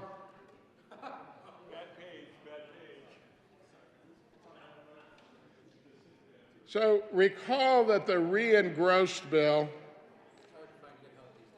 I know. The re-engrossed bill means that it is the bill that came out of the first chamber on third reading. The engrossed bill is the first chamber finished second reading, and the re-engrossed bill is the first chamber third reading. Whereas the revised is the second chamber second reading, and the re-revised is the second chamber third reading. And I always have to repeat that over and over again when I see it to remember after all these years. So what this amendment would do was amend the re-engrossed bill at page 3. It would strike lines 25 through 27. And 25 through 27 say, effective date applicability, except as otherwise provided in subsection 2 of this section, this act takes effect upon passage. But then it says on page 4, strike lines 1 through 11. Now, or Yeah, that's what my amendment says. So 1 through 11 has 2A, and this is the contingency. Section 1 of this act takes effect only if, doesn't take effect unless November 2023 statewide election, that's generally referred to as the consolidated election. It's not the general election. That only happens in even-numbered years. The consolidated election happens in the odd-numbered years, and you have all sorts of things on the ballot. And maybe I don't have the right term for it, but people sometimes refer to the odd number year as a general election, but that's not a general election. That only happens in even-numbered years. A majority of voters approve the ballot issue submitted for their approval or rejection pursuant to Section 2477202 CRS as enacted by Senate Bill 23303, what has become known as Proposition HH. Now,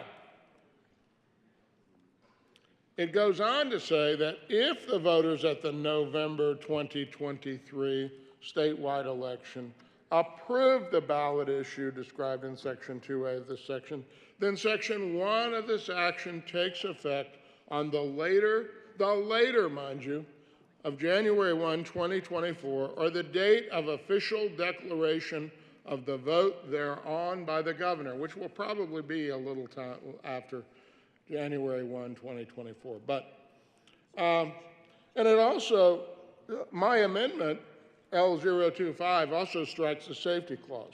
And the reason it strikes the safety clause is because the rest of the amendment says, Section 3, refer to people under referendum. Why not ask the people? Do more of you believe that the TABOR refund ought to be refunded in a more egalitarian way? Or do more of you believe that the TABOR refund ought to be returned in a fairer way? And you might choose other adjectives to decide that. Recall that the first way that I was talking about is where everybody gets the same amount of money, whether they paid any taxes at all, or whether they paid $50,000 of taxes. They'd all get, I have to look here to remember what the number is. They'd all get that same number.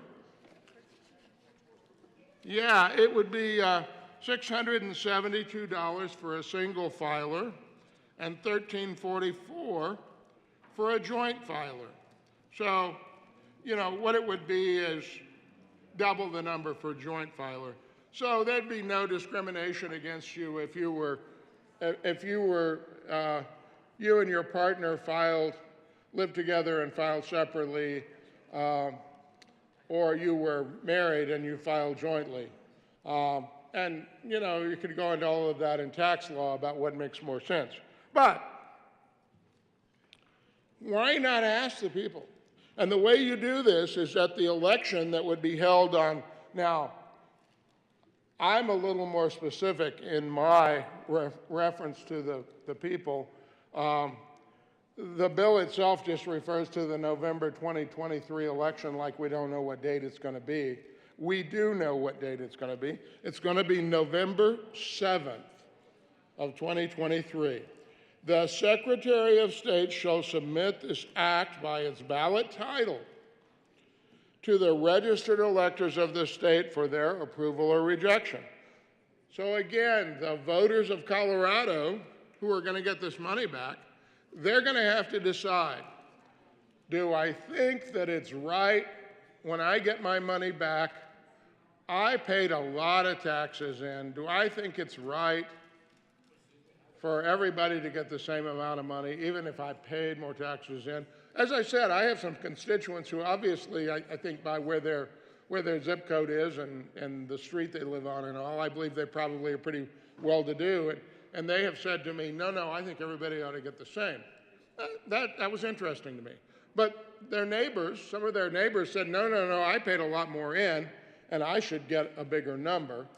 And then, by the way, I had some people from relatively less well-to-do neighborhoods who said to me, that's not right. People who paid in more should get more back. And people who didn't pay as much in should get less.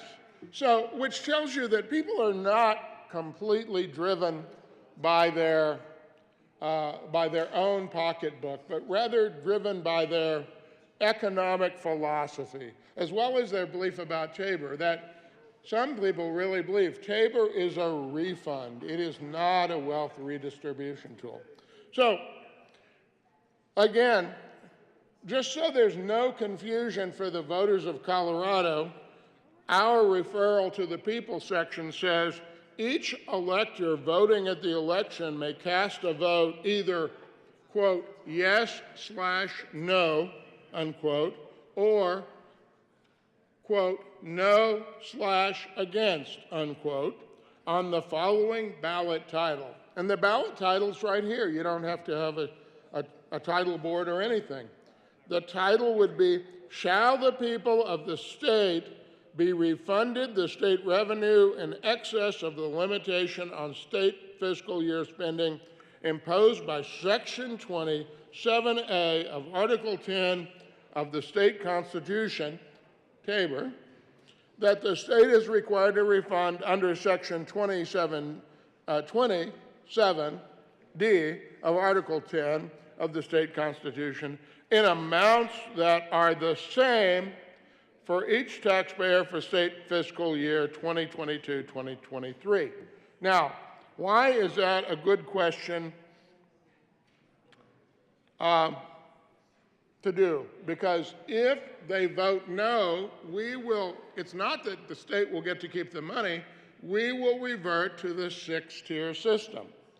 And in case you've lost the lock on this or maybe had to leave the room, under the 6-tier system, people who make up to $50,000 as a single filer would get $480, as a joint filer, $960.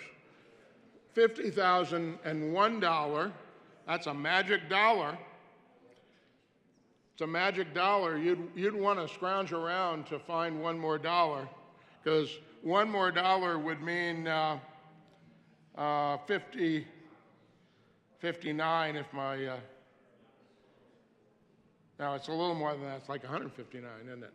I mean, that's a magic dollar. You'd be wanting to declare more income than you had if you got that close. Or $1,278 if you're joint. And if you made $100, this is adjusted gross income, by the way. This is not the money that you got on your W-2 or all of that. It's your adjusted gross income.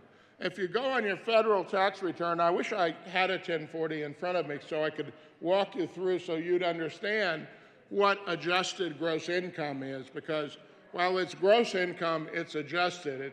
There's like some standard stuff at the top that you take off, and so you get to the bottom, and my recollection in doing my tax return is you get to the bottom of the first page, and that number, after you do all that little deal, you get some more money off if you're over 65, and you get some more money off if you have dependent children, which I don't anymore, but I did at one time.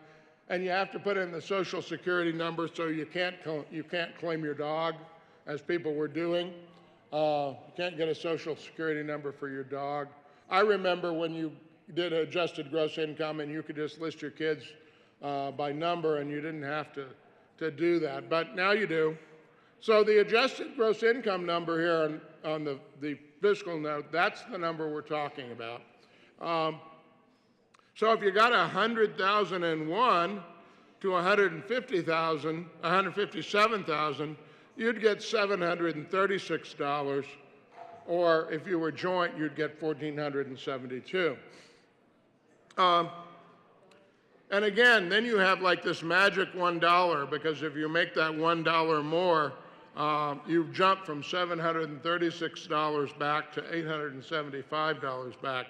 You'd really want to make sure, if you were close at all, you might not want to, you might have an adjusted gross income adjustment that if you were really clever about it, you might not take the full amount of the of that amount, because it might just be $10 or something on your adjusted gross income, but it'd keep you under. And if you only made $157,000, you'd get $736. But if you made $157,001, you'd get $875. You know, really, I see what's wrong with the 6-tier system. I mean, it was just rough and ready. There ought to be tables like there are for the tax code, so that you could go in there and you could calculate this. My guess is they didn't want to have to overpay on the Tabor refund. But back to Amendment L025, so that you understand. The last few lines say, except as otherwise provided in Section 1-40-123. That's in the election code area of the revised statutes. If a majority of the electors voting on the ballot title vote yes/4, then the act will become part of the Colorado revised statutes. So what we would be giving the people of Colorado an opportunity to say is whether they would choose paying everybody the same amount of money, or, and that would be by voting yes, or do we pay them back in some proportion to the amount of taxes they paid? That would be a no vote. And the other thing is, we would not make this contingent upon HH. So you would be able as a voter to consider HH, that is Senate Bill 23303, you'd be able to consider HH on its merits. Right now, you have to consider HH if you're an economically rational person and you're driven only by economics. There's not many people really that way, but you'd have to think about not only whether HH in and of itself was good, but what would be the effect of 1311 on your Tabor refund. I mean, you'd have to put a pen and paper to this if you were going to say, well, where would I be better off? So that's what L025 is about. I think it's really important, and I think that when you've got a policy like this, you ought to let the people decide. I mean, after all, the people decided on Tabor. They voted to make Tabor the law. And now we're trying to decide how to give back the money in the Tabor refund. And the way that we do that, we probably ought to ask the people. I mean, why not ask them? Do you want to say, no, I don't want to ask the people? I know better than the people? Like, I often remember that the good former senator from Douglas County, the former minority leader, the senator from Monument's predecessor, would come down and talk about Amendment 64 and say, the people of Colorado decided that. I didn't agree with them, but the people of Colorado decided that, and I respect the people of Colorado. So we ought to similarly pose our respect and trust in the people of Colorado to tell us what they think is the fairest way to give back the money of the Tabor refund. Keeping in mind, one more time, it is not a wealth redistribution. It is a refund of money that was collected in excess of that which the state was entitled to collect. So, I probably could talk about this for another hour, but I have another amendment, and I'd like to get to that one.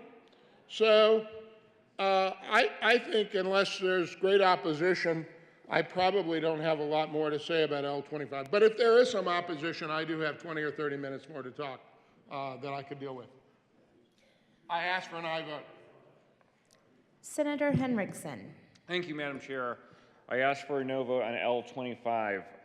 The policy that we're debating in House Bill 1311 dovetails with the policy that's referred in Senate Bill 303. And there's a few ways, but the most noticeable way is that if the policy referred in 303 were to be rejected at the ballot, and a policy referred in HB 1311 were to be approved at the ballot, the rejection of the policy referred by 303 would change the refund amounts that are created in 1311. So it is inappropriate to decouple those two policies. And in committee, when we had this discussion, what I likened it to is expecting one of us to vote on a bill, knowing that amendments are coming, but not knowing whether or not those amendments get onto the bill.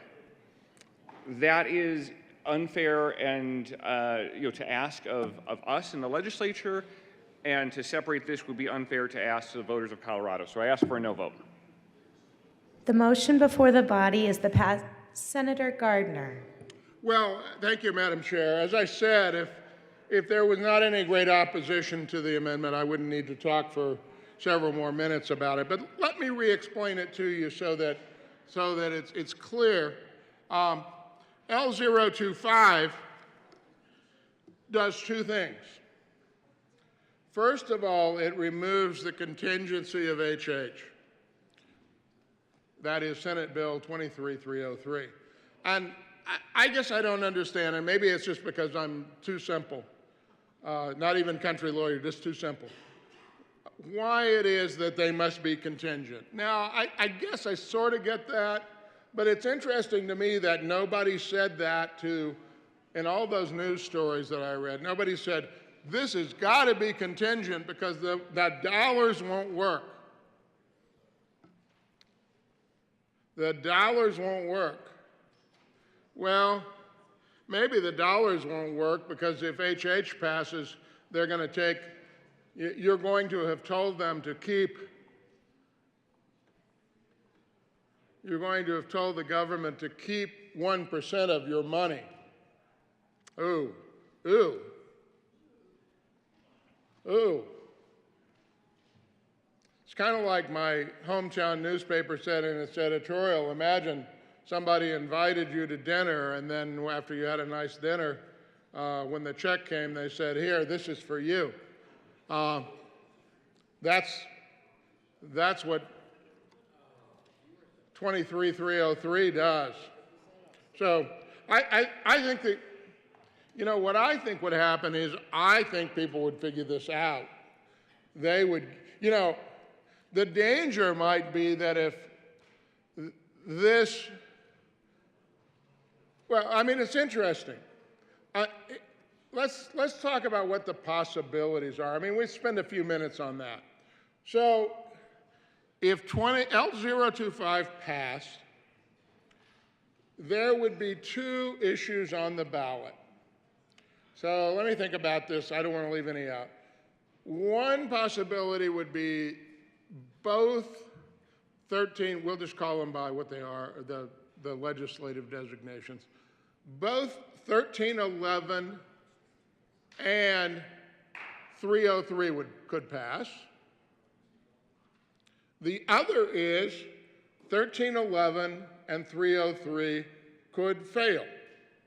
And then the other possibilities are, I got to get a pen here.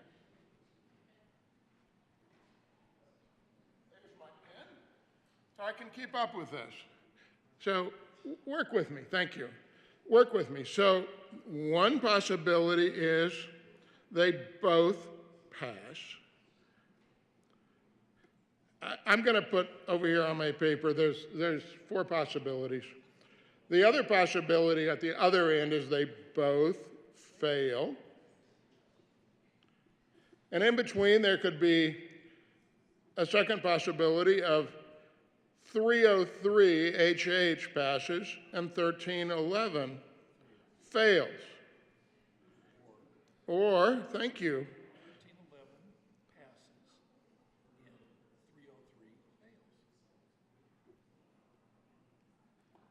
and 1311 passes. Okay, so let's talk about each of these cases and possibilities, because they all could happen if you vote yes on L025, and I'm convinced if you hear it out that you'll be an aye vote on L025. So if they both pass, that would be what the proponents of the bill actually are militating for. That's what they're asking you to do. Pass 1311, and it'll be contingent on HH, but we really want HH 303 to pass. So in that case, what would happen is property owners would get some break on their property taxes that was paid for by them. So you'd get a break in one bill by paying for it by not getting money that you didn't happen. So if I had a merchant do that to me, I probably would be going, you know, that's a scam. That's a scam. I'm giving you some money. Man, that's a Sam Bankman-Fried kind of a thing, you know? I took this money and I moved it around, and that's what 303 is. I keep some money that I owed you, and then when you say, I've got to pay property tax, you say, oh, well, it's okay, you don't have to pay me for that. And I go, but didn't I already pay you? And didn't you owe me that money back? Well, I'm offsetting it against that. I mean, that's what it is. I guess it's not a scam, it's just an offset. All right, on the other end, they both fail. They both fail, and we have to, you know, one consequence is we have to figure out what to do about the runaway property taxes. Remember when we had this referral to get rid of Gallagher, and some people came down to the well and said, this will be a disaster for the property owners, homeowners specifically, of Colorado. And other people came down here and said, oh no, oh no. You know, while I don't have enough time at my very advanced age to go back and listen to who came down here and said what, there is a record of who came down here and said what, all on video, and you can get to it on the Colorado Channel website pretty easily. And that would be a really fun thing to do, is to go down there, to go on the website and find out who said, oh, it will not be a problem, because it's a problem. So, I mean, I don't think if L25 passes, I don't think that both would fail. I think the property tax might pass, because people sometimes, you know, I think it was Abraham Lincoln that said you can, and maybe it wasn't original with him, you can fool some of the people some of the time. Well, I think it actually goes this way. You can fool some of the people all of the time, but you can't fool all of the people all of the time. But I think HH probably goes under the heading of you probably will fool some of the people at least some of the time, or however that goes. I'll have to go look that up. Then the other possibilities. Now these are the ones that I think the good sponsors are saying, oh no, we can't have this contingent because there might be something here that would just screw it up. Let me take a look here. The second possibility I had was 303 passes and 1311 fails. Well, I don't think that's a disaster, because just 2 or 3 days ago, oh, maybe only 1 day ago, we were in a world where 303 had been referred to the ballot and 1311 didn't even exist. So we were going to give money back then under the 6-tier system. And in fact, we will revert to the 6-tier system if HH doesn't pass. Okay, so I don't think that's a disaster. So what if 1311 passes and 303 fails? Well, if 303 fails, we're not going to take 1% of people's money, so there's going to be money. I guess what gets messed up is they're going to have to figure out how else to give more money back to people who deserve to have the money. That would be a terrible thing, wouldn't it, if the government had to figure out how to give you your money back in some way. I mean, after all, 23303 is just a mechanism for how to give you a TABOR refund, but keep some of your TABOR refund while we're at it. It's a mechanism to give you back some of your TABOR refund while keeping some of your TABOR refund. And if 1311 failed or 1311 passed, we'd have more money to do it with. Well, I have re-explained L025, and I asked for an aye vote, and I hope I don't have to return and re-explain it anymore, but if there's any sort of confusion that's offered in asking for a no vote, which is certainly okay to do. I mean, this is the way the process works. I will have to come back and talk on L025 for a few more minutes about, to clarify any misunderstandings that might have been raised in the rebuttal, because this is not like high school debate where you have the pro and the con and you only get a rebuttal. You have infinite numbers of rebuttals here, and I really love that because you can always have the last word if you can say standing. So I ask for an aye vote on L025. Senator Liston. Thank you, Madam Chair. Well, Madam Chair, I rise in support of Amendment L025, but let me tell you part of my reasoning, because this is pretty complicated. The good senator from El Paso County went through the different scenarios. You know, some would 303 and 311 could both pass. They could both fail. 303 could pass and 311 could fail, or 311 could pass and 303 could fail. Well, let me kind of give you a variation as to why I think that it would probably be a good idea if 303 failed, and even if 311 passed, because if 303 passes, I said a while back, a few hours ago, that there's going to be some real complications for the special districts.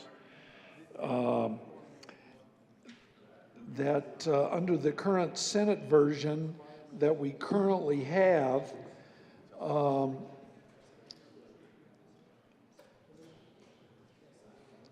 that under the law, if valuations increase by 20% over a period of a few years, which more than likely they will, under this year, the various metro districts and the counties are only going to get a backfill of 78%.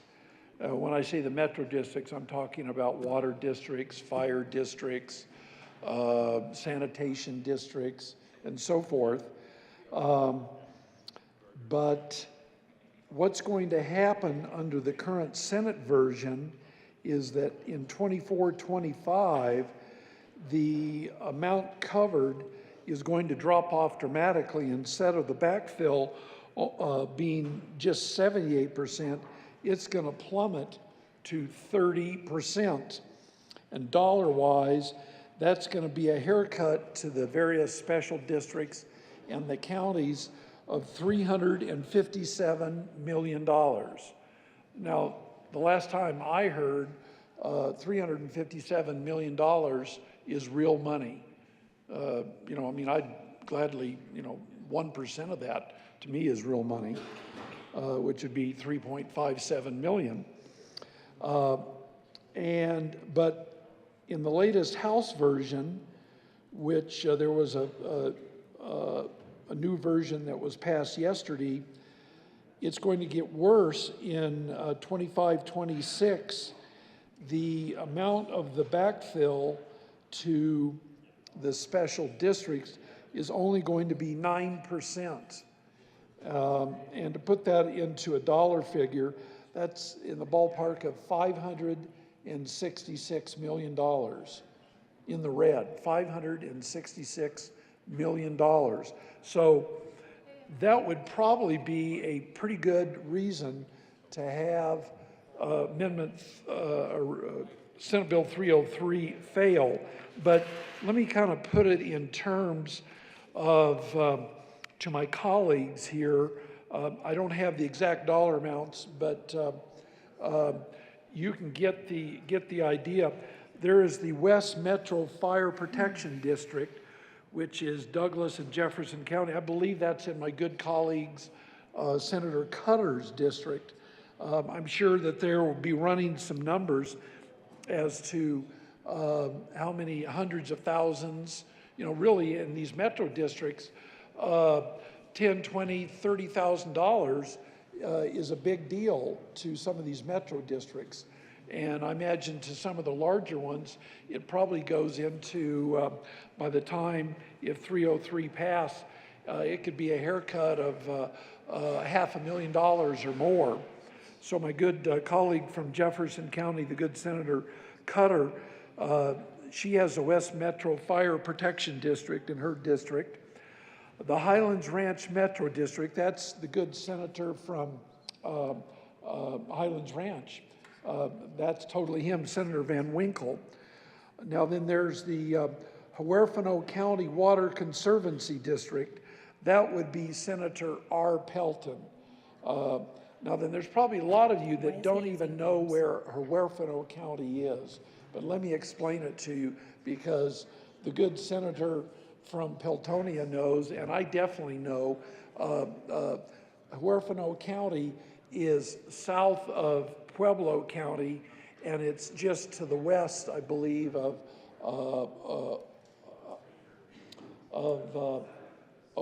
which? Los Animas County, yes, and it adjoins Castilla County. And Huerfano in Spanish means orphan, and they really are the orphan county down there because they get divided up and they always get the tail end of everything, as the good senator. Then we have the Berthoud Fire Protection District. Now that would be, now that covers Boulder, Larimer, and Weld, but I think the good senator from, who's the chair, Senator Marchman, that would be your district. It is. And Senator Liston, I just want to remind you, we do not use names when we're at the well. Thank you, Madam Chair. Well, the good chair. So I believe that the good senator who's the chair, that would cover. So the Berthoud Fire Protection District will take, I've got to believe, a big haircut. Then we have Fort Collins Loveland Water District, and that would be the good senators from Weld and Larimer counties. The good senators from Larimer, yes, my good friend, the good senator. That, I'm sure, Fort Collins, Loveland, and it might include our good senator who is the chair. That might include you as well. Once again, probably a haircut if 303 passes. Then we have the Eagle River Water and Sanitation District. I think that would probably be the good senator that represents all of those counties, including Eagle County, the beautiful mountains. Once again, that would be probably a big haircut, tens of thousands of dollars if 303 passes to the Eagle River Water and Sanitation District. Then, oh gosh, here's next, the Edwards Metro District. I think that is Eagle County, the good senator from Avon. So that would include his district. Then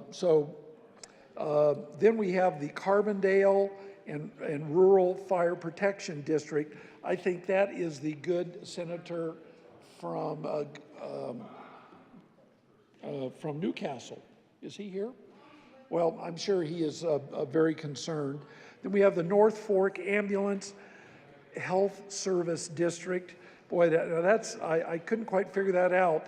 That's Delta, Gunnison, and Montrose. That overlaps maybe more than one senator's district. Then we have the Norwood Fire Protection District, Montrose and San Miguel. I believe that would be the good senator from Newcastle's district, if I'm not correct. Once again, a haircut of tens of thousands of dollars, even for that little district. Then we have the Tri-County Fire Protection District, which is Elbert, El Paso. That would be the good senator from Peltonia, from Cheyenne Wells. Okay, I'm not quite done yet. I want to make my point. Then we have, you know, it's amazing to learn all of these districts out there. I mean, do you realize that there are like 1,800 special districts? Now, I'm only going to do about 1,300 of them, but anyways, one that I learned was the Tri-County Fire Protection District. That's also in Elbert, El Paso, and Lincoln, the good senator from Cheyenne Wells. Then we have the Rico Fire Protection District, which is Dolores County. I believe that is the good senator from, gosh, my eyes. Oh yeah, from Alamosa. That would be your new district, I believe, Senator. Then we have the Rye Fire Protection District, which covers Custer, Huerfano, and Pueblo. Now that would be the sponsor, the good senator from Pueblo, as well as the good senator from Cheyenne Wells. Once again, a cut of probably tens of thousands of dollars. You know, these fire protection districts, they have to beg, borrow, and steal to get enough money just to survive a lot of times. So a $10,000 cut is really tough for them.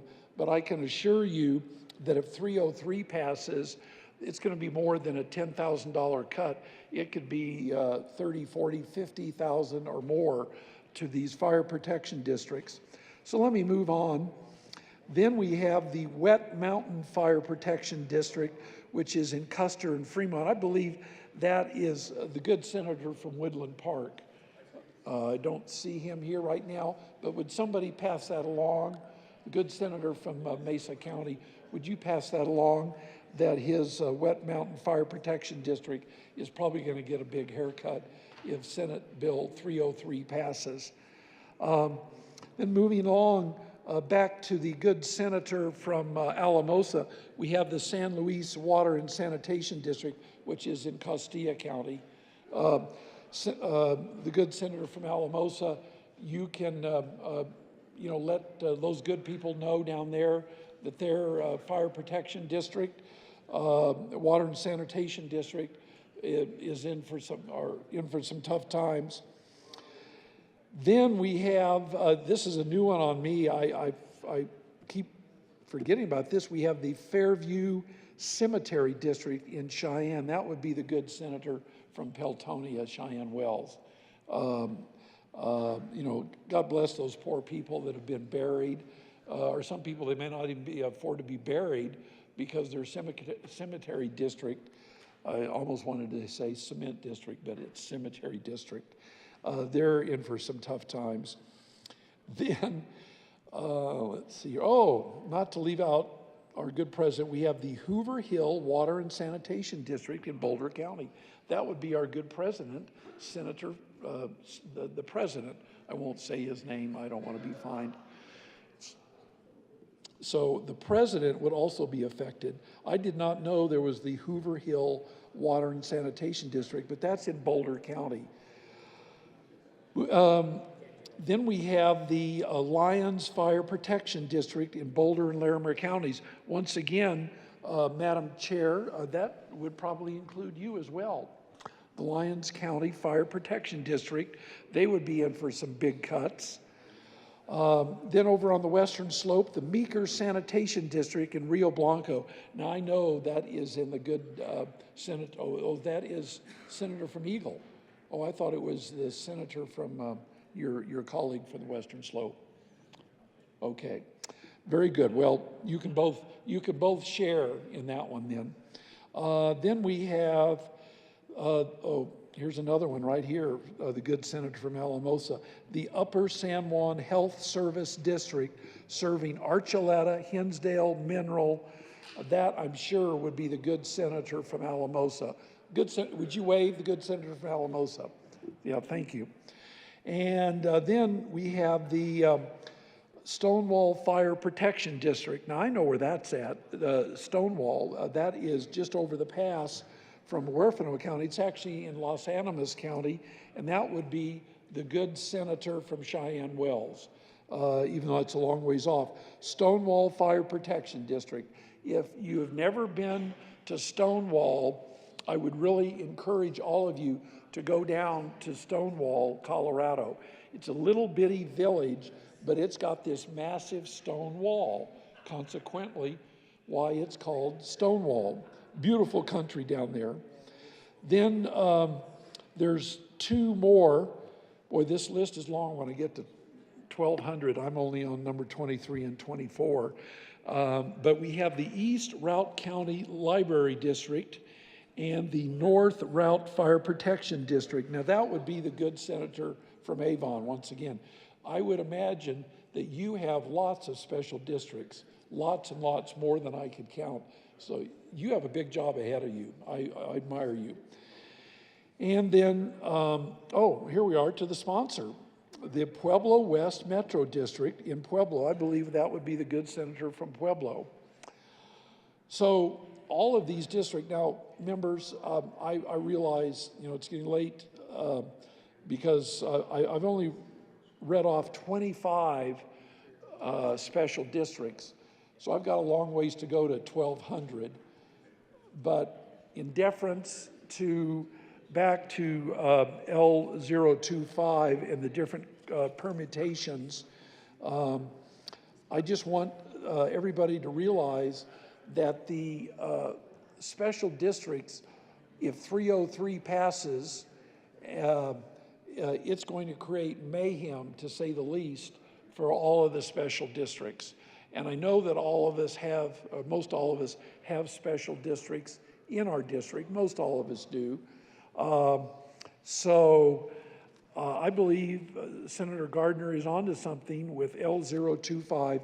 I'm going to give you all some relief and let somebody else finish up before I come back to the 1,200 special districts. Thank you very much. Majority Leader Moreno. Thank you, Madam Chair. I move House Bill 1311 layover one bill. The motion before the body is to move over House Bill 1311, one bill. All those in favor say aye. Opposed, no. The ayes have it. We will move over HB 1311. Majority Leader Moreno. Thank you, Madam Chair. I request the Senatorial 5. Senatorial 5.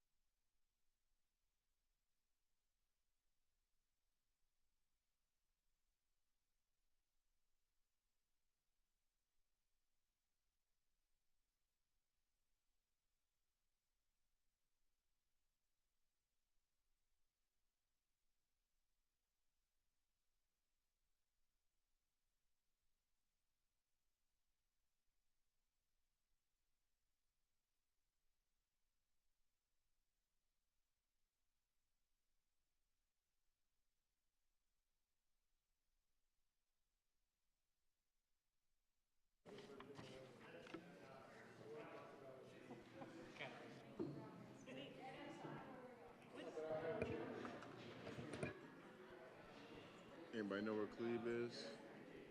Sure hate for him to miss this. Will the clerk please read the title of HB 1249? House Bill 1249, Representatives Armagost and Gonzalez Gutierrez, Senators Simpson and Coleman, concerning measures to improve outcomes for young children by replacing justice involvement with community-based services and in connection therewith making an appropriation. Senatorial 5.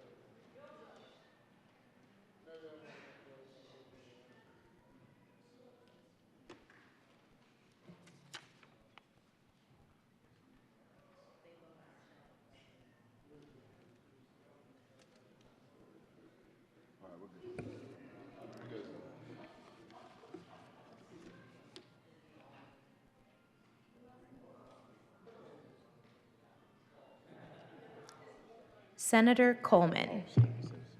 Senator Simpson. Thank you, Madam Chair. Sorry, I was, the only time I stepped out all day today, really, and my bill got called up. So it's been quite a journey, colleagues, with my good friend and colleague and senator from Denver as we kind of traverse this pretty tumultuous path for, at least for me specifically, and thinking about, you know, how the maturation of the process and my education about criminal justice, really what a unique opportunity to take a step into the criminal justice space, and particularly around juvenile justice and CMPs and the connection and behavioral health. I'd been exposed to some of this on the periphery for the first 2 years, and really, again, stepped in a place that wasn't comfortable for me, but recognize I thrive in that opportunity to step in a place that's not comfortable and try to learn a little bit. I think about, again, how much effort went into this policy over the course of really a year and a half, and I really only got involved in December in the policy construct, but again, my good co-prime sponsor here in the Senate, and I think about the House sponsors and their effort, and the proponents and the opponents, stakeholders. I think about 5 hours of debate in judicial, I think last week, and then another 5 hours on the floor one morning, and then another 5 hours a day or two later. And what an experience about how policy can and sometimes functions here, particularly in really controversial ones about a significant change in juvenile justice and policy. And it's been, particularly in the last 24 hours, quite an experience to see again how my good friend and senator from Denver and I could come together and really push forward and come to agreement and engage with folks, and the magnitude of the effort that went into getting us to where we are at today. I think about learning and discussions about CMPs and talking to the CMPs in my districts, the district attorneys and engaging with them, police chiefs, human services directors, all again in this challenge of a really significant change in policy was really, again, an eye-opener for me, and a lifelong experience I'll never forget. Largely one of the most probably impactful policy opportunities for me, and the effect this policy could have on youth in particular, 10, 11, and 12-year-olds, but society more broadly. If we can fix this and be better in this space, it has great potential and outcomes for all of society. So quite an experience, really proud of what has unfolded over the last several hours and how folks, stakeholders, again, proponents and opponents have responded in the level of engagement and the professionalism to kind of get to a spot where we're at tonight. And I think I'll let my good co-prime sponsor, my good friend, the senator from Denver, offer a few words. Senator Coleman. Thank you, Madam Chair, and thank you to my colleague, the good senator from Alamosa, San Luis Valley, and all that. This has been a great opportunity to just have a lot of conversations and learn about an area where, as he shared, neither of us are experts, but a comment that was made when we first introduced the bill on the floor and had it for debate was that this may not be the solution, but it's a solution. And again, I think we're moving in the right direction. I know that all of us believe that, we got to do better for our children. When we talk about this policy, we looked at making sure that we provided whatever the resources were in order for the policy to be implemented and make the impact that we intended. We run a lot of bills down here. Bills get signed by the governor, they turn into law, but sometimes we don't even look to see how they're actually being implemented. Sometimes they're just sitting on the books. And so for us, this was really about making sure that once the bill passed, that it actually was implemented to do what it was intended to do. And I think sometimes we also have policies that we run, we intend for it to do something, and we have the right intent, and sometimes it doesn't work out the way we want it to, or the bill might have unintended consequences. So I really appreciate the stakeholding from everyone here, in particular, let me see this real quick, brother, because I don't come down here enough to know where everybody's from. The good senator from Brighton, as well as the good senator from Colorado Springs, who took the time to really sit down with us and others to figure out what the best solution was for all groups that are involved in making sure that our children have the best opportunity to succeed in the future.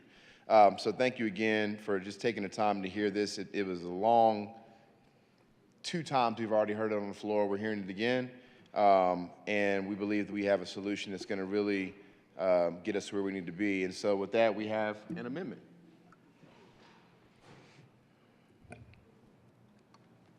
There's an amendment at the desk. Ms. Cole, will you please read L213? Amendment L213. Senator Coleman. Thank you, Madam Chair. We move Amendment L213. To the amendment. Thank you, Madam Chair. So, I think a bill isn't a bill unless it's had at least 200 amendments. So given the research and outcome, data shows that community-based alternatives do work better than the juvenile justice system and make us all safer. But this bill will increase funding to those entities while continuing to allow DAs to still prosecute the ages of 10 to 12-year-olds. But the bill provides the funding for the CMPs to serve children who have had contact with law enforcement, who are at risk of involvement with the juvenile justice system, or who would benefit from integrated multi-agency services. CMPs will not be required to service justice-involved youth, but they can continue to serve the current population, children who would benefit from integrated multi-agency services, but they can do so, or they can continue to do so. CMPs will get some additional infrastructure with their funding. CMPs must form ISSTs to hold meetings to determine what services children ultimately need. We'll get additional training and technical assistance from CDHS. CMPs will get a model referral from CDHS and will use that to accept referrals from all sources, schools, et cetera, which can include law enforcement referrals. And the last piece that I'll share on the amendment is that CDHS will get 1 additional FTE. They already have one to ultimately help run and facilitate the CMP program. We heard a lot about different capacity concerns, and we believe that what's salvageable in the bill is making sure that we utilize the funding to service as many kids as possible and make sure that the entities that are serving the kids have the resources they need. Senator Simpson. Thank you, Madam Chair. And then to build on that, some minor changes around how CMPs are structured and the administrative challenges around performance-based measures, rethinking and asking DHS to construct different performance measures and how the funding gets distributed to the 47 roughly CMPs that exist today. The bill includes one-time funding can be spent over 2 years for counties who currently don't have a CMP and help incentivize to try to get them up and running. CMPs will still have to report on outcomes and continue to be subject to annual evaluations to ensure that the work they're doing is productive and efficient for children and families. The BHA will be required to treat children referred to the CMPs as priority population for services. Lastly, CMPs, DAs, and DHS will be required to report data that allows the legislature to consider the efficacy of each of their approaches to serving young children and make future informed decisions about how young children are best served to improve community safety. It's largely, the amendment is a strike below that's was a 55-page bill that's now a 13-page strike below amendment that's really about funding and standing up CMPs, giving them more resources, and about data gathering and giving us the ability to take that data in future legislative sessions and craft more specific policy about, again, how you improve outcomes for 10, 11, 12-year-olds and ultimately for society. I think with that, Madam Chair, I'll wrap up, conclude my comments and ask for a yes vote on Amendment L213. The motion is the adoption of Amendment L213. I'm sorry. Of course. Senatorial 5, please.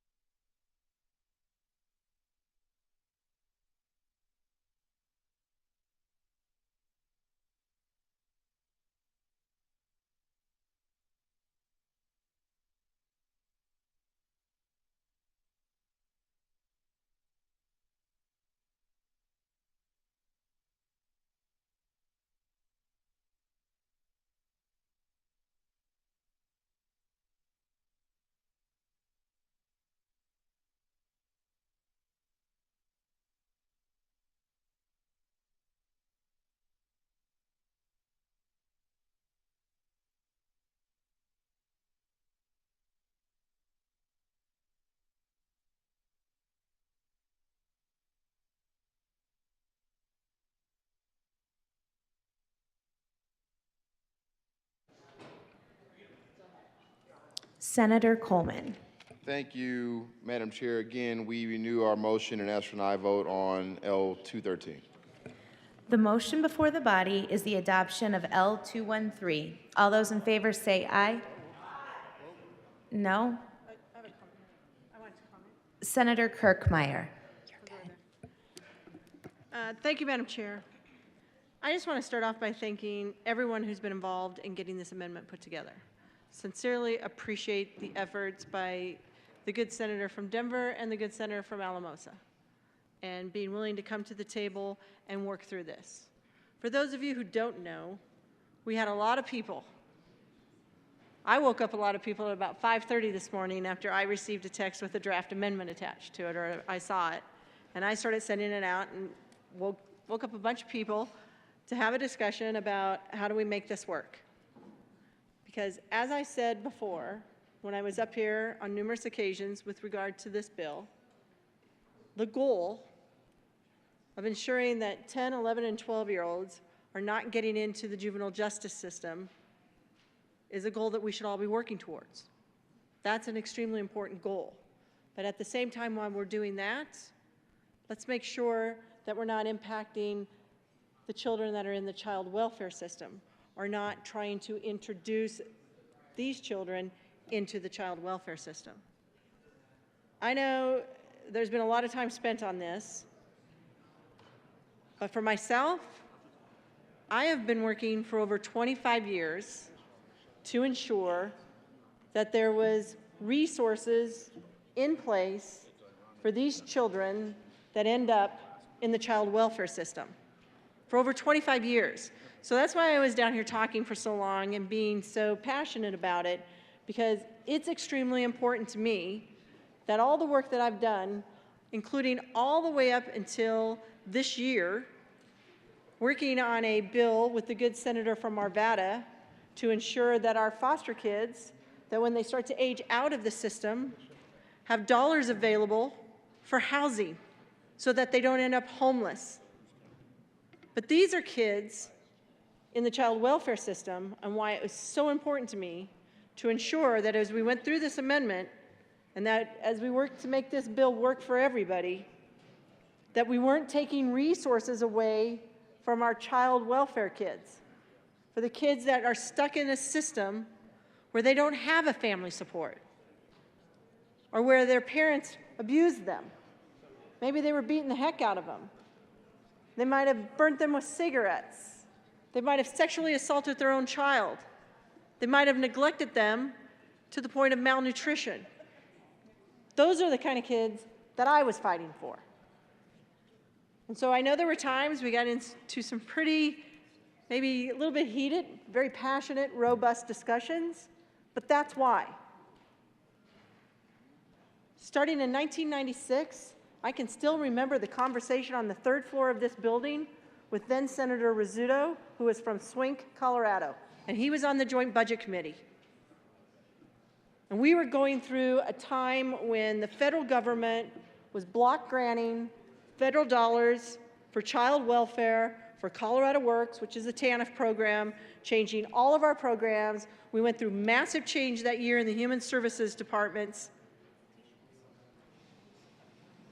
And I can remember arguing with Senator Rizzuto on the third floor saying, no, we have to figure out how we're going to fund these kids and how we are going to ensure that counties have the resources necessary to get the service that are necessary for these kids that are in the child welfare system at no fault of their own.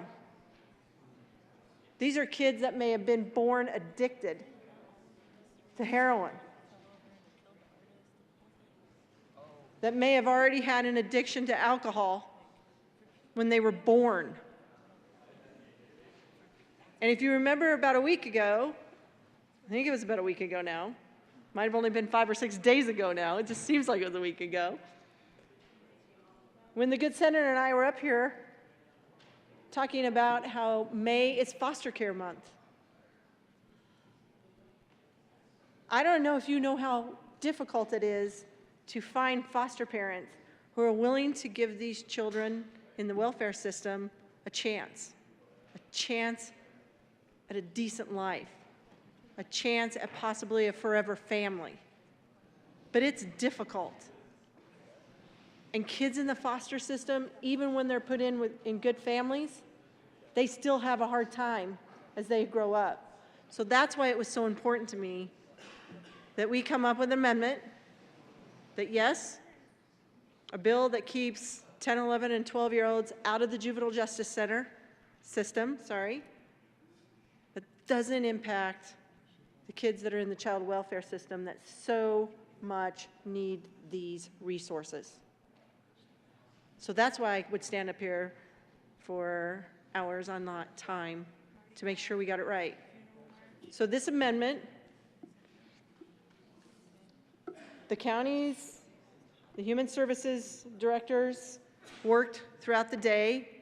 Lobbyists, they're all standing at the window smiling. So thank you all of you people, all of you that worked, proponents, opponents, when we first started this. Everybody figured out how to come together today after a few tears, after a lot of lost sleep, and put together a bill that we can all be proud of that's going to pass, that will work to help those kids get to the resources they need instead of going into the juvenile justice system and going into detention, but at the same time ensure that those kids that are in the child welfare system won't have their resources taken from them. So I'm proud to say I'm going to support this bill. And again, I just want to thank the good senator from Denver, the good senator from Alamosa, the good senator from El Paso County, who, while I was busy today, was picking up and helping push to get this bill to where it is right now, because this is a win-win for everybody, and this is what we should be doing as legislators. This is what matters. This is what we should be doing down here at the Capitol. So I just want to say thank you again. Everybody, you need to support this amendment, and then we can support the bill. I'm an aye vote. Thank you. Is there any further discussion on L213? Senator Gardner. Thank you, Madam Chair.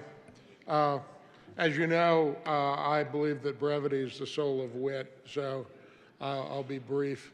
I do want to thank the sponsors of the bill. I want to thank, I don't know if she's over there someplace, Chelsea Princell. Talk about a baptism by fire of 200 plus amendments and probably very little sleep.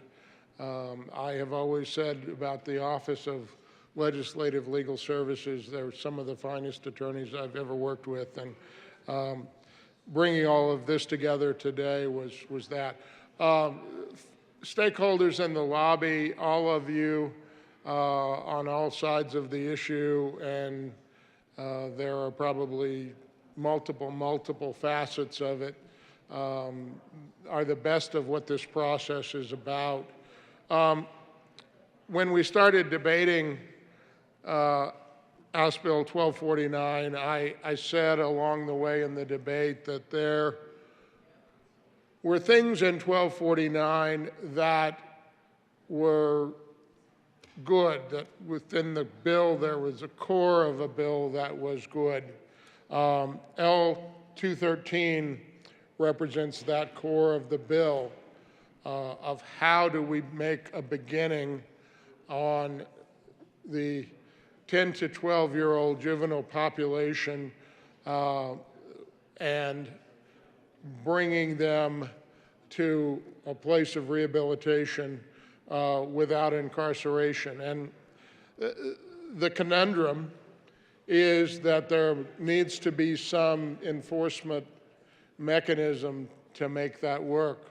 But I can honestly say that there is no one in the debate at any time who believed that where we are today is where we want to be, or that incarceration is an acceptable thing for a 10, 11, or 12-year-old in our society, in our state. It's unacceptable, but it may be necessary, and that was the challenge of this bill. It is a good first start. I think we have all agreed that it is a first start. A lot of this is about funding, about capacity, about providers, about collaboration management programs and building them around the state.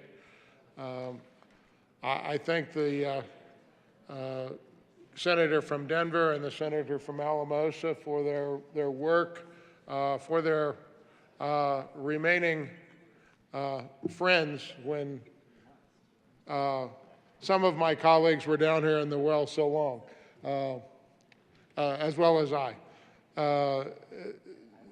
This is a tough process. I think people who don't serve here don't understand that we, in the toughest of times, have the deepest respect for each other. And as we get tired and as we challenge each other, it is for the good of Colorado, and this was for the good of children in Colorado.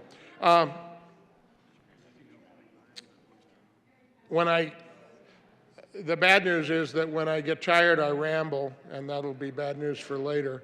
But for now, I want to close it off and say thank you. I am at a place that I can support this bill, because what I said all along was there was a core of 1249 that needed to happen, and that's what we have here. I asked for an aye vote on the amendment as a strike below, and we'll be supporting the bill. Thank you so much, and thank you, sponsors. And I guess I would be remiss without saying I thank the House sponsors as well for the meeting we had today that was constructive to get us here.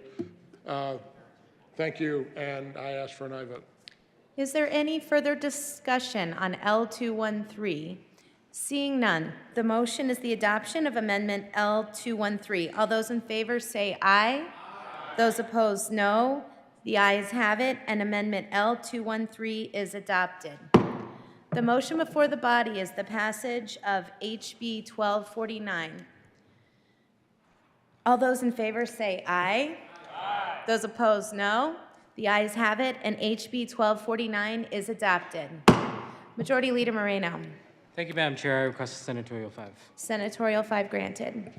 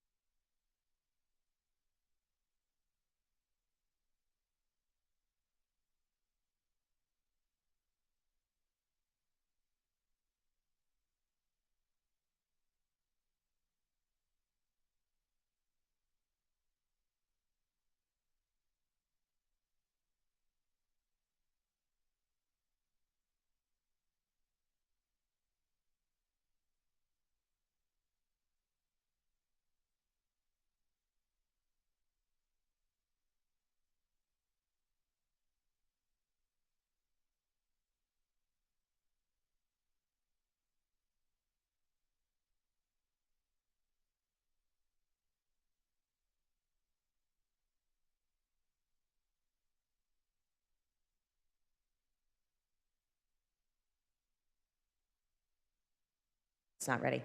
Majority Leader Moreno. Thank you, Madam Chair. I move to lay over the balance of the special orders calendar until later this evening. The motion is to lay over the balance of the special orders calendar to later in the evening. All those in favor say aye. Aye. Opposed, no. Ayes have it. We'll lay over the rest of the calendar to later in the day. Majority Leader Moreno. Thank you, Madam Chair. I move the committee rise and report. The motion is to rise and report. All those in favor say aye. Those opposed say no. The ayes have it. The committee will rise and report.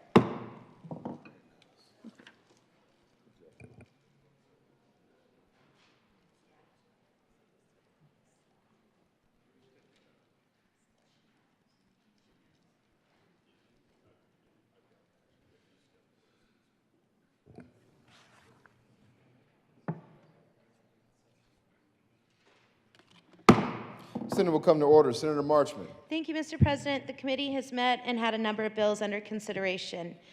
Ms. Cole, will you please read the report? Mr. President, your committee of the whole begs leave to report it has had under consideration the following attached bills, being the second reading thereof, and makes the following recommendations on. House Bill 1249 is amended, passed on second reading, and ordered, revised, and placed on the calendar for third reading and final passage. House Bills 1311 and 1171 laid over until later in the evening and retaining their place on the calendar. Senator Marchman. I move the report. The motion is adoption of the committee of the whole report. Are there any no votes? With a vote of 35 ayes, 0 noes, 0 absent, 0 excused, the Committee of the Whole report is adopted. Thank you, Senator. House Bill 1249 is amended, passed in second reading in order revised and placed on the calendar for third reading and final passage. House Bills 1311 and 1171 laid over until 5/7/2023 and retaining their place on the calendar.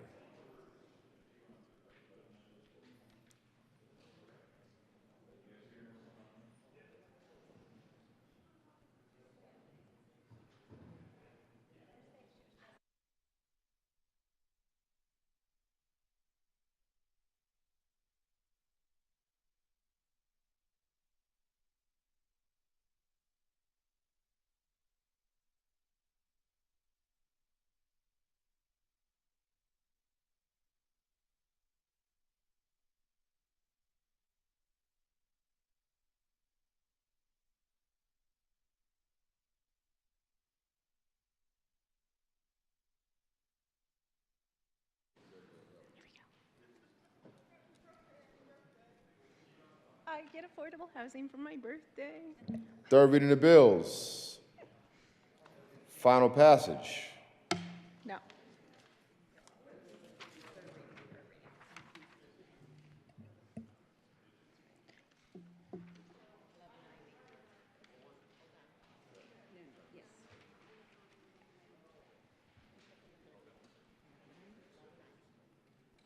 Will the clerk please read the title of House Bill 1190? House Bill 1190, Representative Bazenaker and Sirota, Senators Winter F. and Huckes Lewis, concerning a right of first refusal to purchase qualifying multifamily residential property by a local government. Senator Winter. Thank you, Mr. President. I move for third reading and final passage, Senate Bill 1190. Is there any discussion? Senator Kirkmeyer. Thank you, Mr. Chair. Just as a refresher, because we were all sitting here going, what did we do on this? How did we get to where we're moving and we're all, not necessarily agreeing with 1190, but we think we got it to a spot that is actually workable. So for those of you who were trying to refresh your memory banks just like we were, 1190 is that bill that created the first right of refusal of a local government to match an acceptable offer for the sale of a residential or mixed-use multifamily property. They would have had the right to purchase the property by the local government and subject to the local government's commitment to using the property as long-term affordable housing. If you remember, this is where I went through and discussed all of the amendments and things that were coming in, that were put in here. And then we got a couple more amendments where we were able to work with the, excuse me, good sponsors from Westminster and Erie. So thank you for that opportunity and thank you for working with us on this. So one of the first amendments that we were able to get was on page 7. This one to me was extremely important because previously to the amendment, it was stated that at any time, so I'm on page 7, line 18, that at any time the local government may assign its rights regarding a qualifying property under this Part 12. And originally it said to the state, any political subdivision, any housing authority in the state, or the Colorado Housing and Finance Authority. And what the good sponsors were able to work with us on is we changed it to say that at any time the local government may assign its rights regarding a qualifying property under this Part 12. We delete it to the state because there's a lot of things you have to go through before the state can own property. We deleted any political subdivision because that was pretty broad. And then we changed it to a housing authority that is within the local government's jurisdiction, a regional housing authority that serves the local government's jurisdiction, and then left in still the Colorado Housing and Finance Authority. So those are the entities that a local government may assign its rights to regarding a qualifying property, which in my mind makes sense. And I use the example of, for example, if Westminster gave the notice of intent. I'm sorry, do you need me to stop? No. Okay. If Westminster gave their notice of intent to maintain their right to attempt to purchase a property, then they could assign that right then, not to the state, not to just any political subdivision, not to any housing authority in the state, but a housing authority that is within their jurisdiction. So that if Westminster has a housing authority, they could assign it to the Westminster Housing Authority, or they could assign it to a regional housing authority that serves the local government's jurisdiction. So for example, in their case, the Adams County, Broomfield, City and County of Broomfield Housing Authority, they could have assigned their rights to that. So again, that was important. I think there'll be others who will talk about the other amendment that we were able to secure after all of the sponsors' amendments to the bill. But again, this is, and even though we were able to get amendments, and again, I am grateful to the amendments. Thank you so very much to the sponsors, the good senators from Westminster and the good senator from Erie. That works. Appreciate you being willing to work with us on this. I still, though, fundamentally have an issue with a local government owning property. When government owns property, they take it off the tax roll. From my perspective, when a government owns property, so for example, county commissioners own the roadways, own the property that's within the roadways, they're owning property that serves a public benefit and is hugely beneficial to all members of that public. Makes sense. I just have an issue though, when if I were to have a 15-unit multifamily unit and I wanted to put it up for sale, because I live in a urban county called Weld County, I would have to give notice to the local government. And then there was a lot of things that have to take place before I would be able to sell my property. That doesn't make sense to me. Essentially what it means is the local government has the right to your property almost before you do. They have a right to your property. That is not where I think I live. I live in the United States of America. I think it's my property. I should have the right to choose to sell it when I wish to sell it. If the local government wants to come in and place a bid on it, try and buy it, then great, go for it. If that's acceptable to your taxpayers to be doing things like that, then go for it. But to say that I have to get your permission, that I have to give you the right to my property before I can sell it, is fundamentally wrong to me. That is not the role of government. What it is, to me, which you could argue with some of the provisions in here, that it could be a takings under the Constitution. Now, I know that would be an argument. You may not be successful in it. I know that the sponsors probably would not agree with that. But any time that we are passing a law that says the government has the first right to your property, I am fundamentally in disagreement with that. So again, while I'm very appreciative of the sponsors and their willingness to make amendments to this bill, it made it better, but it did not get me to a position where I could vote yes on it. So I urge a no vote on House Bill 1190. Seeing no further discussion, the motion, Senator Winter. Thank you, Mr. President. I apologize, and I ask for permission to run a third reading amendment. What? Will you please explain, Senator Winter, the need for a third reading amendment? Thank you, Mr. President. This is an amendment from our bill drafter.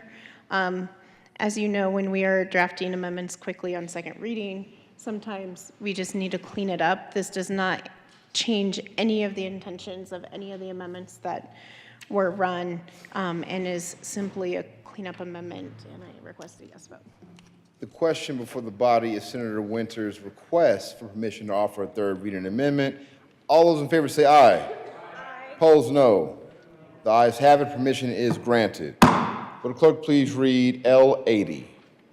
Amendment L080 Senator Winter. Thank you, Mr. President. I move L080. To the amendment, Senator Winter. Thank you. As I just explained, this is an amendment from the bill drafter. We had some amendments touching different areas, and this cleans it up so they all work together. Is there any further discussion on L80? Seeing Senator Van Winkle. Hey, Mr. Chair, just trying to catch up to speed here and see what this amendment does, because it does actually appear to be rather substantive here. On page 2, after line 22, insert, in addition to not responding to a resident seller's notice as set forth in section 29.4.1202, and the waiver set forth in subsection 2 of this section, which is page 22 of the revised. The local government may also waive its rights under this Part 12 if the governing body of the local government elects to disclaim any rights provided under this Part 12 with respect to any proposed transaction for any duration of time. So, I'm sorry, could you just sum that up for us? Thank you. Senator Winter. Thank you, Mr. President. The bill drafter is coming up, and I request a senatorial 5. Senatorial 5 has been requested and granted.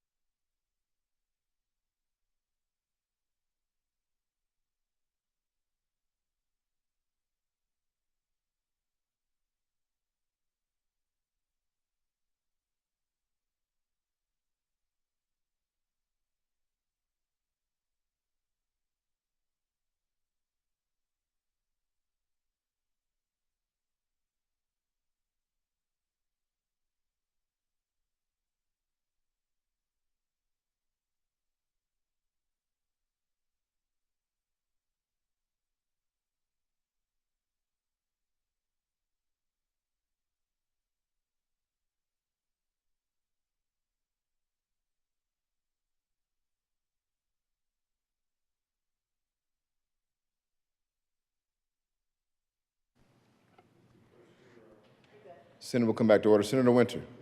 Thank you, Mr. President. I renew my motion for the passage of L080 on third reading. Senator Van Winkle. Thank you, Mr. Chairman. I just want to, it's third reading. Thank you, Mr. President. My apologies.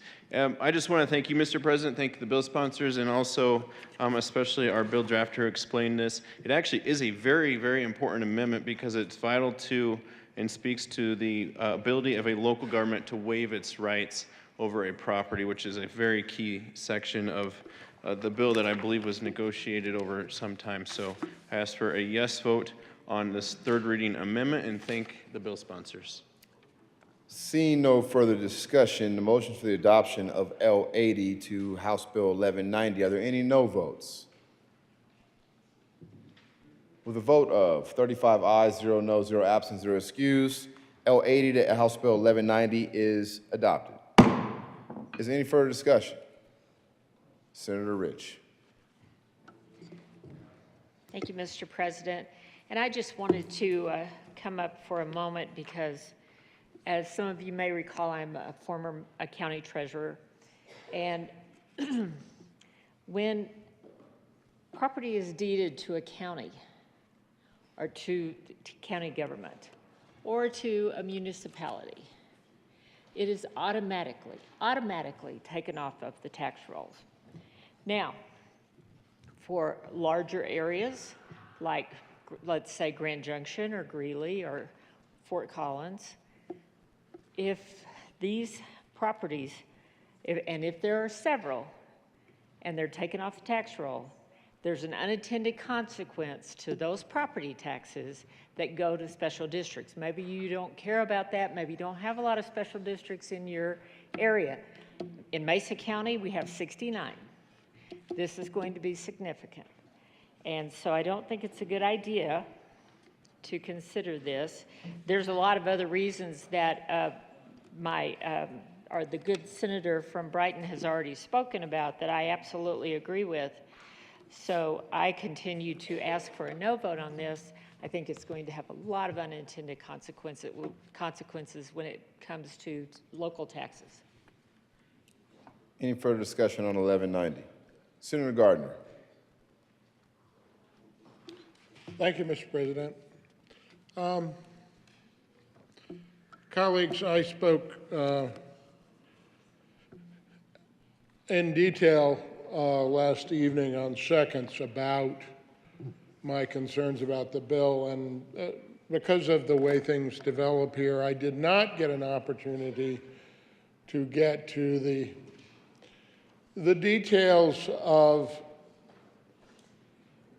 how this bill, in my view, represents a taking of the property owners, an aspect of their property right without just compensation. Now, we know in the law of takings, this is the law of the Fifth Amendment and of the U.S. Constitution, and in Colorado we have, as is common in our state constitutions, we have something similar to the Fifth Amendment.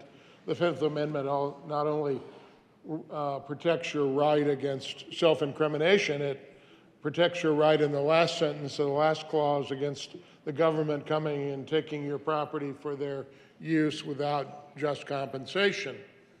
In Colorado, Article 2, Section 15 of our State Bill of Rights has a provision about taking property for public use and compensation and how that's ascertained. And the first line of that, and the reason I go to the state constitution is because there's an awful lot of law around the Fifth Amendment about regulatory takings. More about that in a moment. But it could be that our state constitution is more protective of the rights of property owners than the federal constitution in very nuanced ways. Article 2, Section 15 of the Colorado Constitution says, private property shall not be taken or damaged for public or private use without just compensation. And it goes on to say that compensation's to be ascertained by a board of commissioners of not less than 3 freeholders or by a jury when required by the owner of the property. And there's a whole set of lawyers who sort of emphasize a practice in eminent domain takings. One of the doctrines in takings, though, if you think about it, the government, state, local government, does a lot of things about your property that affect the value of your property. Zoning might do that, changes in zoning. We may be talking about a bill later this evening. I don't want to talk about the merits of the bill. I just want to note that we may be talking about a bill later this evening, Senate Bill 213, which radically changes the value of various properties throughout the state if it were to pass. And some time ago, lawyers being lawyers, they said, well, if the government takes a regulatory action that takes away the value of my property in some way, then that's a taking by the government and I should be compensated. And the courts have said, no, in the law of regulatory takings, it is only if that regulatory taking deprives you of all of the economic benefit of your property. So when I looked at this, this bill, proposed statute, and said, well, this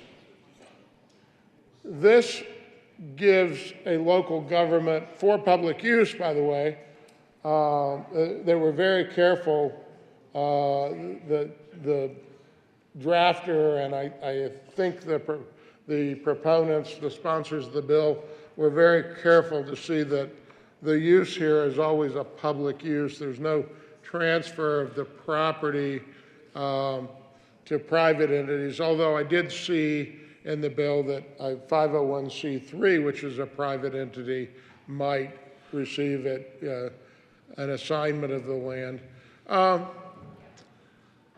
But it turns out that this question of, well, what about governmental action that takes some value of the property, is that a taking?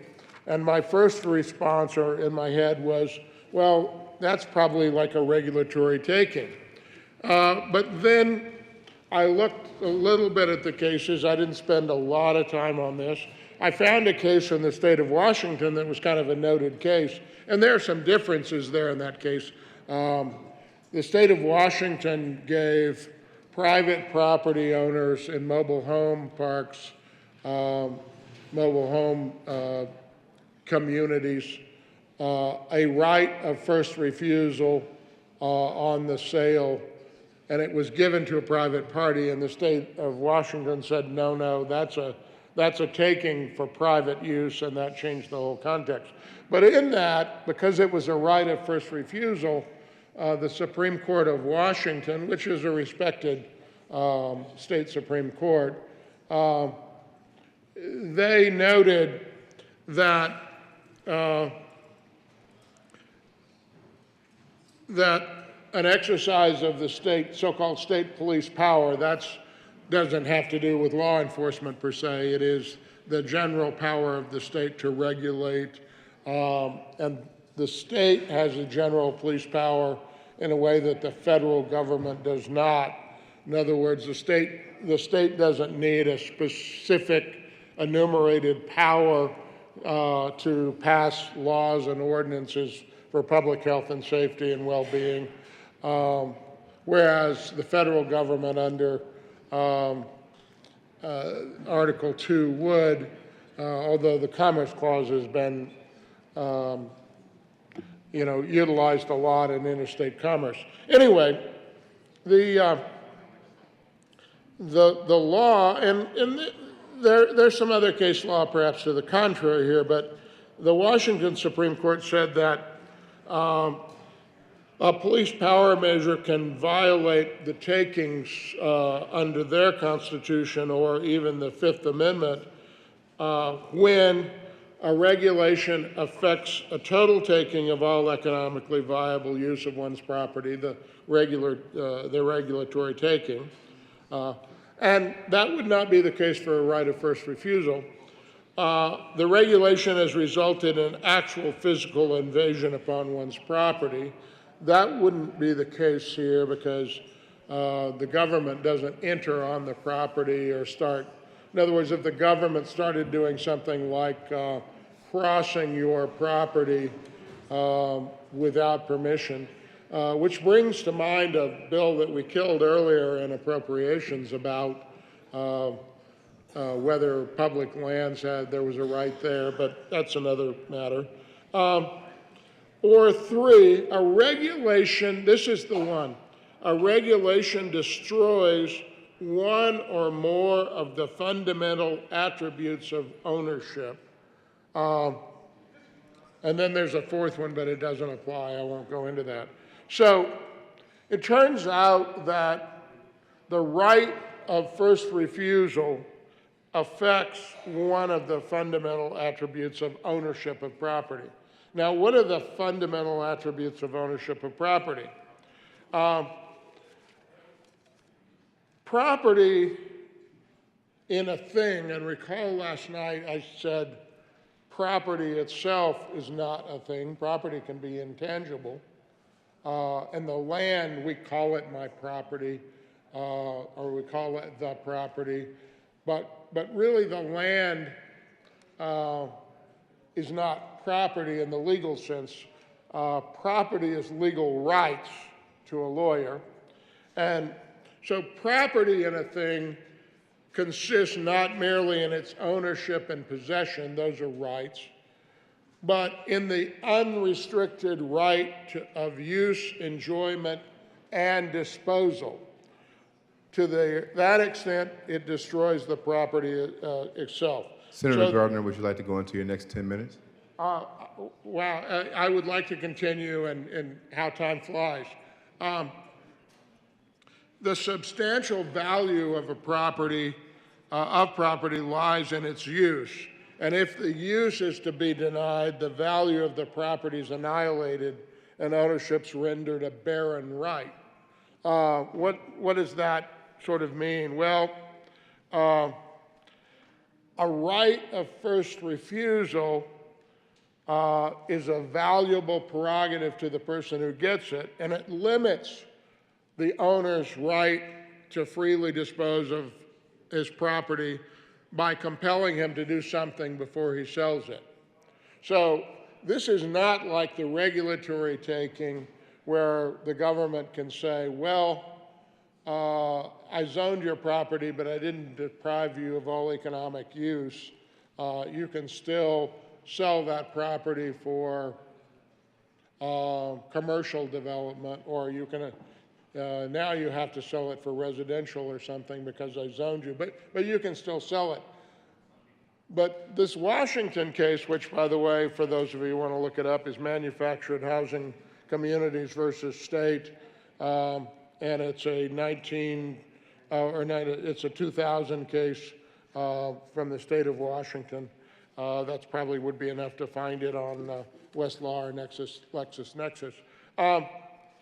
My point is, this thing in the bill, the right of first refusal, I don't think gets judged by the regulatory taking standard as to whether or not it's a property right and whether you should be compensated.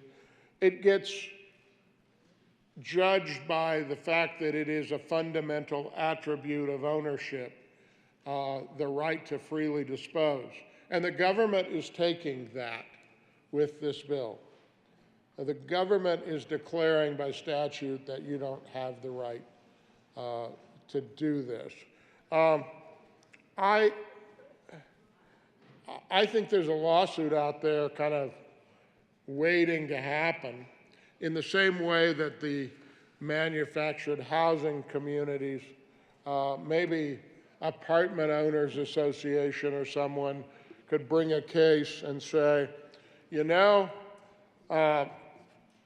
House Bill 1190 gives my local government a right of first refusal and impairs, burdens my prerogative to freely dispose of my property.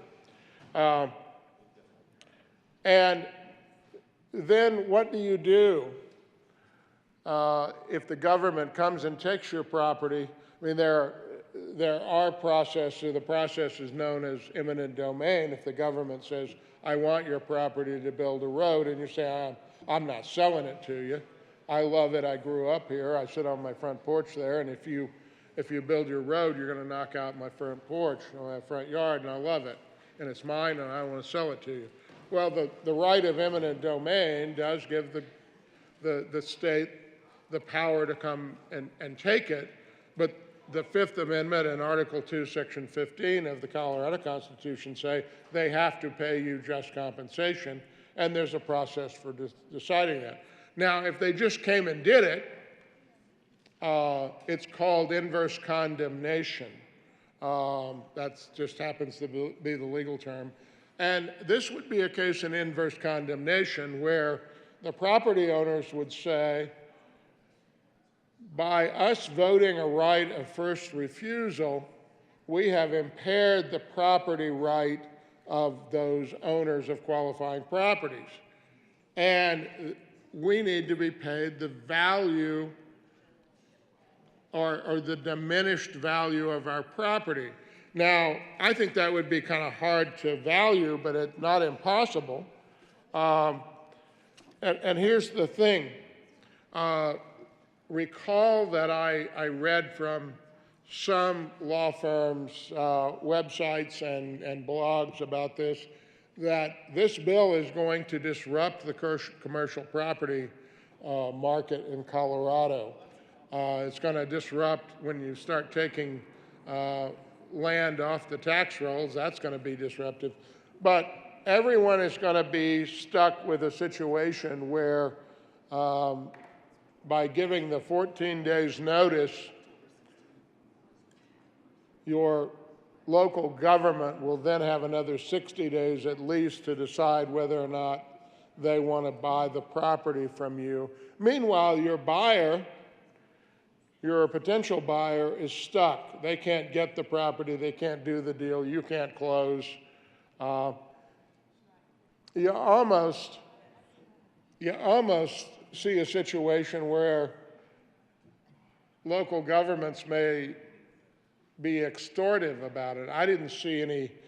I saw protections of the local governments in the bill that said thou shalt not collude with a buyer to drive up the price of the property, but I didn't see anything that said local government, thou shalt not use this power to extort some kind of concession out of the potential seller. But think about it. I think there will be some local governments out there that start to think about this and say, well, we have a right of first refusal on every property that's there. And we can hold it up for 2 months. Or, because we passed this amendment a minute ago, we can waive it. If you'd like a waiver, property owner, we could do that. We'll give up our right of first refusal. You need to give us something for it. I could see an innovative local government doing that. I think there's a lot of litigation here in the offing. I don't know exactly how the Colorado Supreme Court will come out on such a case, but a right of first refusal is not the same as any other regulatory taking. It deprives the owner of a particular attribute of ownership altogether, the attribute being the right to freely dispose of the property. You've got a right to use, enjoy, occupy, and freely dispose of the property. And the government has come in and said, we want to take one of your rights because we think it's for public use. That's okay. But Article 2, Section 15 says If you take property from someone for public use, you have to compensate them. And options, rights of first refusal have value.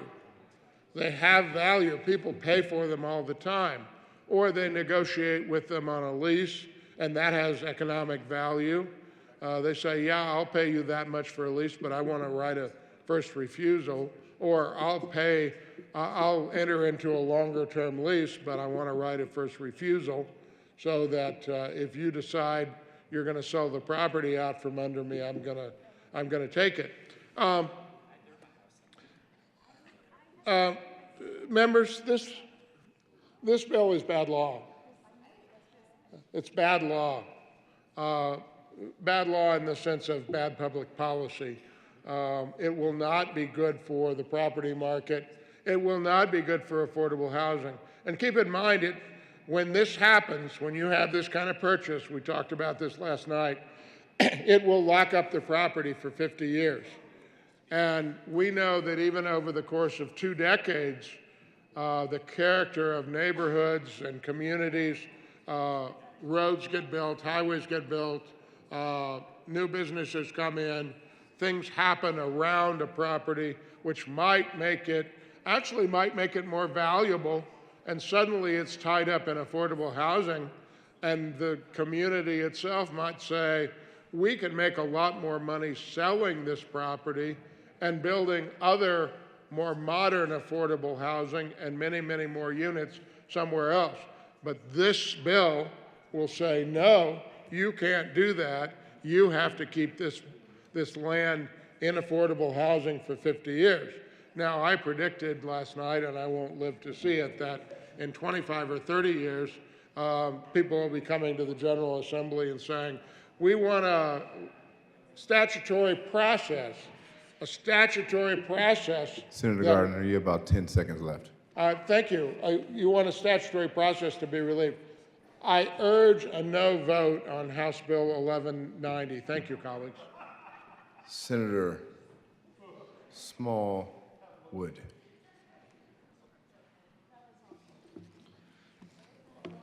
Good evening, Mr. President. Good evening, colleagues.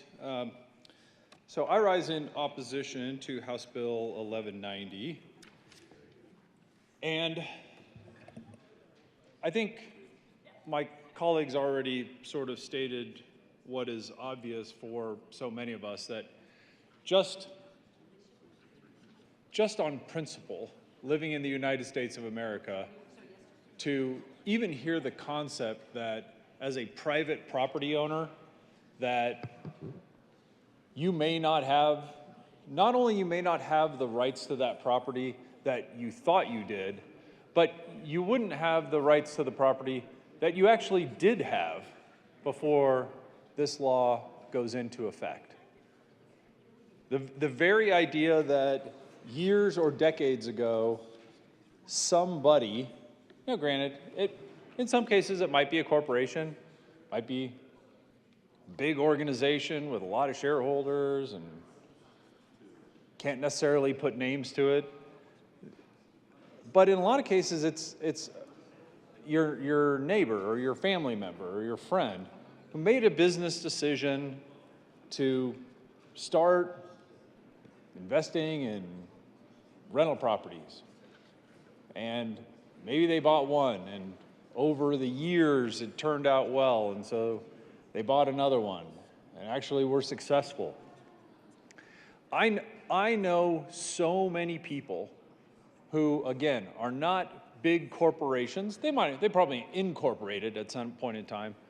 But again, these aren't large multi-shareholder created conglomerates that we're talking about. In a lot of cases, we are talking about your friends and neighbors who simply did well in business and were able to acquire a number of rental properties. And they did that over time for whatever reason.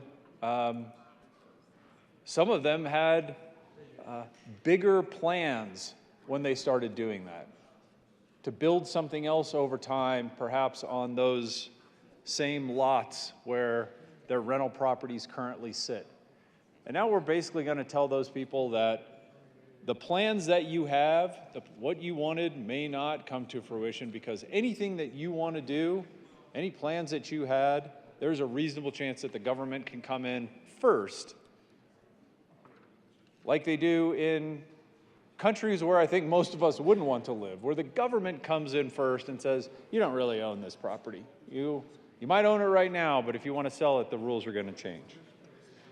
So I think it should go without saying for so many of us that this is bad policy just right out of the gate.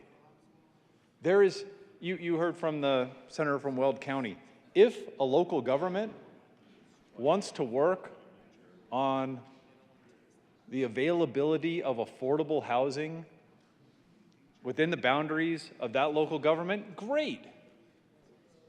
Do it. Compete in the marketplace. Do a better job than the other private buyers out there. But a local government doesn't need, in my opinion, to have once again an unlevel playing field when it comes to competing, and certainly not the ability to stomp on the rights of private property owners, which I think is exactly what's happening here. So again, just on principle, we have a disagreement. But I'm also really worried about some of the actual language in the contract. I'll give you one example because I don't have an hour or two to describe to you just one example of where I think the language in this contract, in this bill, isn't, as it relates to contracts, isn't necessarily completely thought out yet. So there appears to be a desire by the proponents, maybe the sponsors themselves, I don't know, I'm not foolish enough to try to guess their thoughts, but in the bill, there's exemption language. And in this exemption language, and I'm on page 18 of the revised bill, so I believe this is the most updated version to look at. If you look at page 18, we've written in some exemptions. One of the first exemptions, so 29-4-1203, number 1, this Part 12 does not apply to any sale, transfer, or conveyance of qualified property by a residential seller, then there's a colon, made to, and I'd really like for you to pay attention to just this one sentence. I know it's late and you got a lot going on. This is who gets an exemption. This is the new definition of family and family member that we are creating in Title 29. A spouse, a partner in a civil union, a parent, sibling, aunt, uncle, first cousin, or legally recognized child of the residential seller. Colleagues, who's missing in that list? In this new definition of family that we're creating? Anybody notice anything missing? Here's the new definition of family. A spouse, a partner in a civil union, a parent, sibling, aunt, uncle, first cousin, or legally recognized child. Who's missing? Doesn't stand out to anybody? Well, let me help. We created a definition of family in Title 8. So, in Title 8, when we talk about paid family and medical leave, we have a definition of family. A family member means, this is Title 8, regardless of age, a biological, adopted, or foster child, stepchild, or legal ward. Anybody disagree with that? Child, sounds okay, right? A biological or adopted foster parent, step-parent, or legal guardian of a resident here in Colorado. Don't think I see that in this new definition of family we're creating. a person whom the covered individual is legally married under the laws of any state, and pay attention to this one, colleagues, or a domestic partner. In the state of Colorado, under Title VIII, we've defined domestic partner as a family member. And now, under House Bill 1190, under this Title 29, we've now taken out domestic partners as a definition of a family member.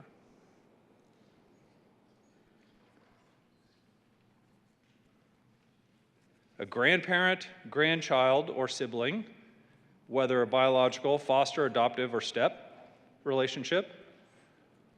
So grandparents are out. Domestic partners are out. Grandparents are out. Or, what I think is the most significant, in the state of Colorado today, under Title VIII, we define a family member as shown by, it says here, covered individual. We're talking about a citizen of Colorado. As shown by a citizen, any other individual with whom the covered individual has a significant personal bond that is or is like a family relationship, regardless of biological or legal relationship. Do you like that definition? It's in Title VIII. We wanted it. The citizens of Colorado wanted it.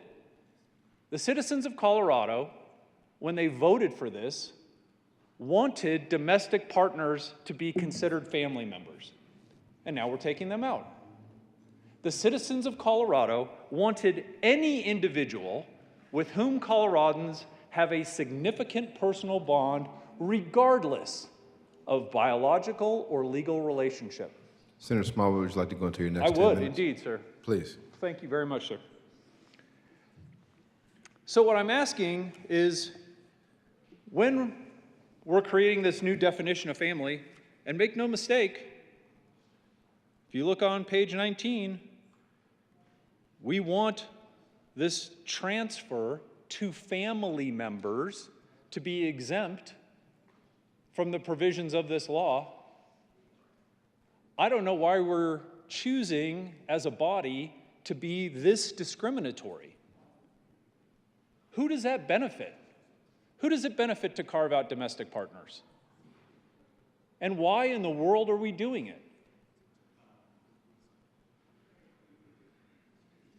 If you look at page 19, lines 13 and 14, there is now a new exemption under this law. You don't have to give the local government first right of refusal if this is made for tax or estate purposes between closely held partners, family members, or corporations.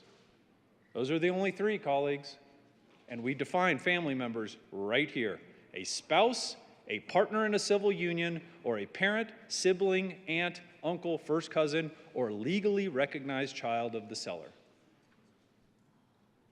If you're cool carving out domestic partners, then you should not ask to have this language changed. If you feel comfortable no longer using the definition of any individual with whom you have a personal bond, regardless of legal or biological relationship, if you're okay creating this new definition of family in Title 29, have at it. This is one of many reasons why I was a no vote, because of the concept of taking by the government. And I'm now also opposed because the details of this bill seem to fly in the face of every other piece of legislation I've seen in the last year, where we will, as a body, have decided to discriminate against domestic partners in our state under this new definition of family that we're creating. If we had more time, I would love to go through the other, what I would say, clumsily written pieces in House Bill 1190, or maybe, colleagues, maybe it's not clumsily written at all. Maybe it is the intent that we no longer want to include domestic partners in the definition of Colorado families. But those reasons alone, I think, should have everybody pause and wonder how much time has really been spent digging into the details of House Bill 1190. I certainly can't support this legislation and would ask that you join me in being a no vote. Thank you. Seeing no further discussion, Senator Will. Thank you, Mr. President. Request permission to run a third reading amendment. Will you explain the need for a third reading amendment, Senator Will? So, and the sponsors are good with this amendment. I think it's a great amendment. What this amendment does, if you look in the bill on page 16, and it's talking about exemptions and waivers to the local government and the first right of refusal, and talks about this part 12 does not apply to any sale, transfer, or conveyance of qualifying property by a residential seller, and it's made to your spouse, partner, civil union, or a parent, sibling, aunt, uncle that was just talked about, first cousin or legally recognized child of the residential seller. What my amendment does is it adds that any legally recognized child and substitute legally recognized child or grandchild. So that means if I want to sell my property and I don't want the government to have anything to do with me conveying my property to a grandchild, because I got several of them, they should have no business in that. I think this is a great amendment that obviously the sponsors like, and I think everyone would like, so should be able to sell it to a grandchild. Senator 05 has been requested and granted.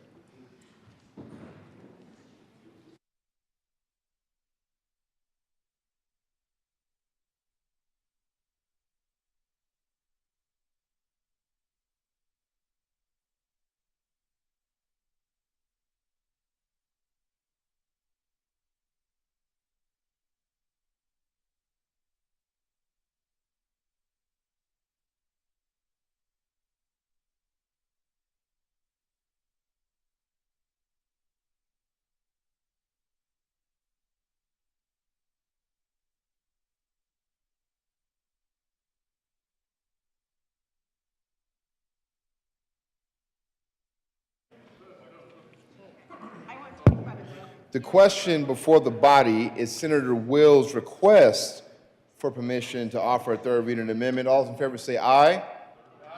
Opposed, no. The ayes have it, and permission is granted. Is there an amendment? Senator 05 has been requested and granted again.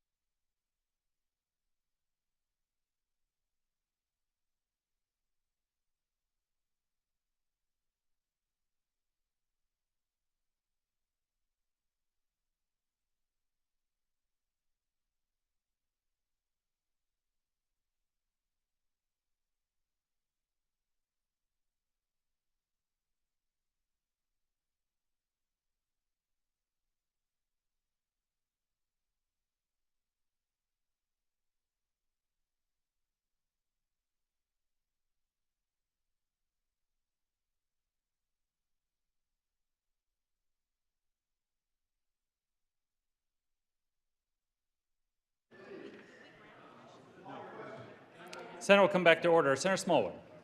Thank you, Mr. President. I request permission for a third reading amendment. The motion is permission to offer a third reading amendment. All those in favor say aye.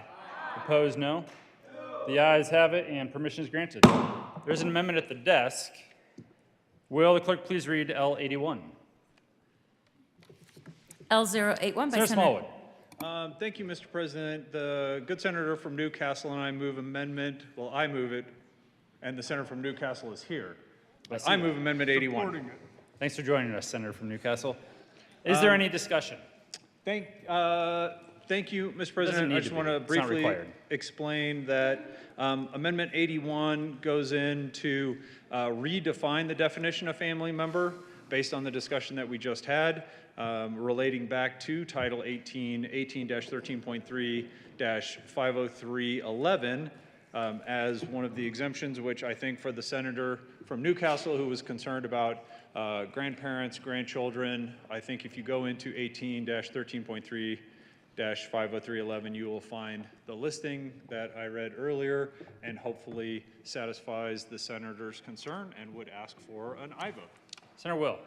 Thank you, and yes, that's exactly what I was looking for. So as long as I can convey a property to a grandchild and not be involved with the first right of refusal, I'm fine. Thank you. Senator Winter. Thank you, Mr. President. I strongly support this amendment. Having an inclusive definition of family that mirrors the definition that the voters approved in paid family and medical leave is important, and we are now putting that into this bill, and I move for a yes vote. Senator Janal. Senator Kirkmeyer. Thank you, Mr. President. I stand in support of this amendment as well. I think you've all heard me talk about my grandkids. I've got 6 grandsons. They are the 6th generation Coloradoans. I would love to be able to transfer my property to them. So great idea. Thank you for bringing it up. And strong support for this.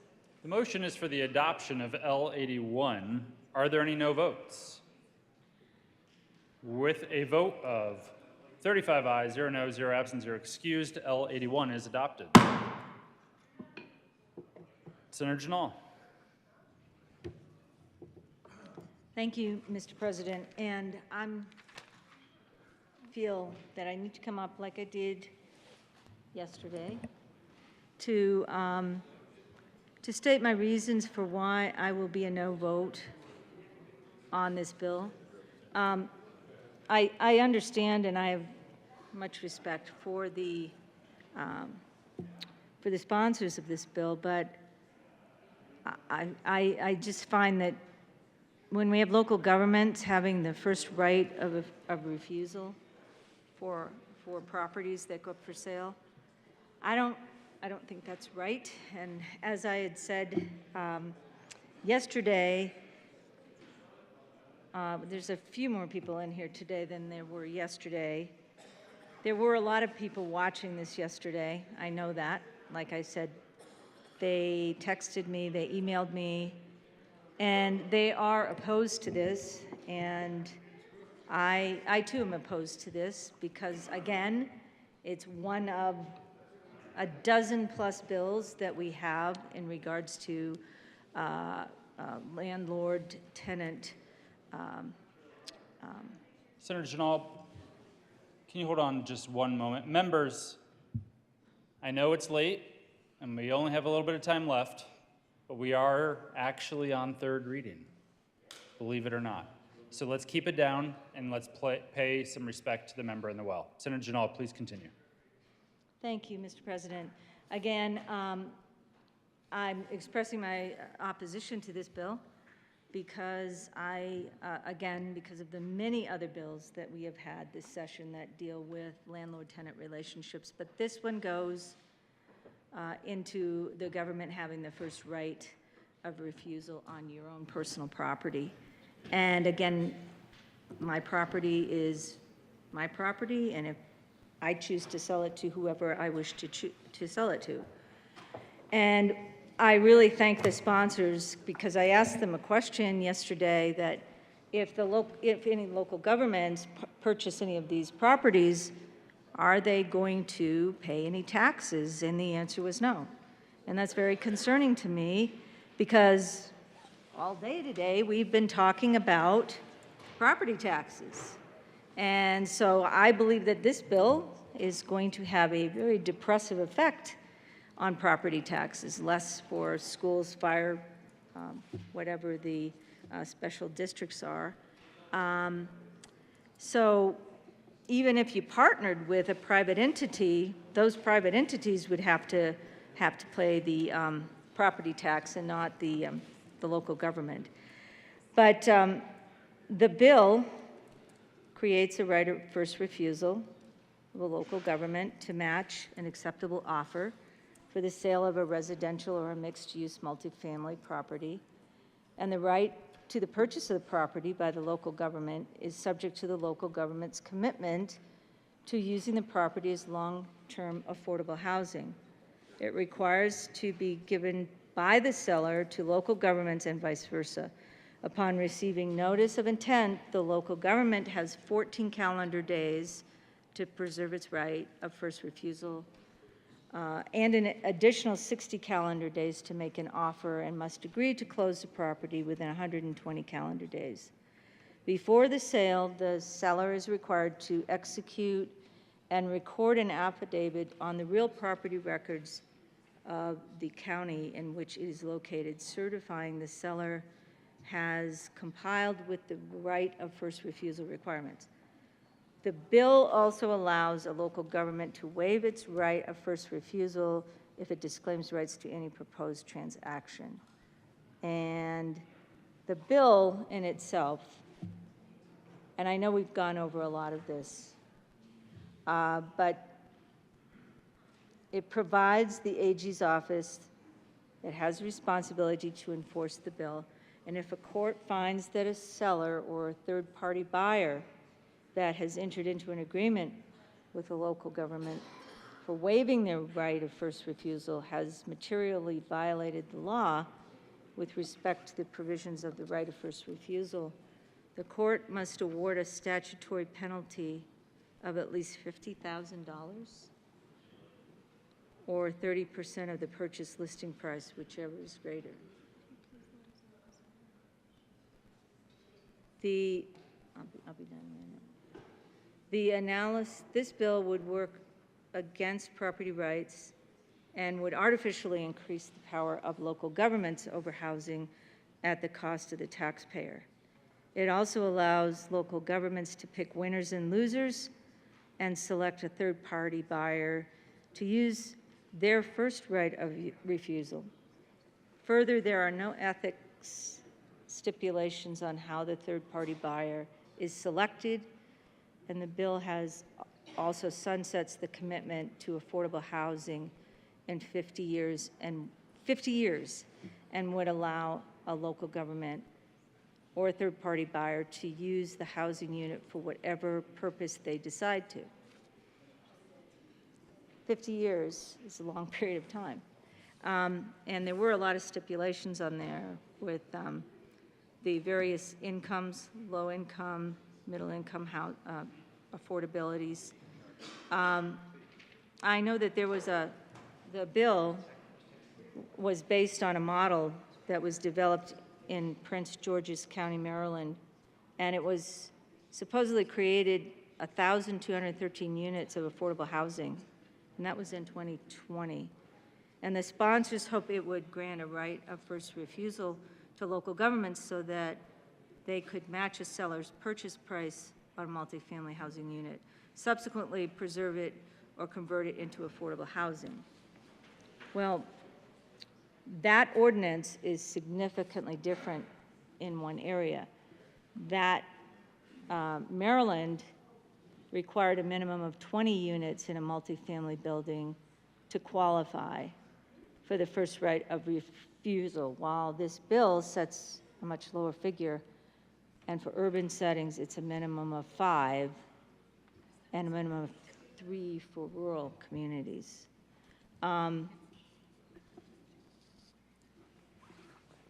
There was an article in the Denver Post recently. If an owner in Denver, for instance, were to accept a $50 million private offer for a 25-unit apartment complex, the city would then have a window to decide whether to step in and exercise their right of first refusal. And if they do, they have another window to match the offer and close the deal. And once that's done, the city would then be required to keep its new units affordable based on the local income levels while capping rent increases. Again, I just think it's an overreach of government to have that right of first refusal. And with all the other bills that we've had on landlord-tenant rights and housing rights and who can buy what, I just think this is just an overreach. And with all due respect to the bill sponsors, I rise in opposition to House Bill 1190. See no further discussion. The motion before the body is the adoption of House Bill 1190. Are there any no votes? Senators Van Winkle, Will, Baisley, Rich, Smallwood, Janal, Rodriguez, Zenzinger, Kirkmeyer, Lundin, Gardner, Liston, Pelton R., Pelton B., Simpson, Malika,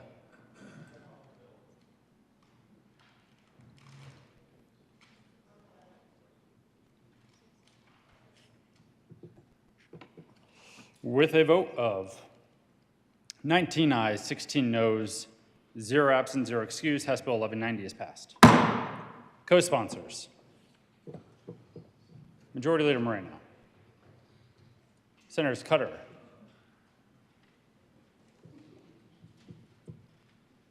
Majority Leader Moreno. Thank you, Mr. President. I move House Bill 1220 lay over until tomorrow, Monday, May 8th. The motion is to lay over House Bill 1220 until tomorrow, Monday, May 8th. All those in favor say aye. Aye. Opposed, no?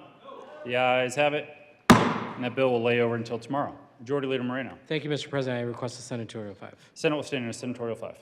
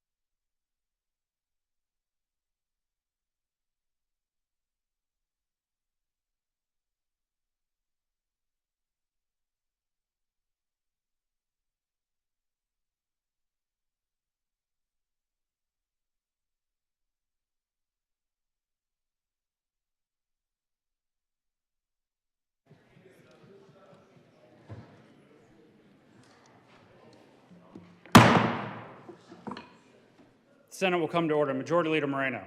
Thank you, Mr. President. Pursuant to Senate Rules 9A and 9C, I move that the time for debate on, I request Senatorial 5. The Senate will stand on Senatorial 5.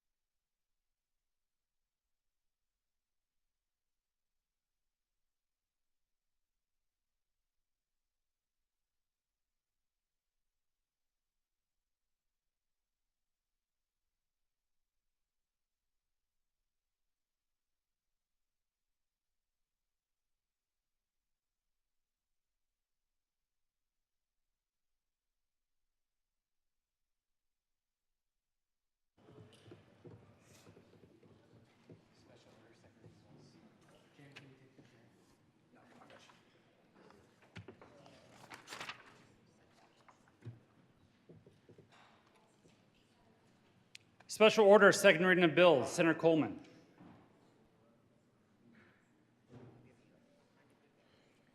Thank you, Mr. President. Move the Senate resolve the subcommittee of the whole for consideration of special order second reading of bills. You have heard the motion. All those in favor say aye. Aye. Opposed, no. The ayes have it. The motion is adopted. The Senate will resolve itself in the committee of the whole for the consideration of the special order second reading of bills, and Senator Coleman will take the chair.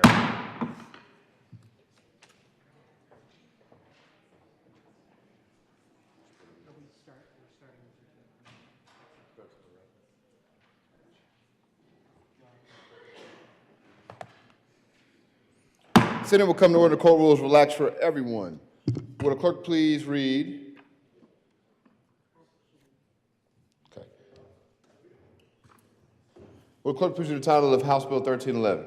House Bill 1311, Representatives Segura, Kennedy, and Weisman, Senators Hansen and Hendrickson, concerning the creation of an identical refund payment of excess state revenues from all sources as a mechanism to refund a portion of the excess state revenues for the 2022-23 state fiscal year only. As a reminder, members, we are back to Amendment L25 on House Bill 1311. Senator Hendrickson. Thank you, Mr. Chair. I move House Bill 1311 on second reading and ask for a vote. Seeing no further. We're on the amendment. Yes.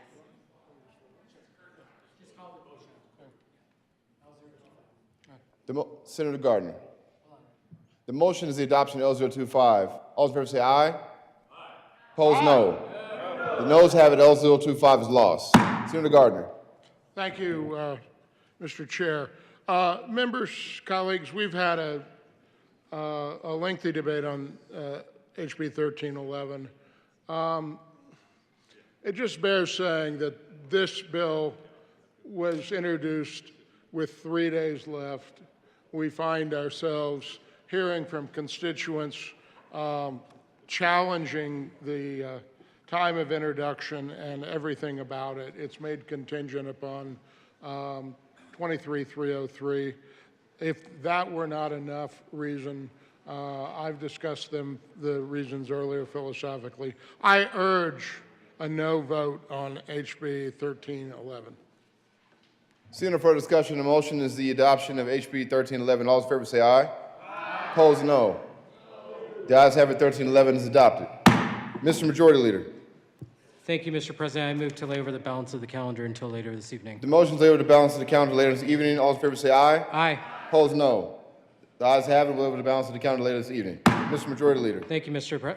Chair. I move the committee rise and report. The motion of the committee is to rise and report. All in favor say aye. Aye. Opposed, no. The ayes have it. The committee will rise and report.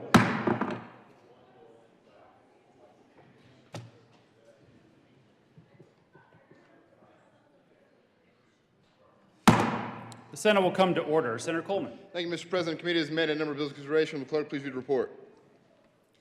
Mr. President, your committee of the whole begs leave to report it has had under consideration the following attached bills, being the second reading thereof, and makes the following recommendations on House Bill 1311 passed on second reading and ordered revised and placed on the calendar for third reading and final passage. House Bill 1171 laid over until later in the evening and retaining its place on the calendar. Senator Coleman. Thank you, Mr. President. I move the report. Motion is the adoption of the committee of the whole report.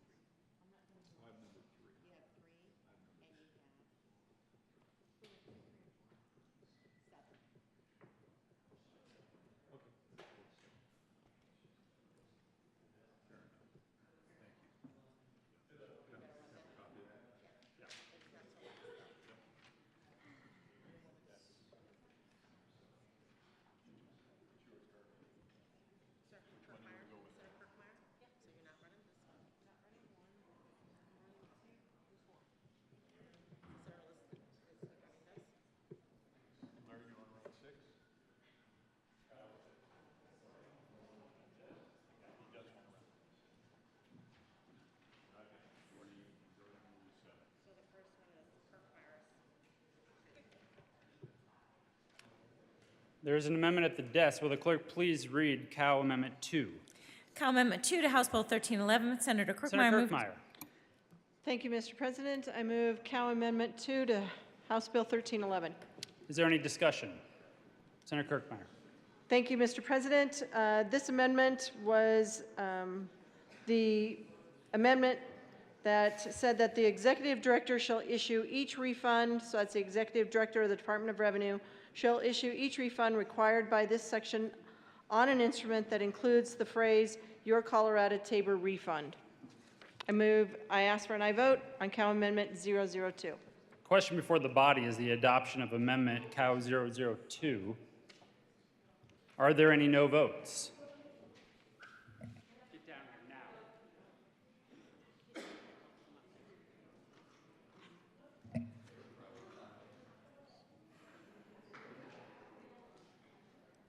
Senators Rodriguez, Moreno, Roberts, Hanson, Exum, Buckner, Gonzalez, Colker, Jaquez Lewis, Rodriguez, Fields, Cutter, Winter,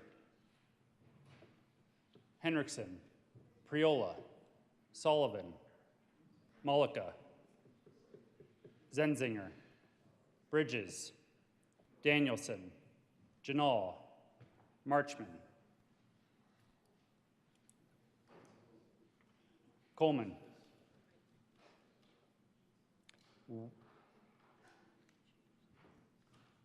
please add the president. With a vote of 12 ayes, 23 noes, 0 absent, 0 excused, Cow Amendment 2 fails.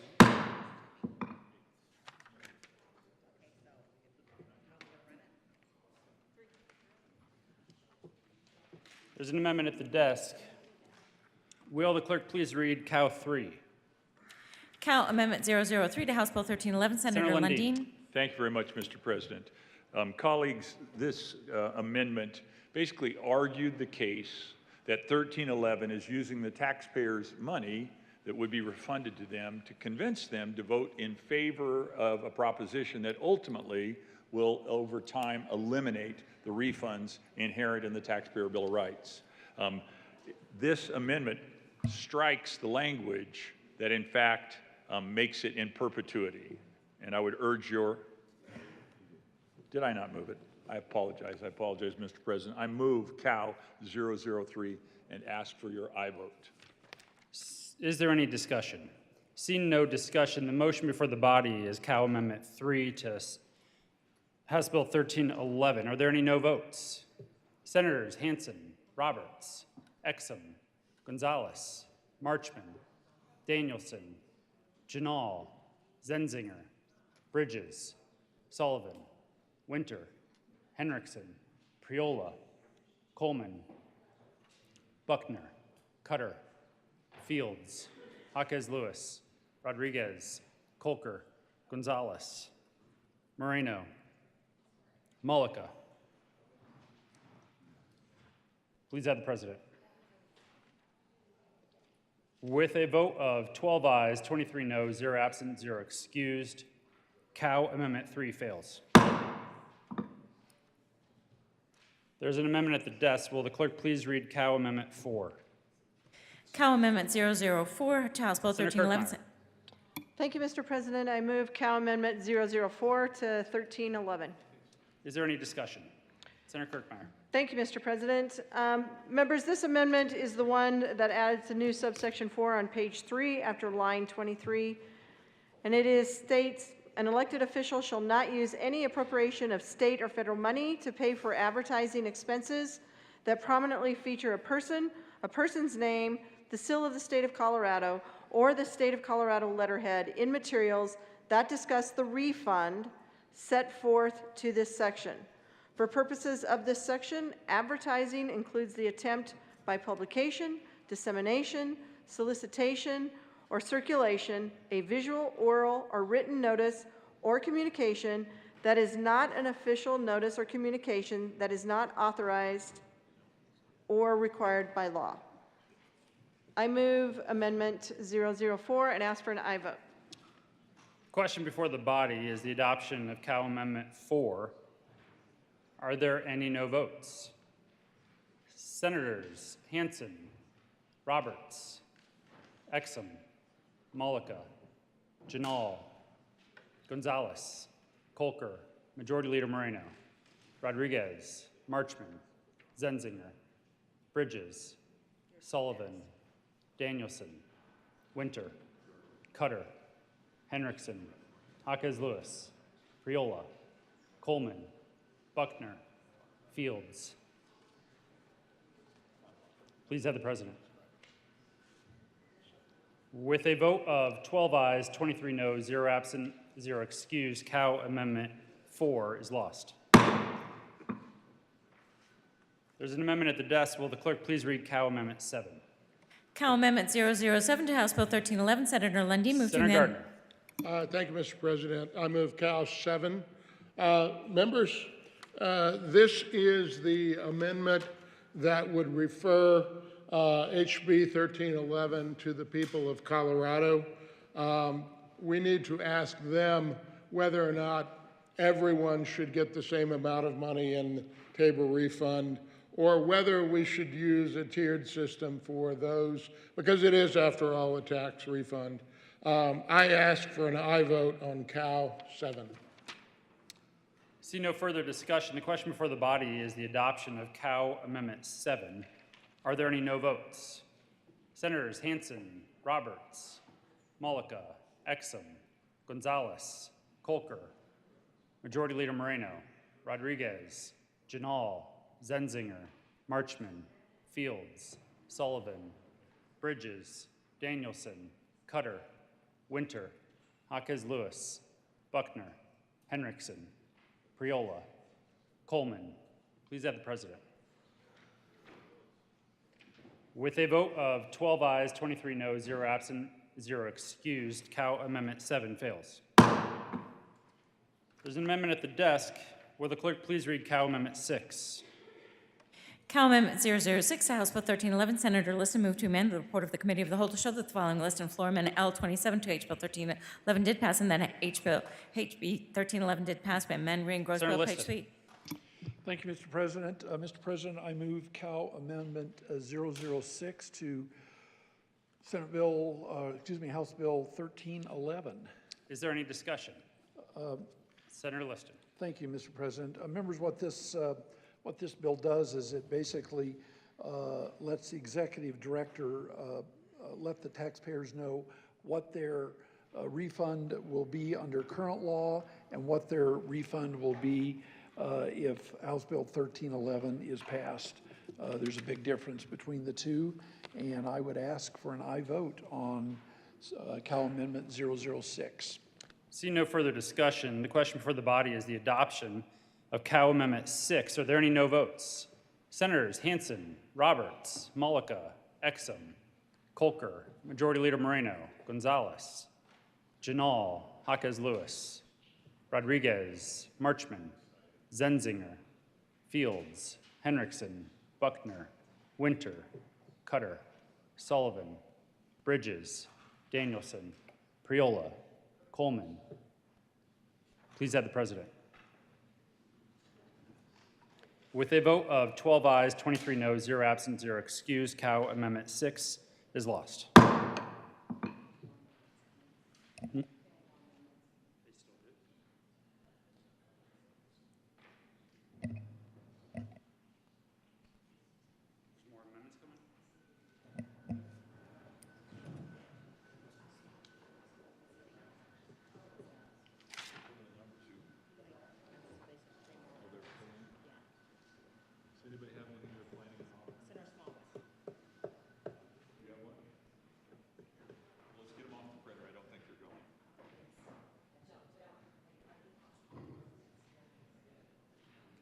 The question before the body is the adoption of the Committee of the Whole report. Are there any no votes? Senators Van Winkle, Baisley, Will, Rich, Gardner, Lundin, Smallwood, Kirkmeyer, Liston, Pelton B, Pelton R, Simpson.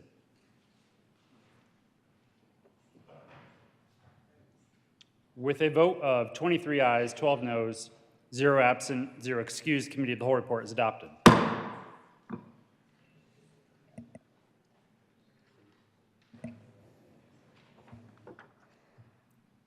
House Bill 1311 passed in second reading and order revised and placed on the calendar for third reading and final passage. House Bill 1171 laid over until May 7th and retaining its place on the calendar.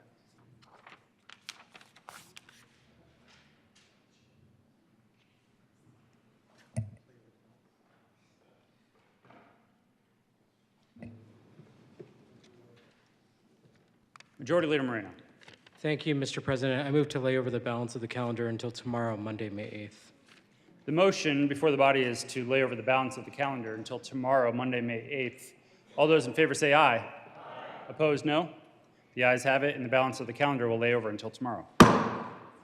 Message from the House.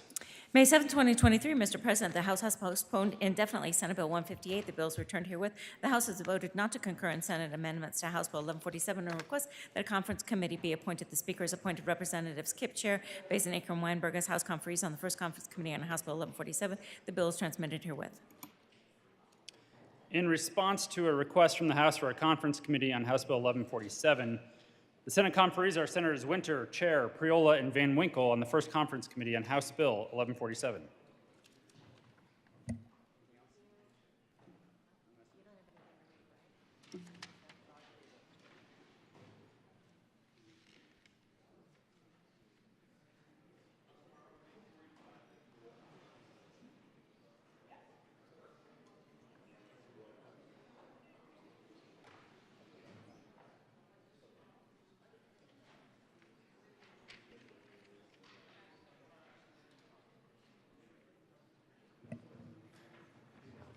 Announcements.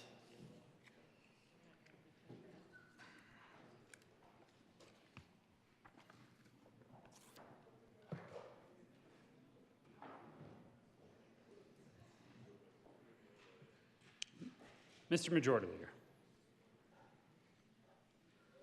Thank you, Mr. President. Seeing no further announcements, I move that the Senate adjourn until tomorrow, Monday, May 8th at 10 a.m. You have heard the motion. All those in favor say aye. Opposed, no. The ayes have it. The Senate will adjourn until tomorrow, 10 a.m.